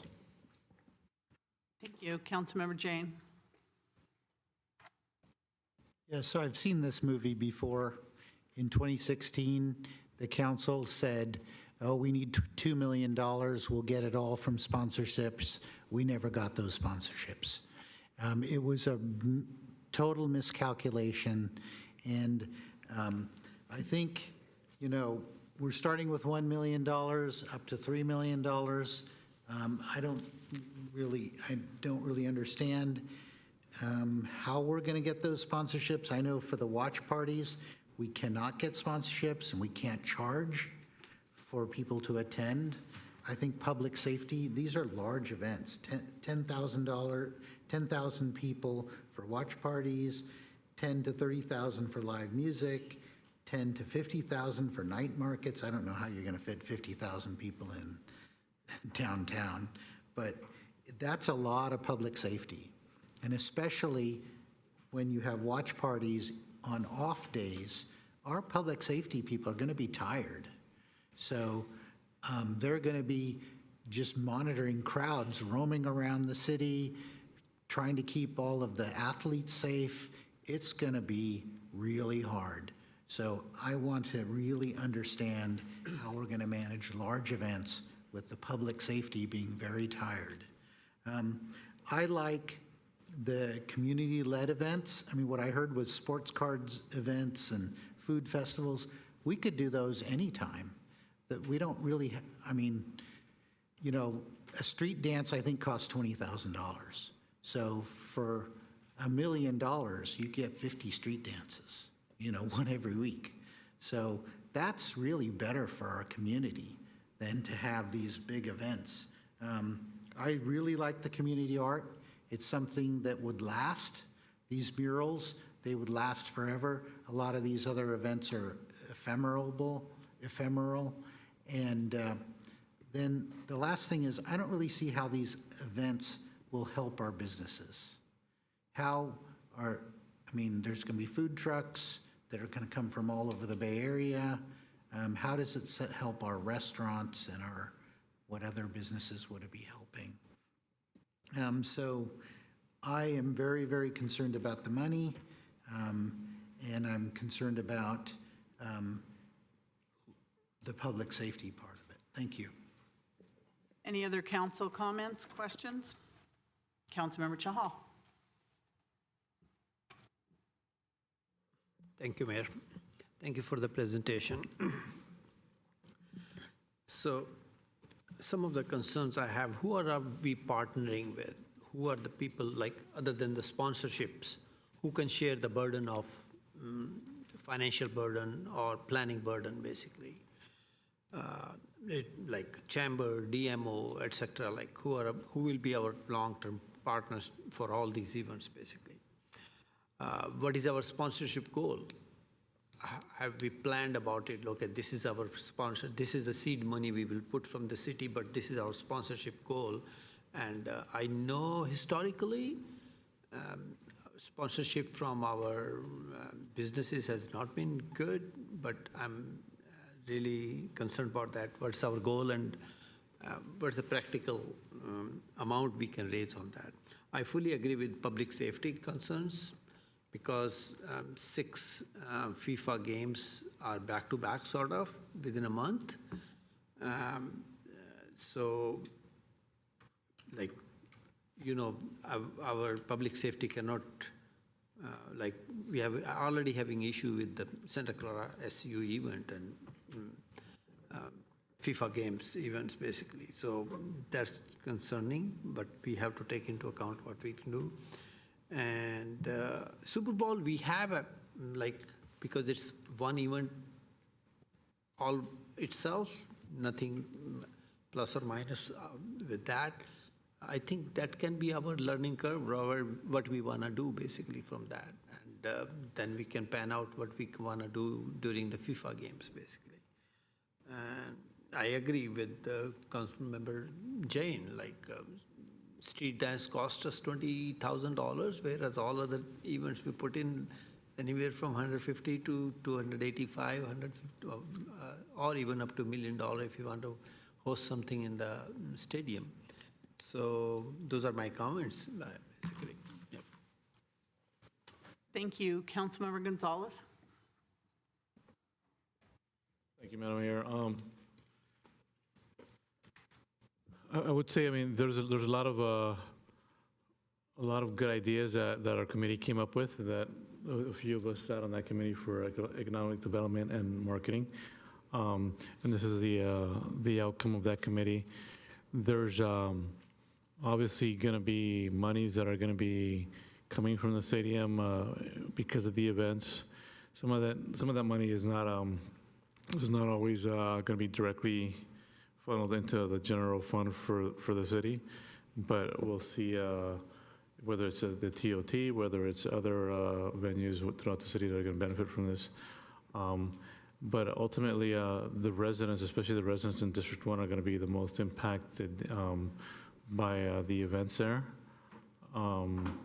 Definitely having something that will bring the community and engage the community in how the events occur and before the events occur is important. And I'm getting to comment a little bit, but I guess the one question I had as far as Santa Clara Unified, I know that there's a STEM ball that we mentioned, and maybe we didn't bring them into the fold into our meetings, but definitely there's things that they've done in the past to do that, whether it's through the STEM Leadership Institute, which is a program at a Cabrillo Middle School and also at Santa Clara High School.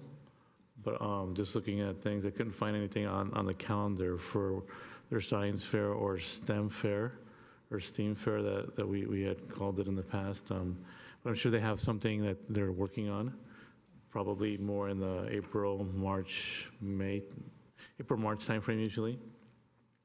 And I know there's a Synopsis Silicon Valley Science Fair, but there's also a STEM challenge that I just found online at the Santa Clara Convention Center, and obviously the 49ers STEM leadership that I mentioned. But you know, have we worked with them? And if not, let's engage them to do that.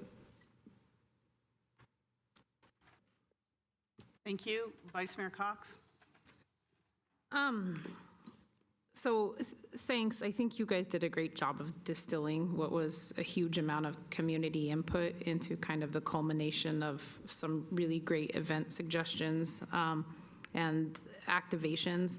I do think, you know, this is the first time we've seen the budget as well, that there certainly is area to tighten that up and really start identifying case by case what actual costs will be. I wanted to clarify, you know, the community wanting to have watch parties was such a substantial thing, but when I talk to people about it, even like the Bay Area Host Committee, their suggestion is to have watch parties on non-event days. And I don't think that we get people showing up after the game is over to rewatch a game like we would if we had it live.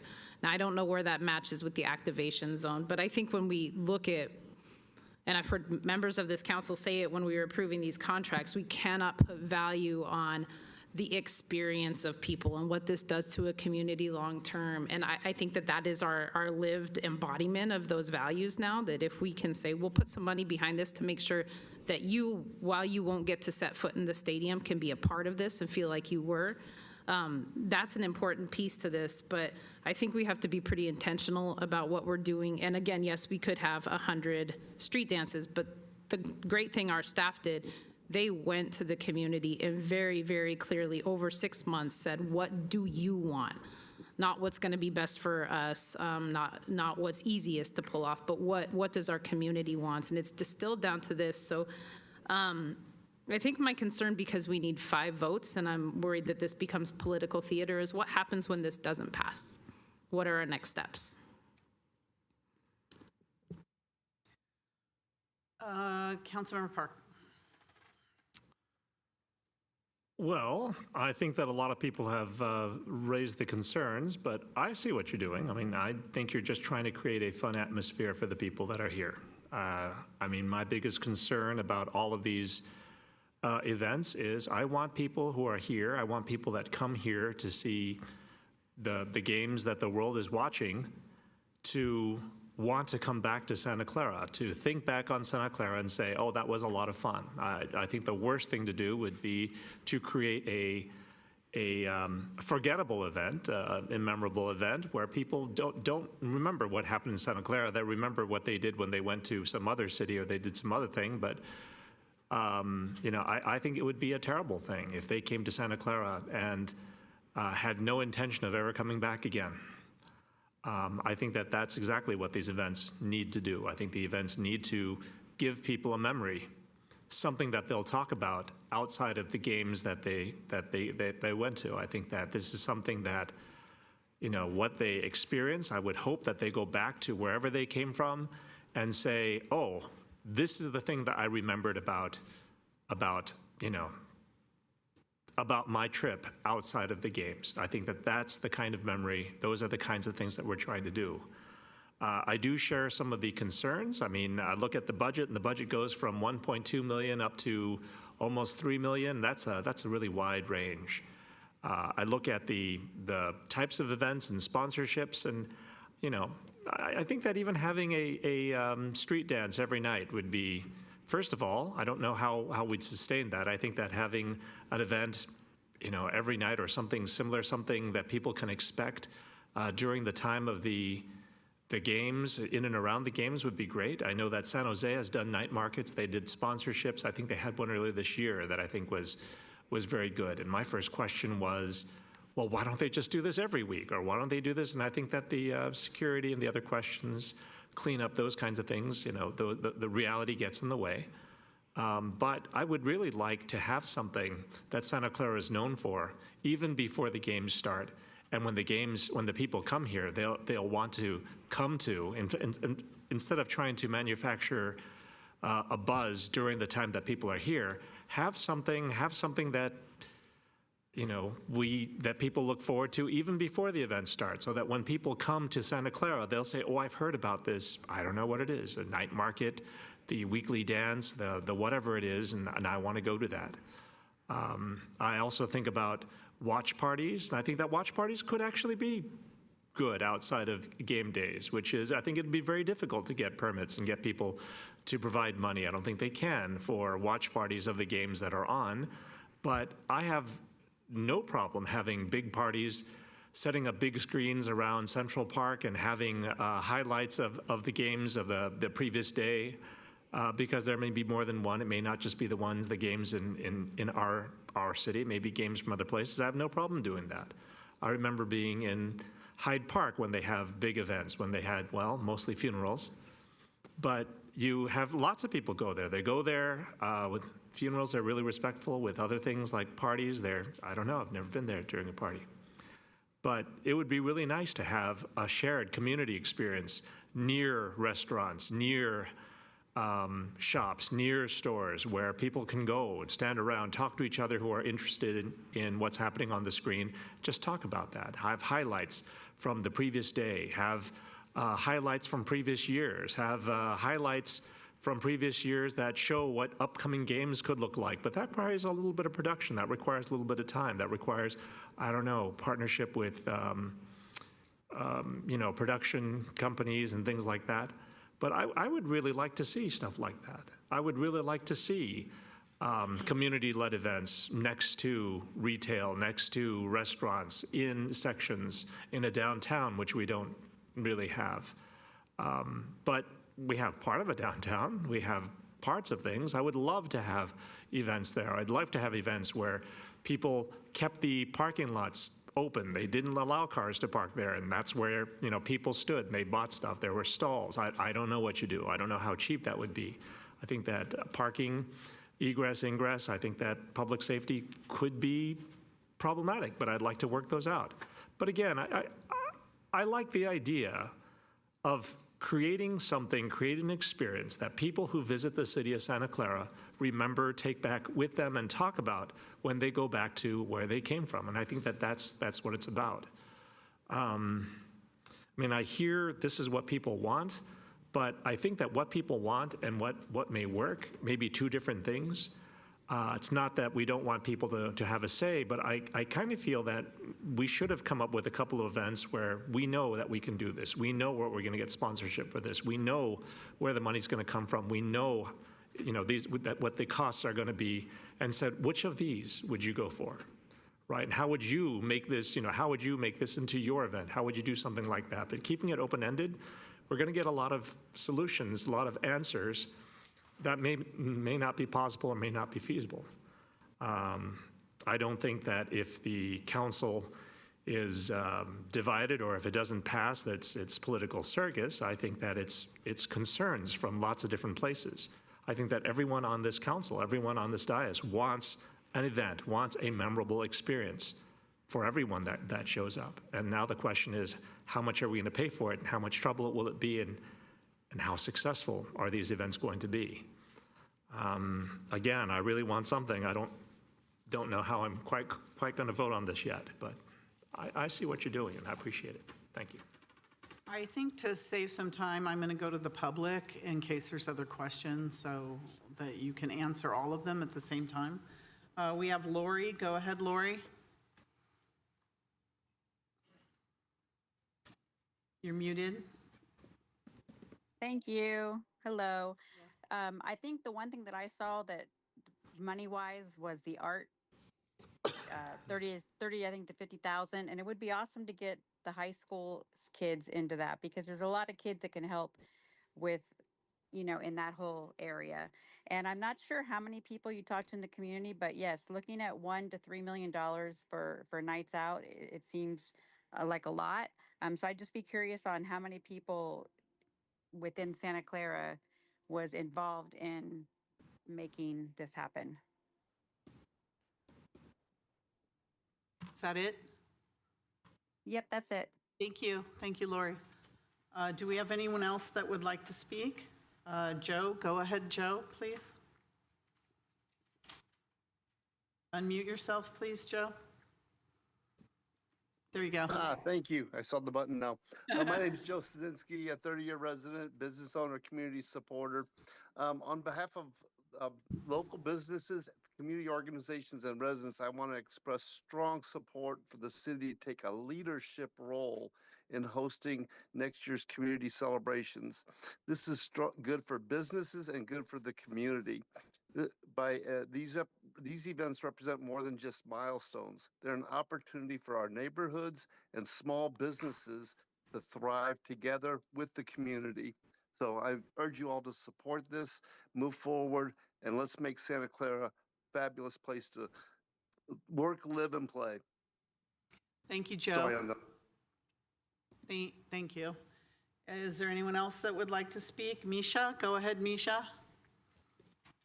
Unmute yourself. There you go. Hey, everyone.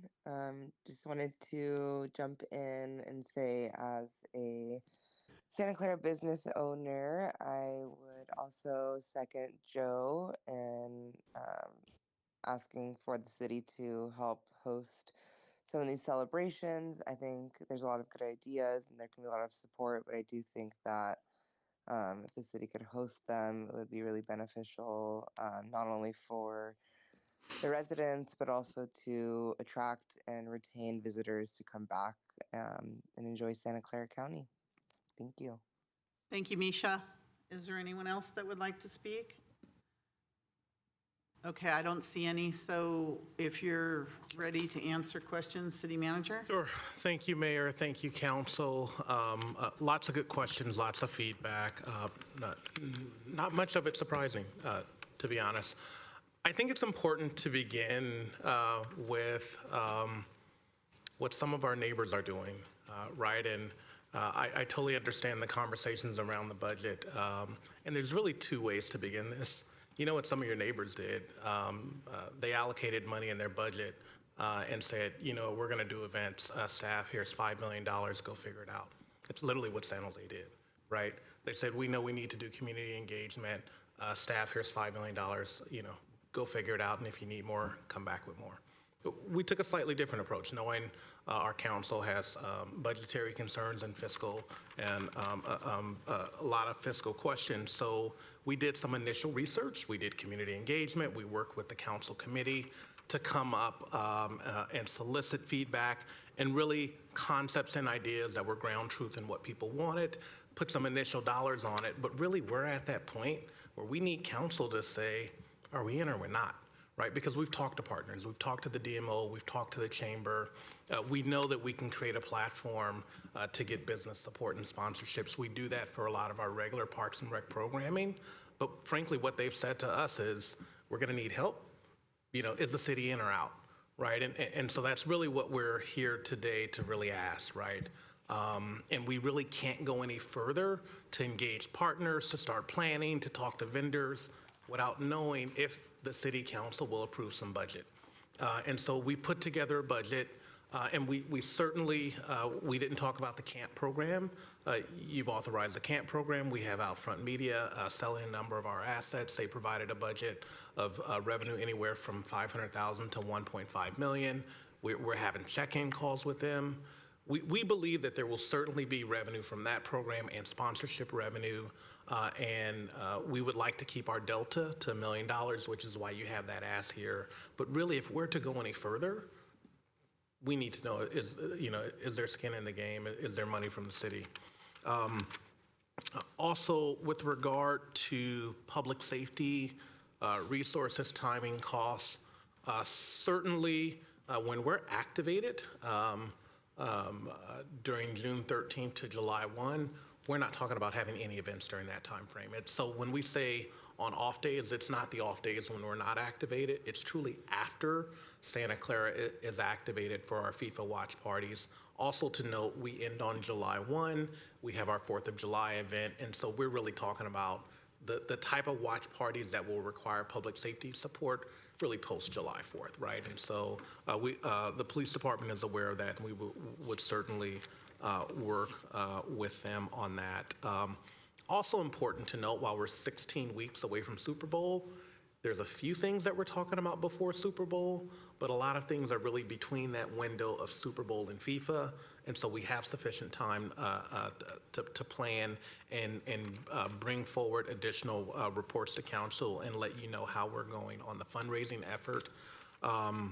I know with regard to Councilmember Hardy, your question was around how can we prioritize these events for city residents. We've had a fair amount of conversations around that, even the concept of having a registration process where you may have to have a Santa Clara library card. We have addresses, we have utility accounts. We can certainly prioritize events and work with the ticketing system.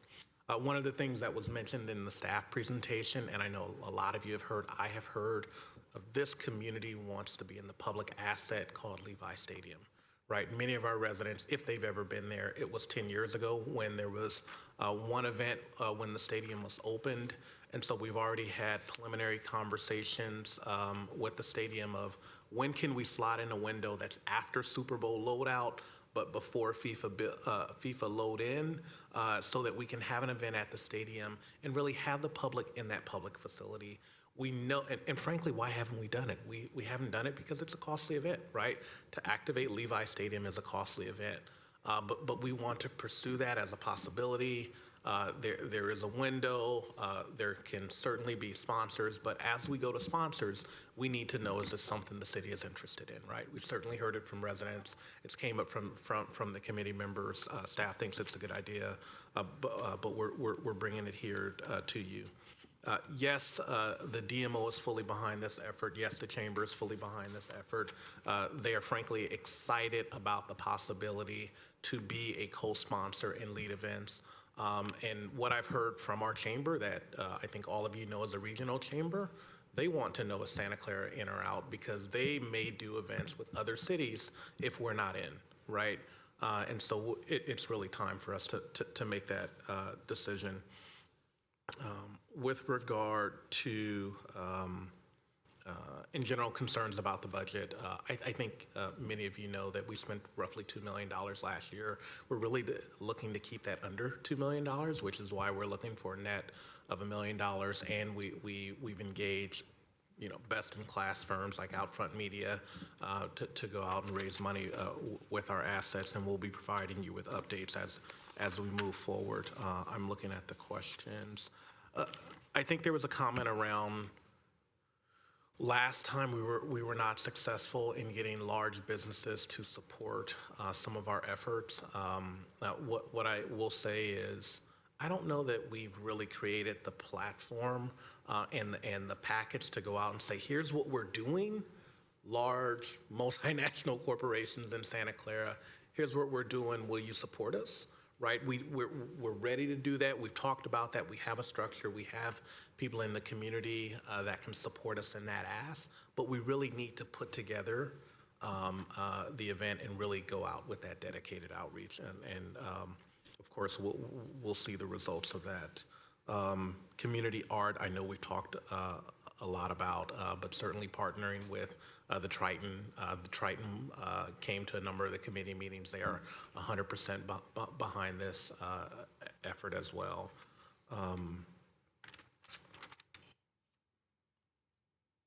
And so with that, is there anything that I've left off? I don't think so. If there are any specific questions, feel free to ask. Just again, staff is 100% behind the effort. We'd really like to know, should we continue this work? We think the allocation of $1 million in seed money is appropriate. And again, some of your neighboring municipalities started with a budgetary allocation saying, hey, staff, we want to do this. Here's the money. Go figure it out. We've done a little research and put together some numbers and worked with the community and are coming a little bit more informed. And so that's where we are today. Thank you for that. I just wanted to make a couple of comments, since I was, I think, the only one here for Super Bowl 50 and those events. And keep in mind that we spent at the time around $2 million, and that was just for one event. What we're talking about now is 7 of them, 7 events. And we're talking $1 million, which I think that the budget was never presented to the Economic Development Committee. So, I mean, I think I could look at that and think, wow, that's really high for some of those things. But I think it's something that we can at least work with, but it hasn't been vetted at all by the committee. When we had those events for Super Bowl 50, people were really excited because as you now look at some of the prices, our residents are pretty much, for the most part, were not able to attend Super Bowl.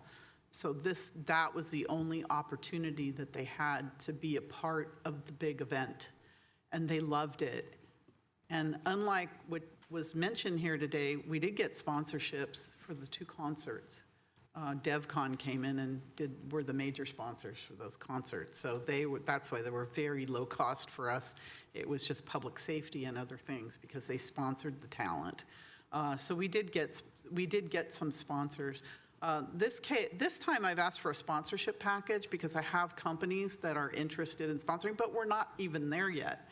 And I certainly, this is a big night tonight. If this isn't approved and go through, that was one of the questions. What happens then?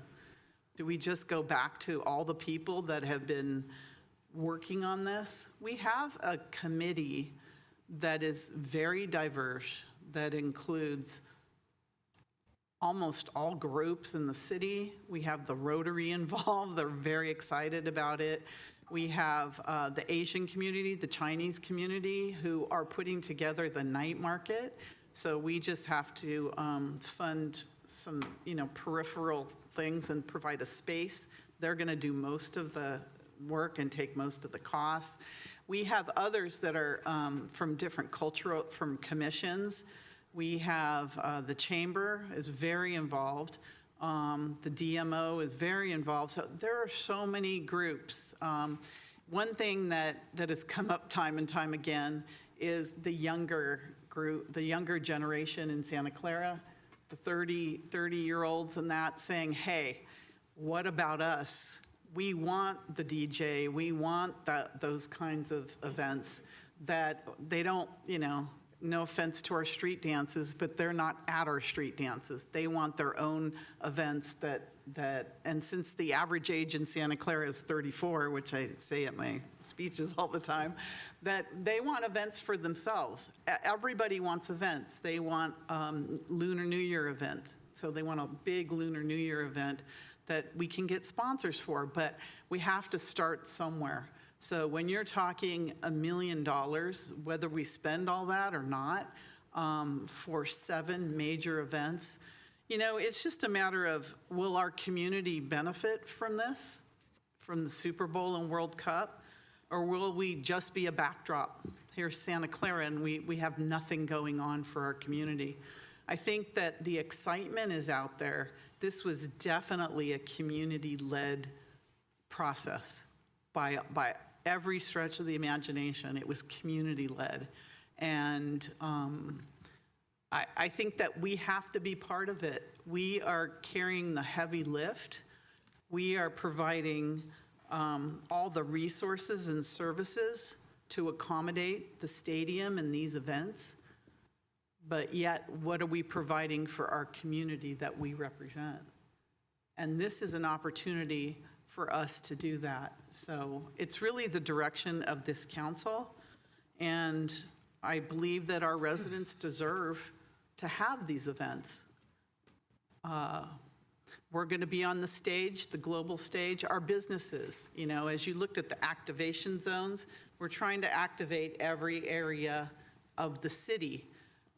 We need foot traffic at our small businesses. We need exposure. We need some kind of a organized effort to bring our businesses so that they benefit, because Super Bowl 50, they didn't benefit. So we want to change that this time around. We've learned from that, that Super Bowl back 10 years ago. We want to make it better. We want to include people. We want to be inclusive. And we want to provide something for them. We'll do our best to get sponsorships. I've talked to one company who may be interested in sponsoring our STEM Ball, which would be, because that was a big number up there. I went, oh, that's really, really big. So, but you have to give us the opportunity to do that. But if this is turned down and doesn't get 5 votes tonight, then I don't know where else we go. And what do we tell our community? So I'm asking the council to please consider this because, again, our residents deserve this. Councilmember Jane.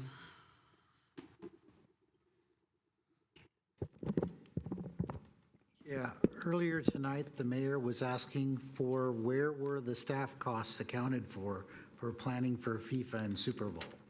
And here we are, we're spending all this money on basically FIFA and Super Bowl related events.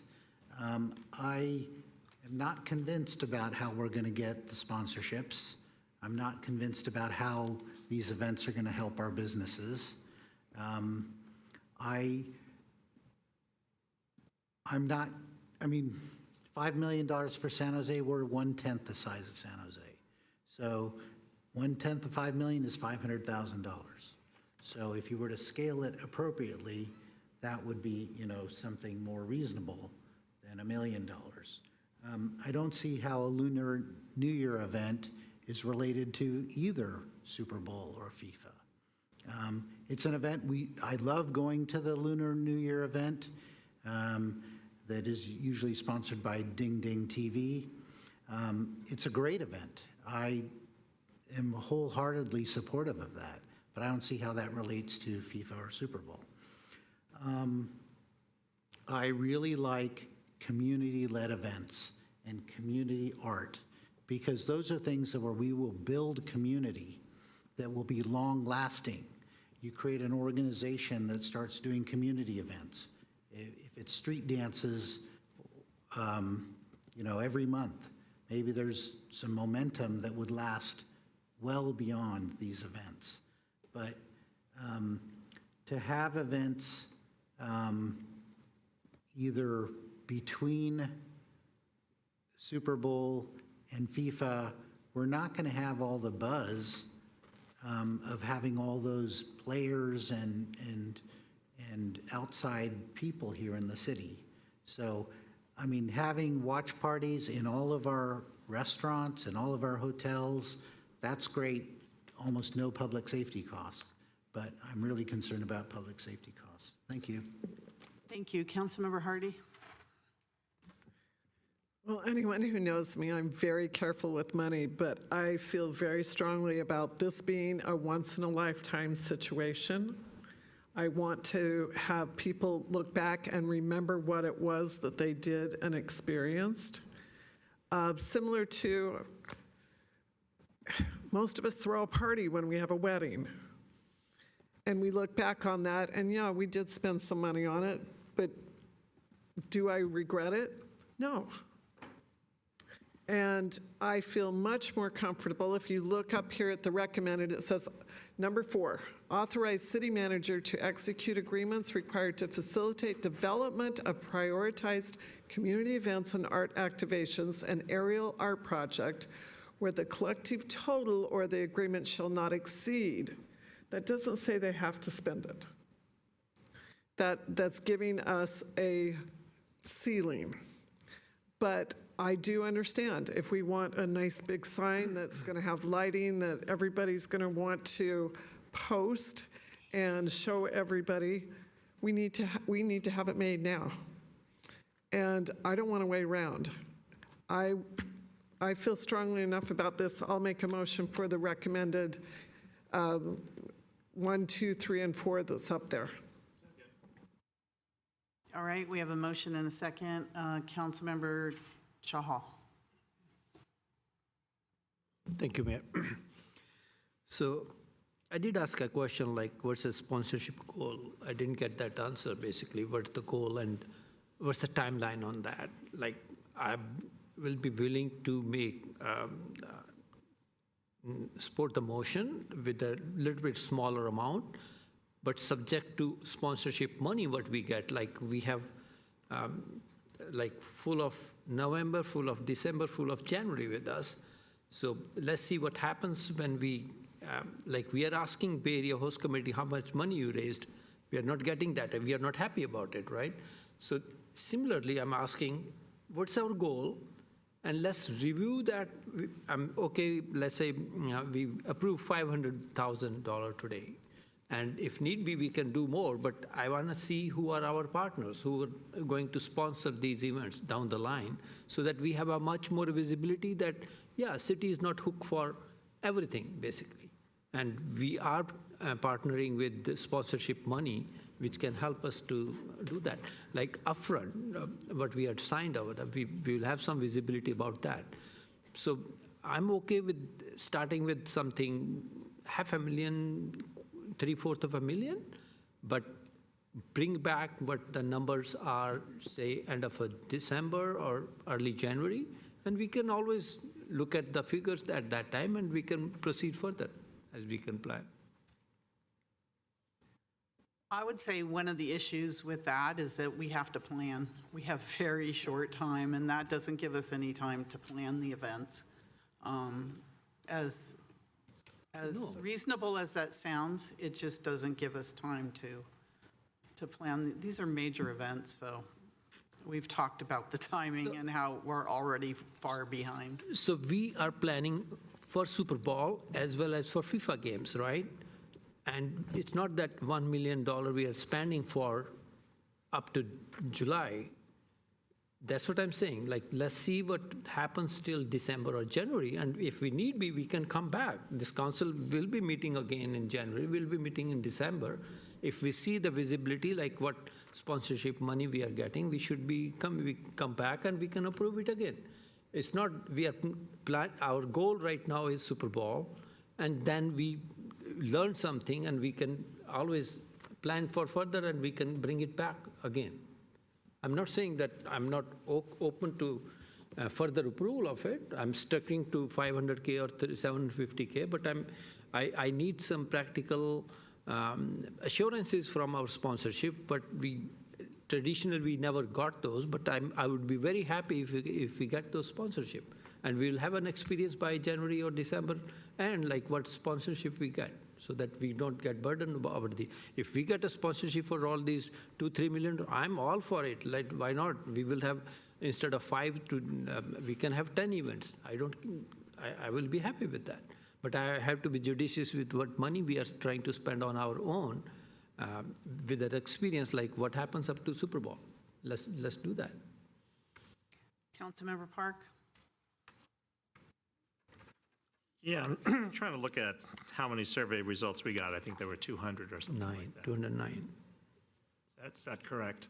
And I kind of feel that this is an example of where committee subgroups, having committee subgroups without larger engagement, it may not work. Like, if I'd known that this work was going on, I think there would have been more public, if we had more public input sooner, if we had more discussions about this in a public meeting, I think that would have been much better. I mean, to hear that you've been working on this for 6 months, or I don't know how long you've been working on this, and this is the first time we hear is when we have to make a decision on the work that's been done is kind of jarring to me. Like, this is where the discussion starts, but right now you're presenting this for the first time and saying we need you to make a decision. And it's also the first time when the mayor spoke, and the first time this presentation that I heard that the night markets will be a Chinese community event and linked to Lunar New Year, which I think could work, but night markets are pretty universal. In fact, when people say night markets, I think of Reading Market in Philadelphia, I think about other things. They're not night markets, they're day markets, but I think the concept is very similar. I mean, in Japan and Korea, and any Asian country, you have these kinds of markets.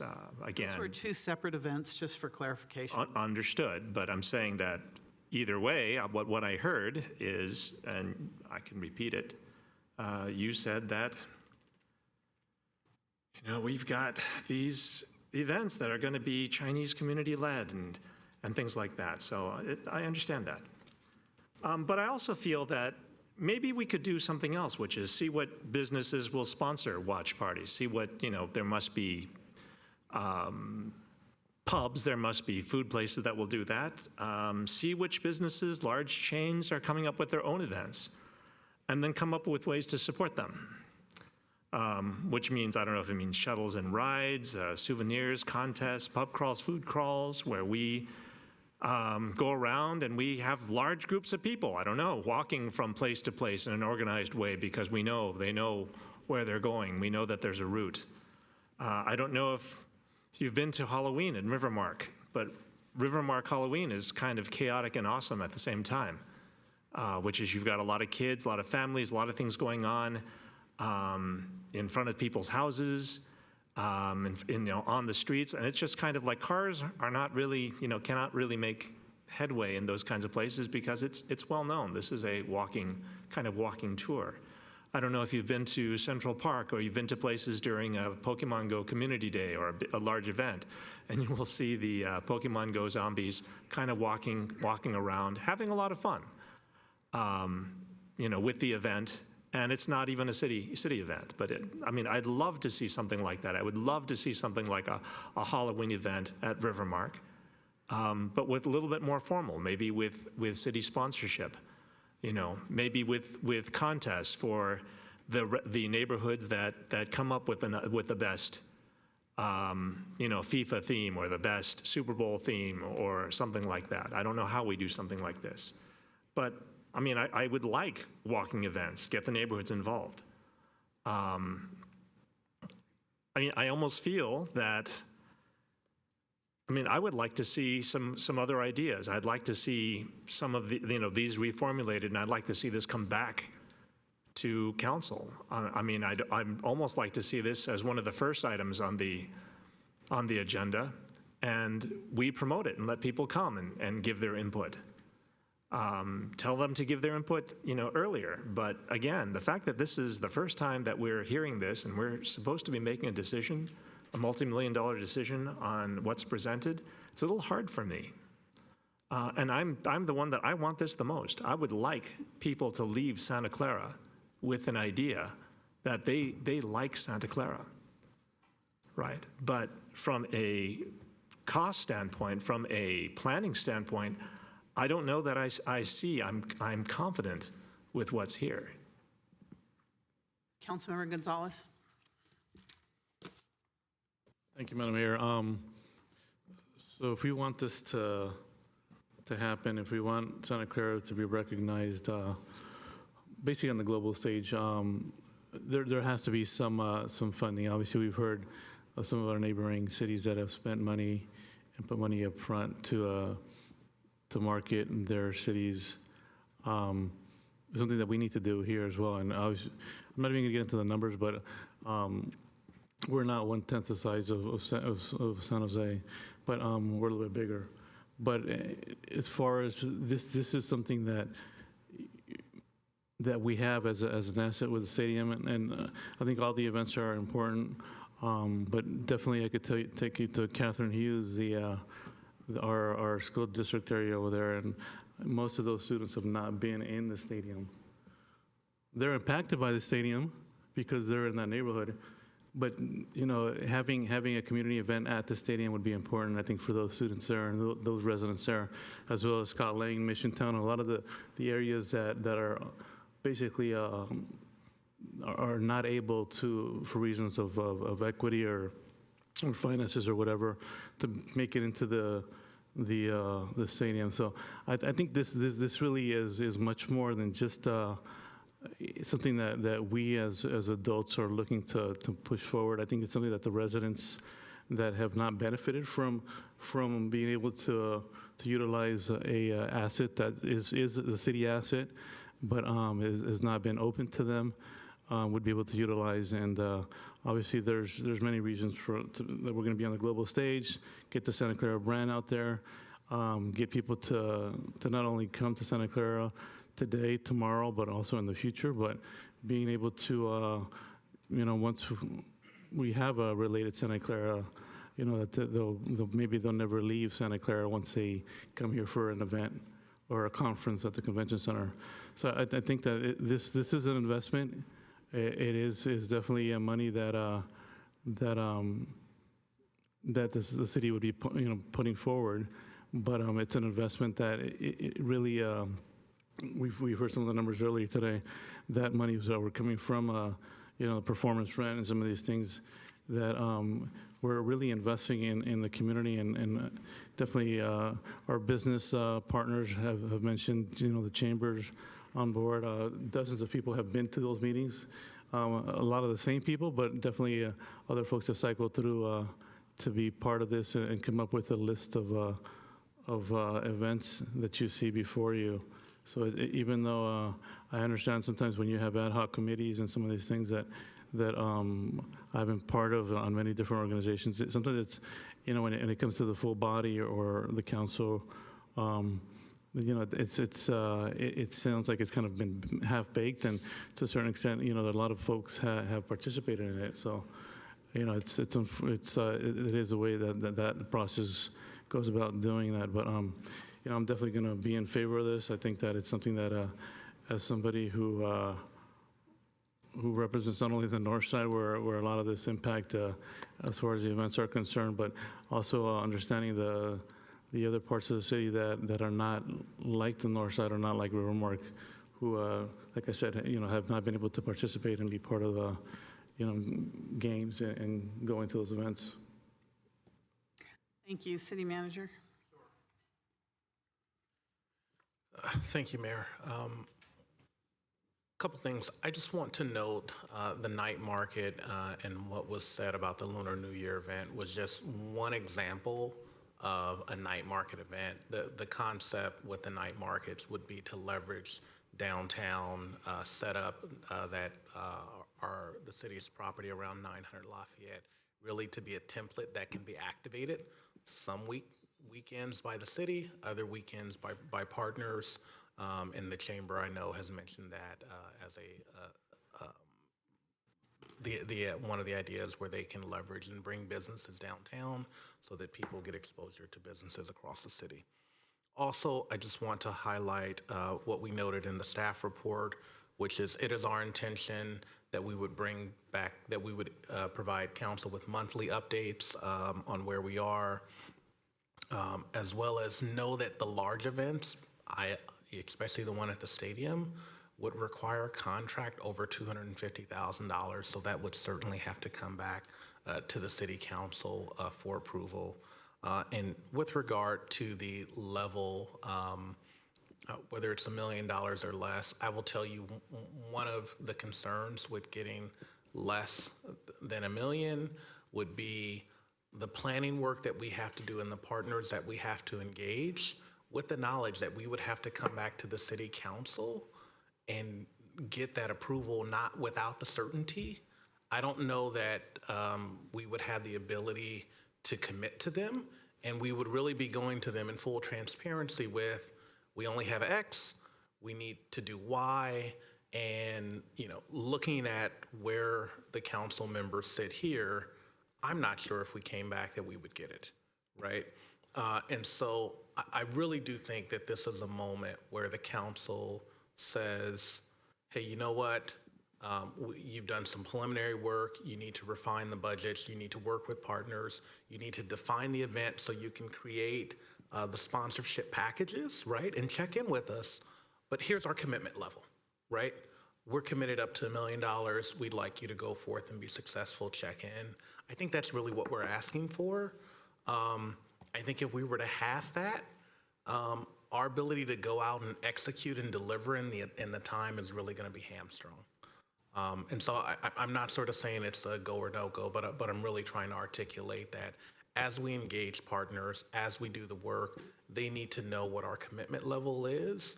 And to say that we have to come back for an approval, they may not be wanting to commit because frankly, we haven't committed. Thank you. Councilmember Park, followed by Hardy, followed by Chahal, and then we're going to vote. Yeah, given that, I was going to make a substitute motion that we approve $1 million and no more. Start with the things that are certain, allow the city to plan and start, and then have staff come back no later than, I don't know, first December meeting with an updated presentation of what we can do. I mean, as the city manager said, define the events. Perhaps with an additional ask, come back with a plan. If not, stick with the $1 million. But at this point, I think that leaving it as open-ended as the recommendations, that's not something I necessarily feel comfortable with if there's going to be no review after the fact.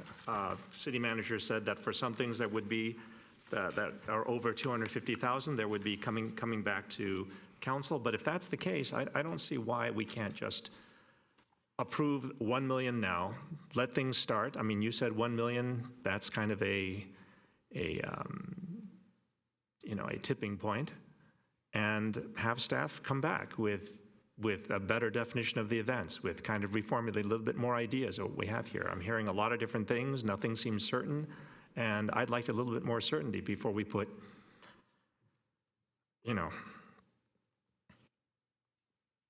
lots of money into this. So that's my substitute motion. Councilmember Hardy. I'll second that. It's the same motion that's up there, not to exceed $1 million. Yeah, City manager. I also wanted the next presentation's definition of events to come back. It's not just there. Just knowing your council deadlines, can I proffer that we would come back at the first meeting in January? Just give us sort of roughly 60 days. Well, plus we need to go back to the committee to finalize these things, and our next committee meeting isn't till November 3rd, I think. Monday, November 3rd, yeah. Yeah. I just proffer the first meeting in January. I mean, by December is really the last meeting in November, and so it's sort of, almost 3 weeks from today when we would need to know what we're coming back with. So that's my proffer as first meeting in January.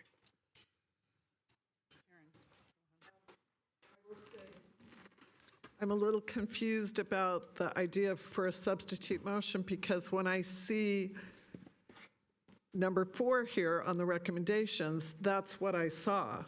And that this will all need to come back. The committee's going to work some more. Just doing the simple math, this works out to be $7.70 per person maximum. And even just for buying a scarf that says FIFA on it would be more than that. So the idea of being able to provide activities and events, because I looked into buying tickets for my grandson and realized it would be almost $4,000. I could have taken him to France for that. And so I was a little horrified, but the idea of being able to provide something for our residents to do, something for them to remember, having more than one event, as was said before, we spent a whole bunch of money on one event, but to have a bunch of smaller events that people can pick from makes sense to me. And the fact that it works out maximum to be $7.70 per person. You can't go to the movies for that. There's almost nothing you could do for that. And to provide a memorable experience, I think that's what our money is for, is to provide for our residents. And that's why I wanted to prioritize these events for our residents. And the most expensive one would be at the stadium. And to me, that would be something, especially the kids, would never forget and would not get to do otherwise. And that, to me, is almost priceless. Thank you. Councilmember Chahal.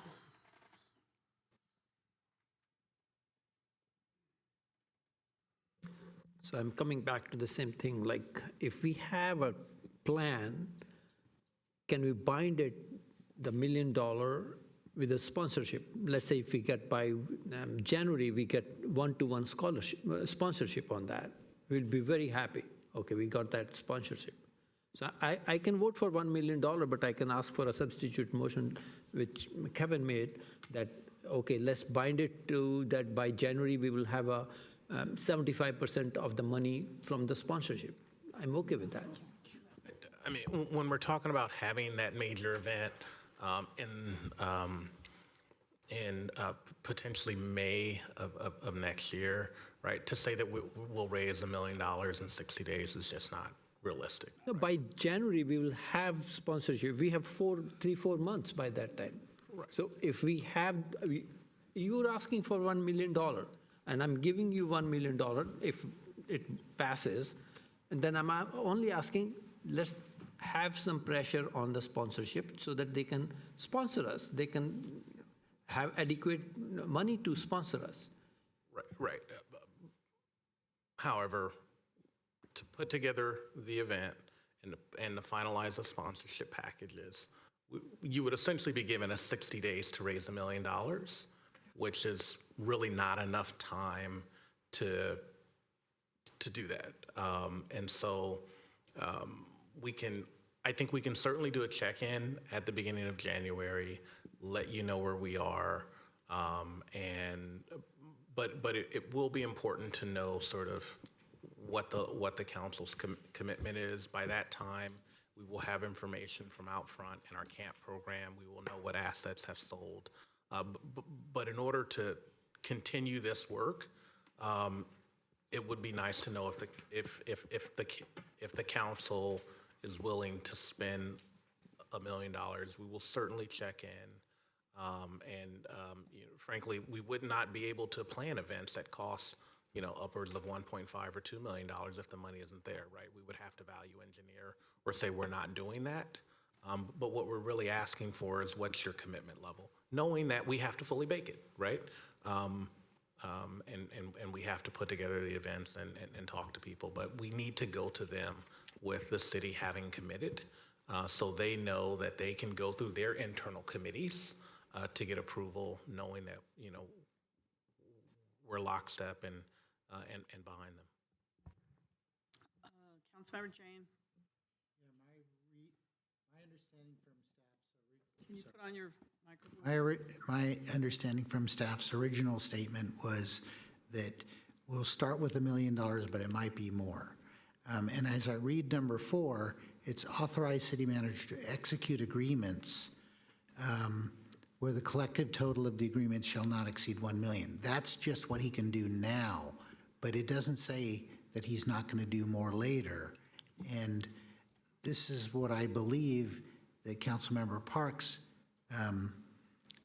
motion is, which I seconded, was that at no point will the city's general fund spend more than $1 million for the whole time. That's what I believe the motion is. That is what's before you. Now, again, if we get sponsorship revenue or if we get camp revenue, we will come back to you, we will recognize that revenue, and the total spend will go up, but the net to the general fund would be $1 million, or what's in front of you. Well, if that's the motion, I withdraw my second. Councilmember Park. Yeah, so I understand what you're saying now, but at the same time, what the motion says, and this is the part that I was actually focused on, it wasn't just the 1 million, was to facilitate development of the prioritized community events and art activations. And again, these were the summary of proposed events, activations, costs, and this is not really a plan. This is a kind of a bucket with a lot of things in it. I would have thought that the plan would have had a little bit more than this. And what I really wanted was I wanted time for staff to come and put a little bit more detail, as you said, to define the events. I think that there was a number of comments, feedback that was here that could help refine even the summary of the proposed events and activations, and the fact that that we're not talking about that doesn't make any sense to me. Like, we are talking about the Mission Shines business lighting campaign, and I don't know if we've gone through, have we tested this with the market? Have we tested this with people? Have we done things like this? And this is the first time. Who spent that money? How did we get money for those tests? For the corridor art, city sports legends, for the aerial slogan display, for all of these different things, it's like, this is the first time we're hearing about this. And you're asking for us to do something. I'm like, I'm sorry, but maybe the subcommittee groups, and excluding, discussion from the larger community is not the way to go for these kinds of things. And like, I am all for spending money. I want people to come to Santa Clara. But at some point, like, I don't want to be surprised by these kinds of proposals. I would like a little bit more meat on the bones for some of the details, some of the actual events that you're planning. Sure. And if you're saying that $1 million is the most that will be spent, and you're going to raise essentially $1 million in external funds in 60 days anyway on top of this to do something else, I don't know that I would want you to do that. Like, even if you raise the money by yourself, I would want at least some feedback that says, yes, these are the events, these are the things we'd like you to spend the money on. Right. And I don't know that I get that with this motion. Sure. Through the mayor, if I can. I think number 4 is written how we normally write a item. We would not enter into contracts for $1 million, right? I think a better way to think of this is you're setting up a program, right? The program is community engagement and events, and you are funding the program with $1 million from the general fund. We know that you can't do everything that's in the program for $1 million, right? So if we're to accomplish everything in the program, we're going to need additional revenue, right? And that additional revenue will need to come in the form of sponsorship revenue or advertising revenue that we receive through the CAMP program.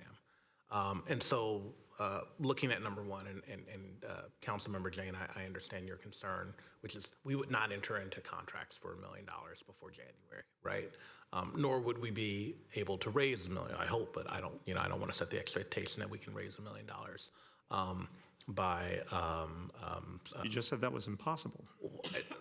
Essentially, I do not think it's possible for us to raise $1 million in 60 days. Of course, I hope that we could do that, but.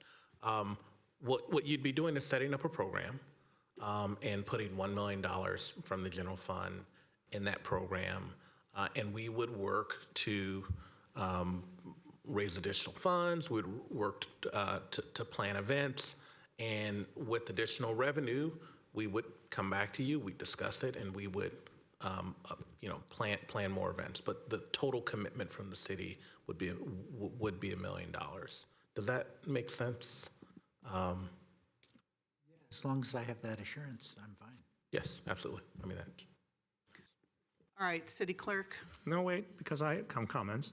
I mean, I had my light on, but no one else can see it, so it's easy to ignore. You've been commenting a lot. Are you Well, that's finished true. yet? This is about robust discussion. No, I'm not done because the city manager just added some Is there some new stuff. information? Oh, yes, there is. Okay, it's only 1:15 So a.m. then I think that we should have another item on here which defines the money raising and other things, because at some point I've learned from this executive staff that if it's not in the motion, then I don't know what's going to happen with it. I would like something that talks about that, that states explicitly that that's the money, that there is additional work going to be done, because that's going to take staff time too. I don't know how that's going to be tracked. I hope it's going to be on the dashboard, which talks about raising money outside of the general fund and how we do things. And I would like also something that says we will have checkpoints. Like, I know it's kind of implied in there, but I'd like when you said we'll have these specific dates. I'd like that to be,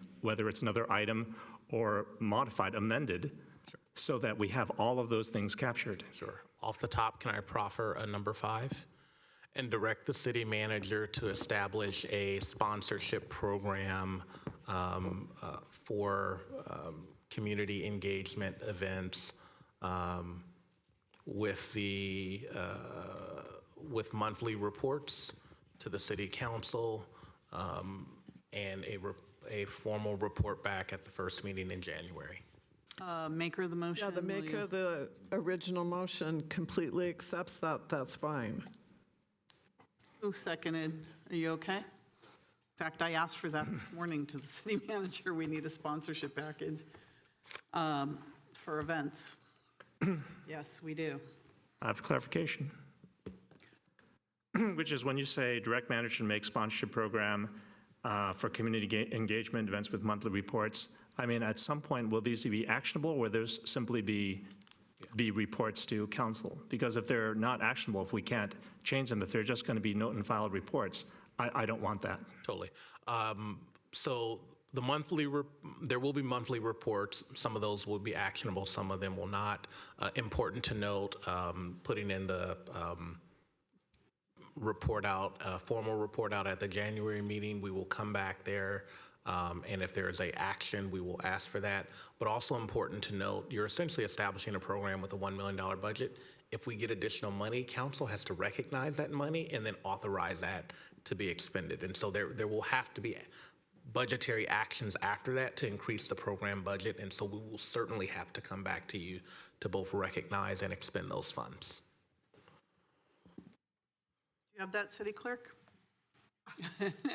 You still awake over there, City Clerk? I'm going to Sorry, I'll keep my voice down.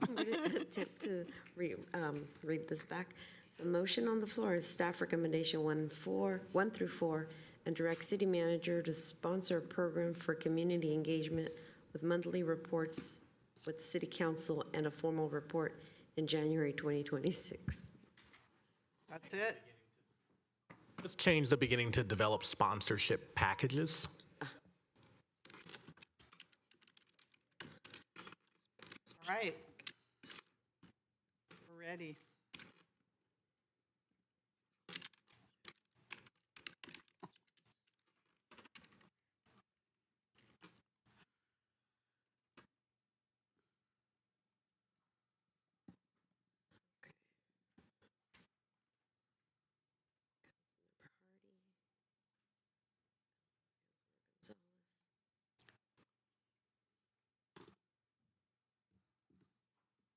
Please register your vote.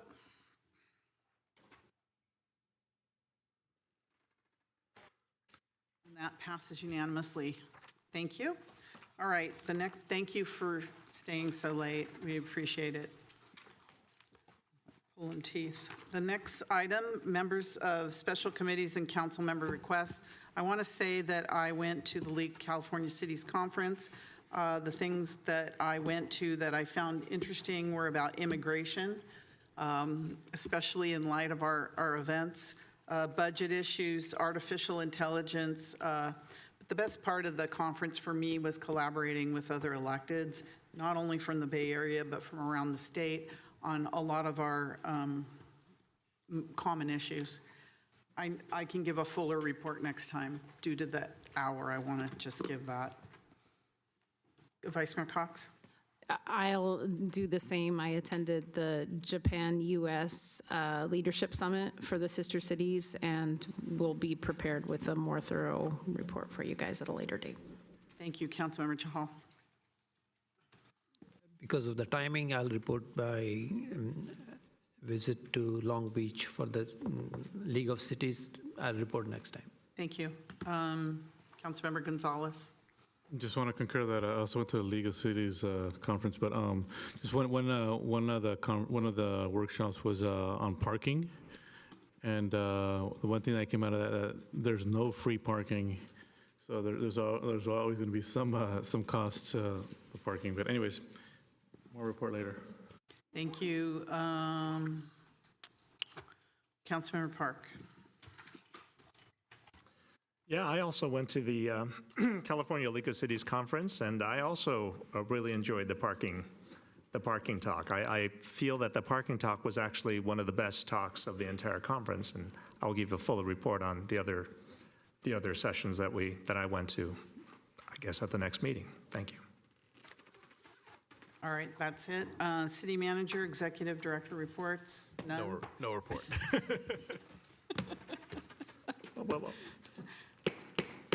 This meeting is adjourned.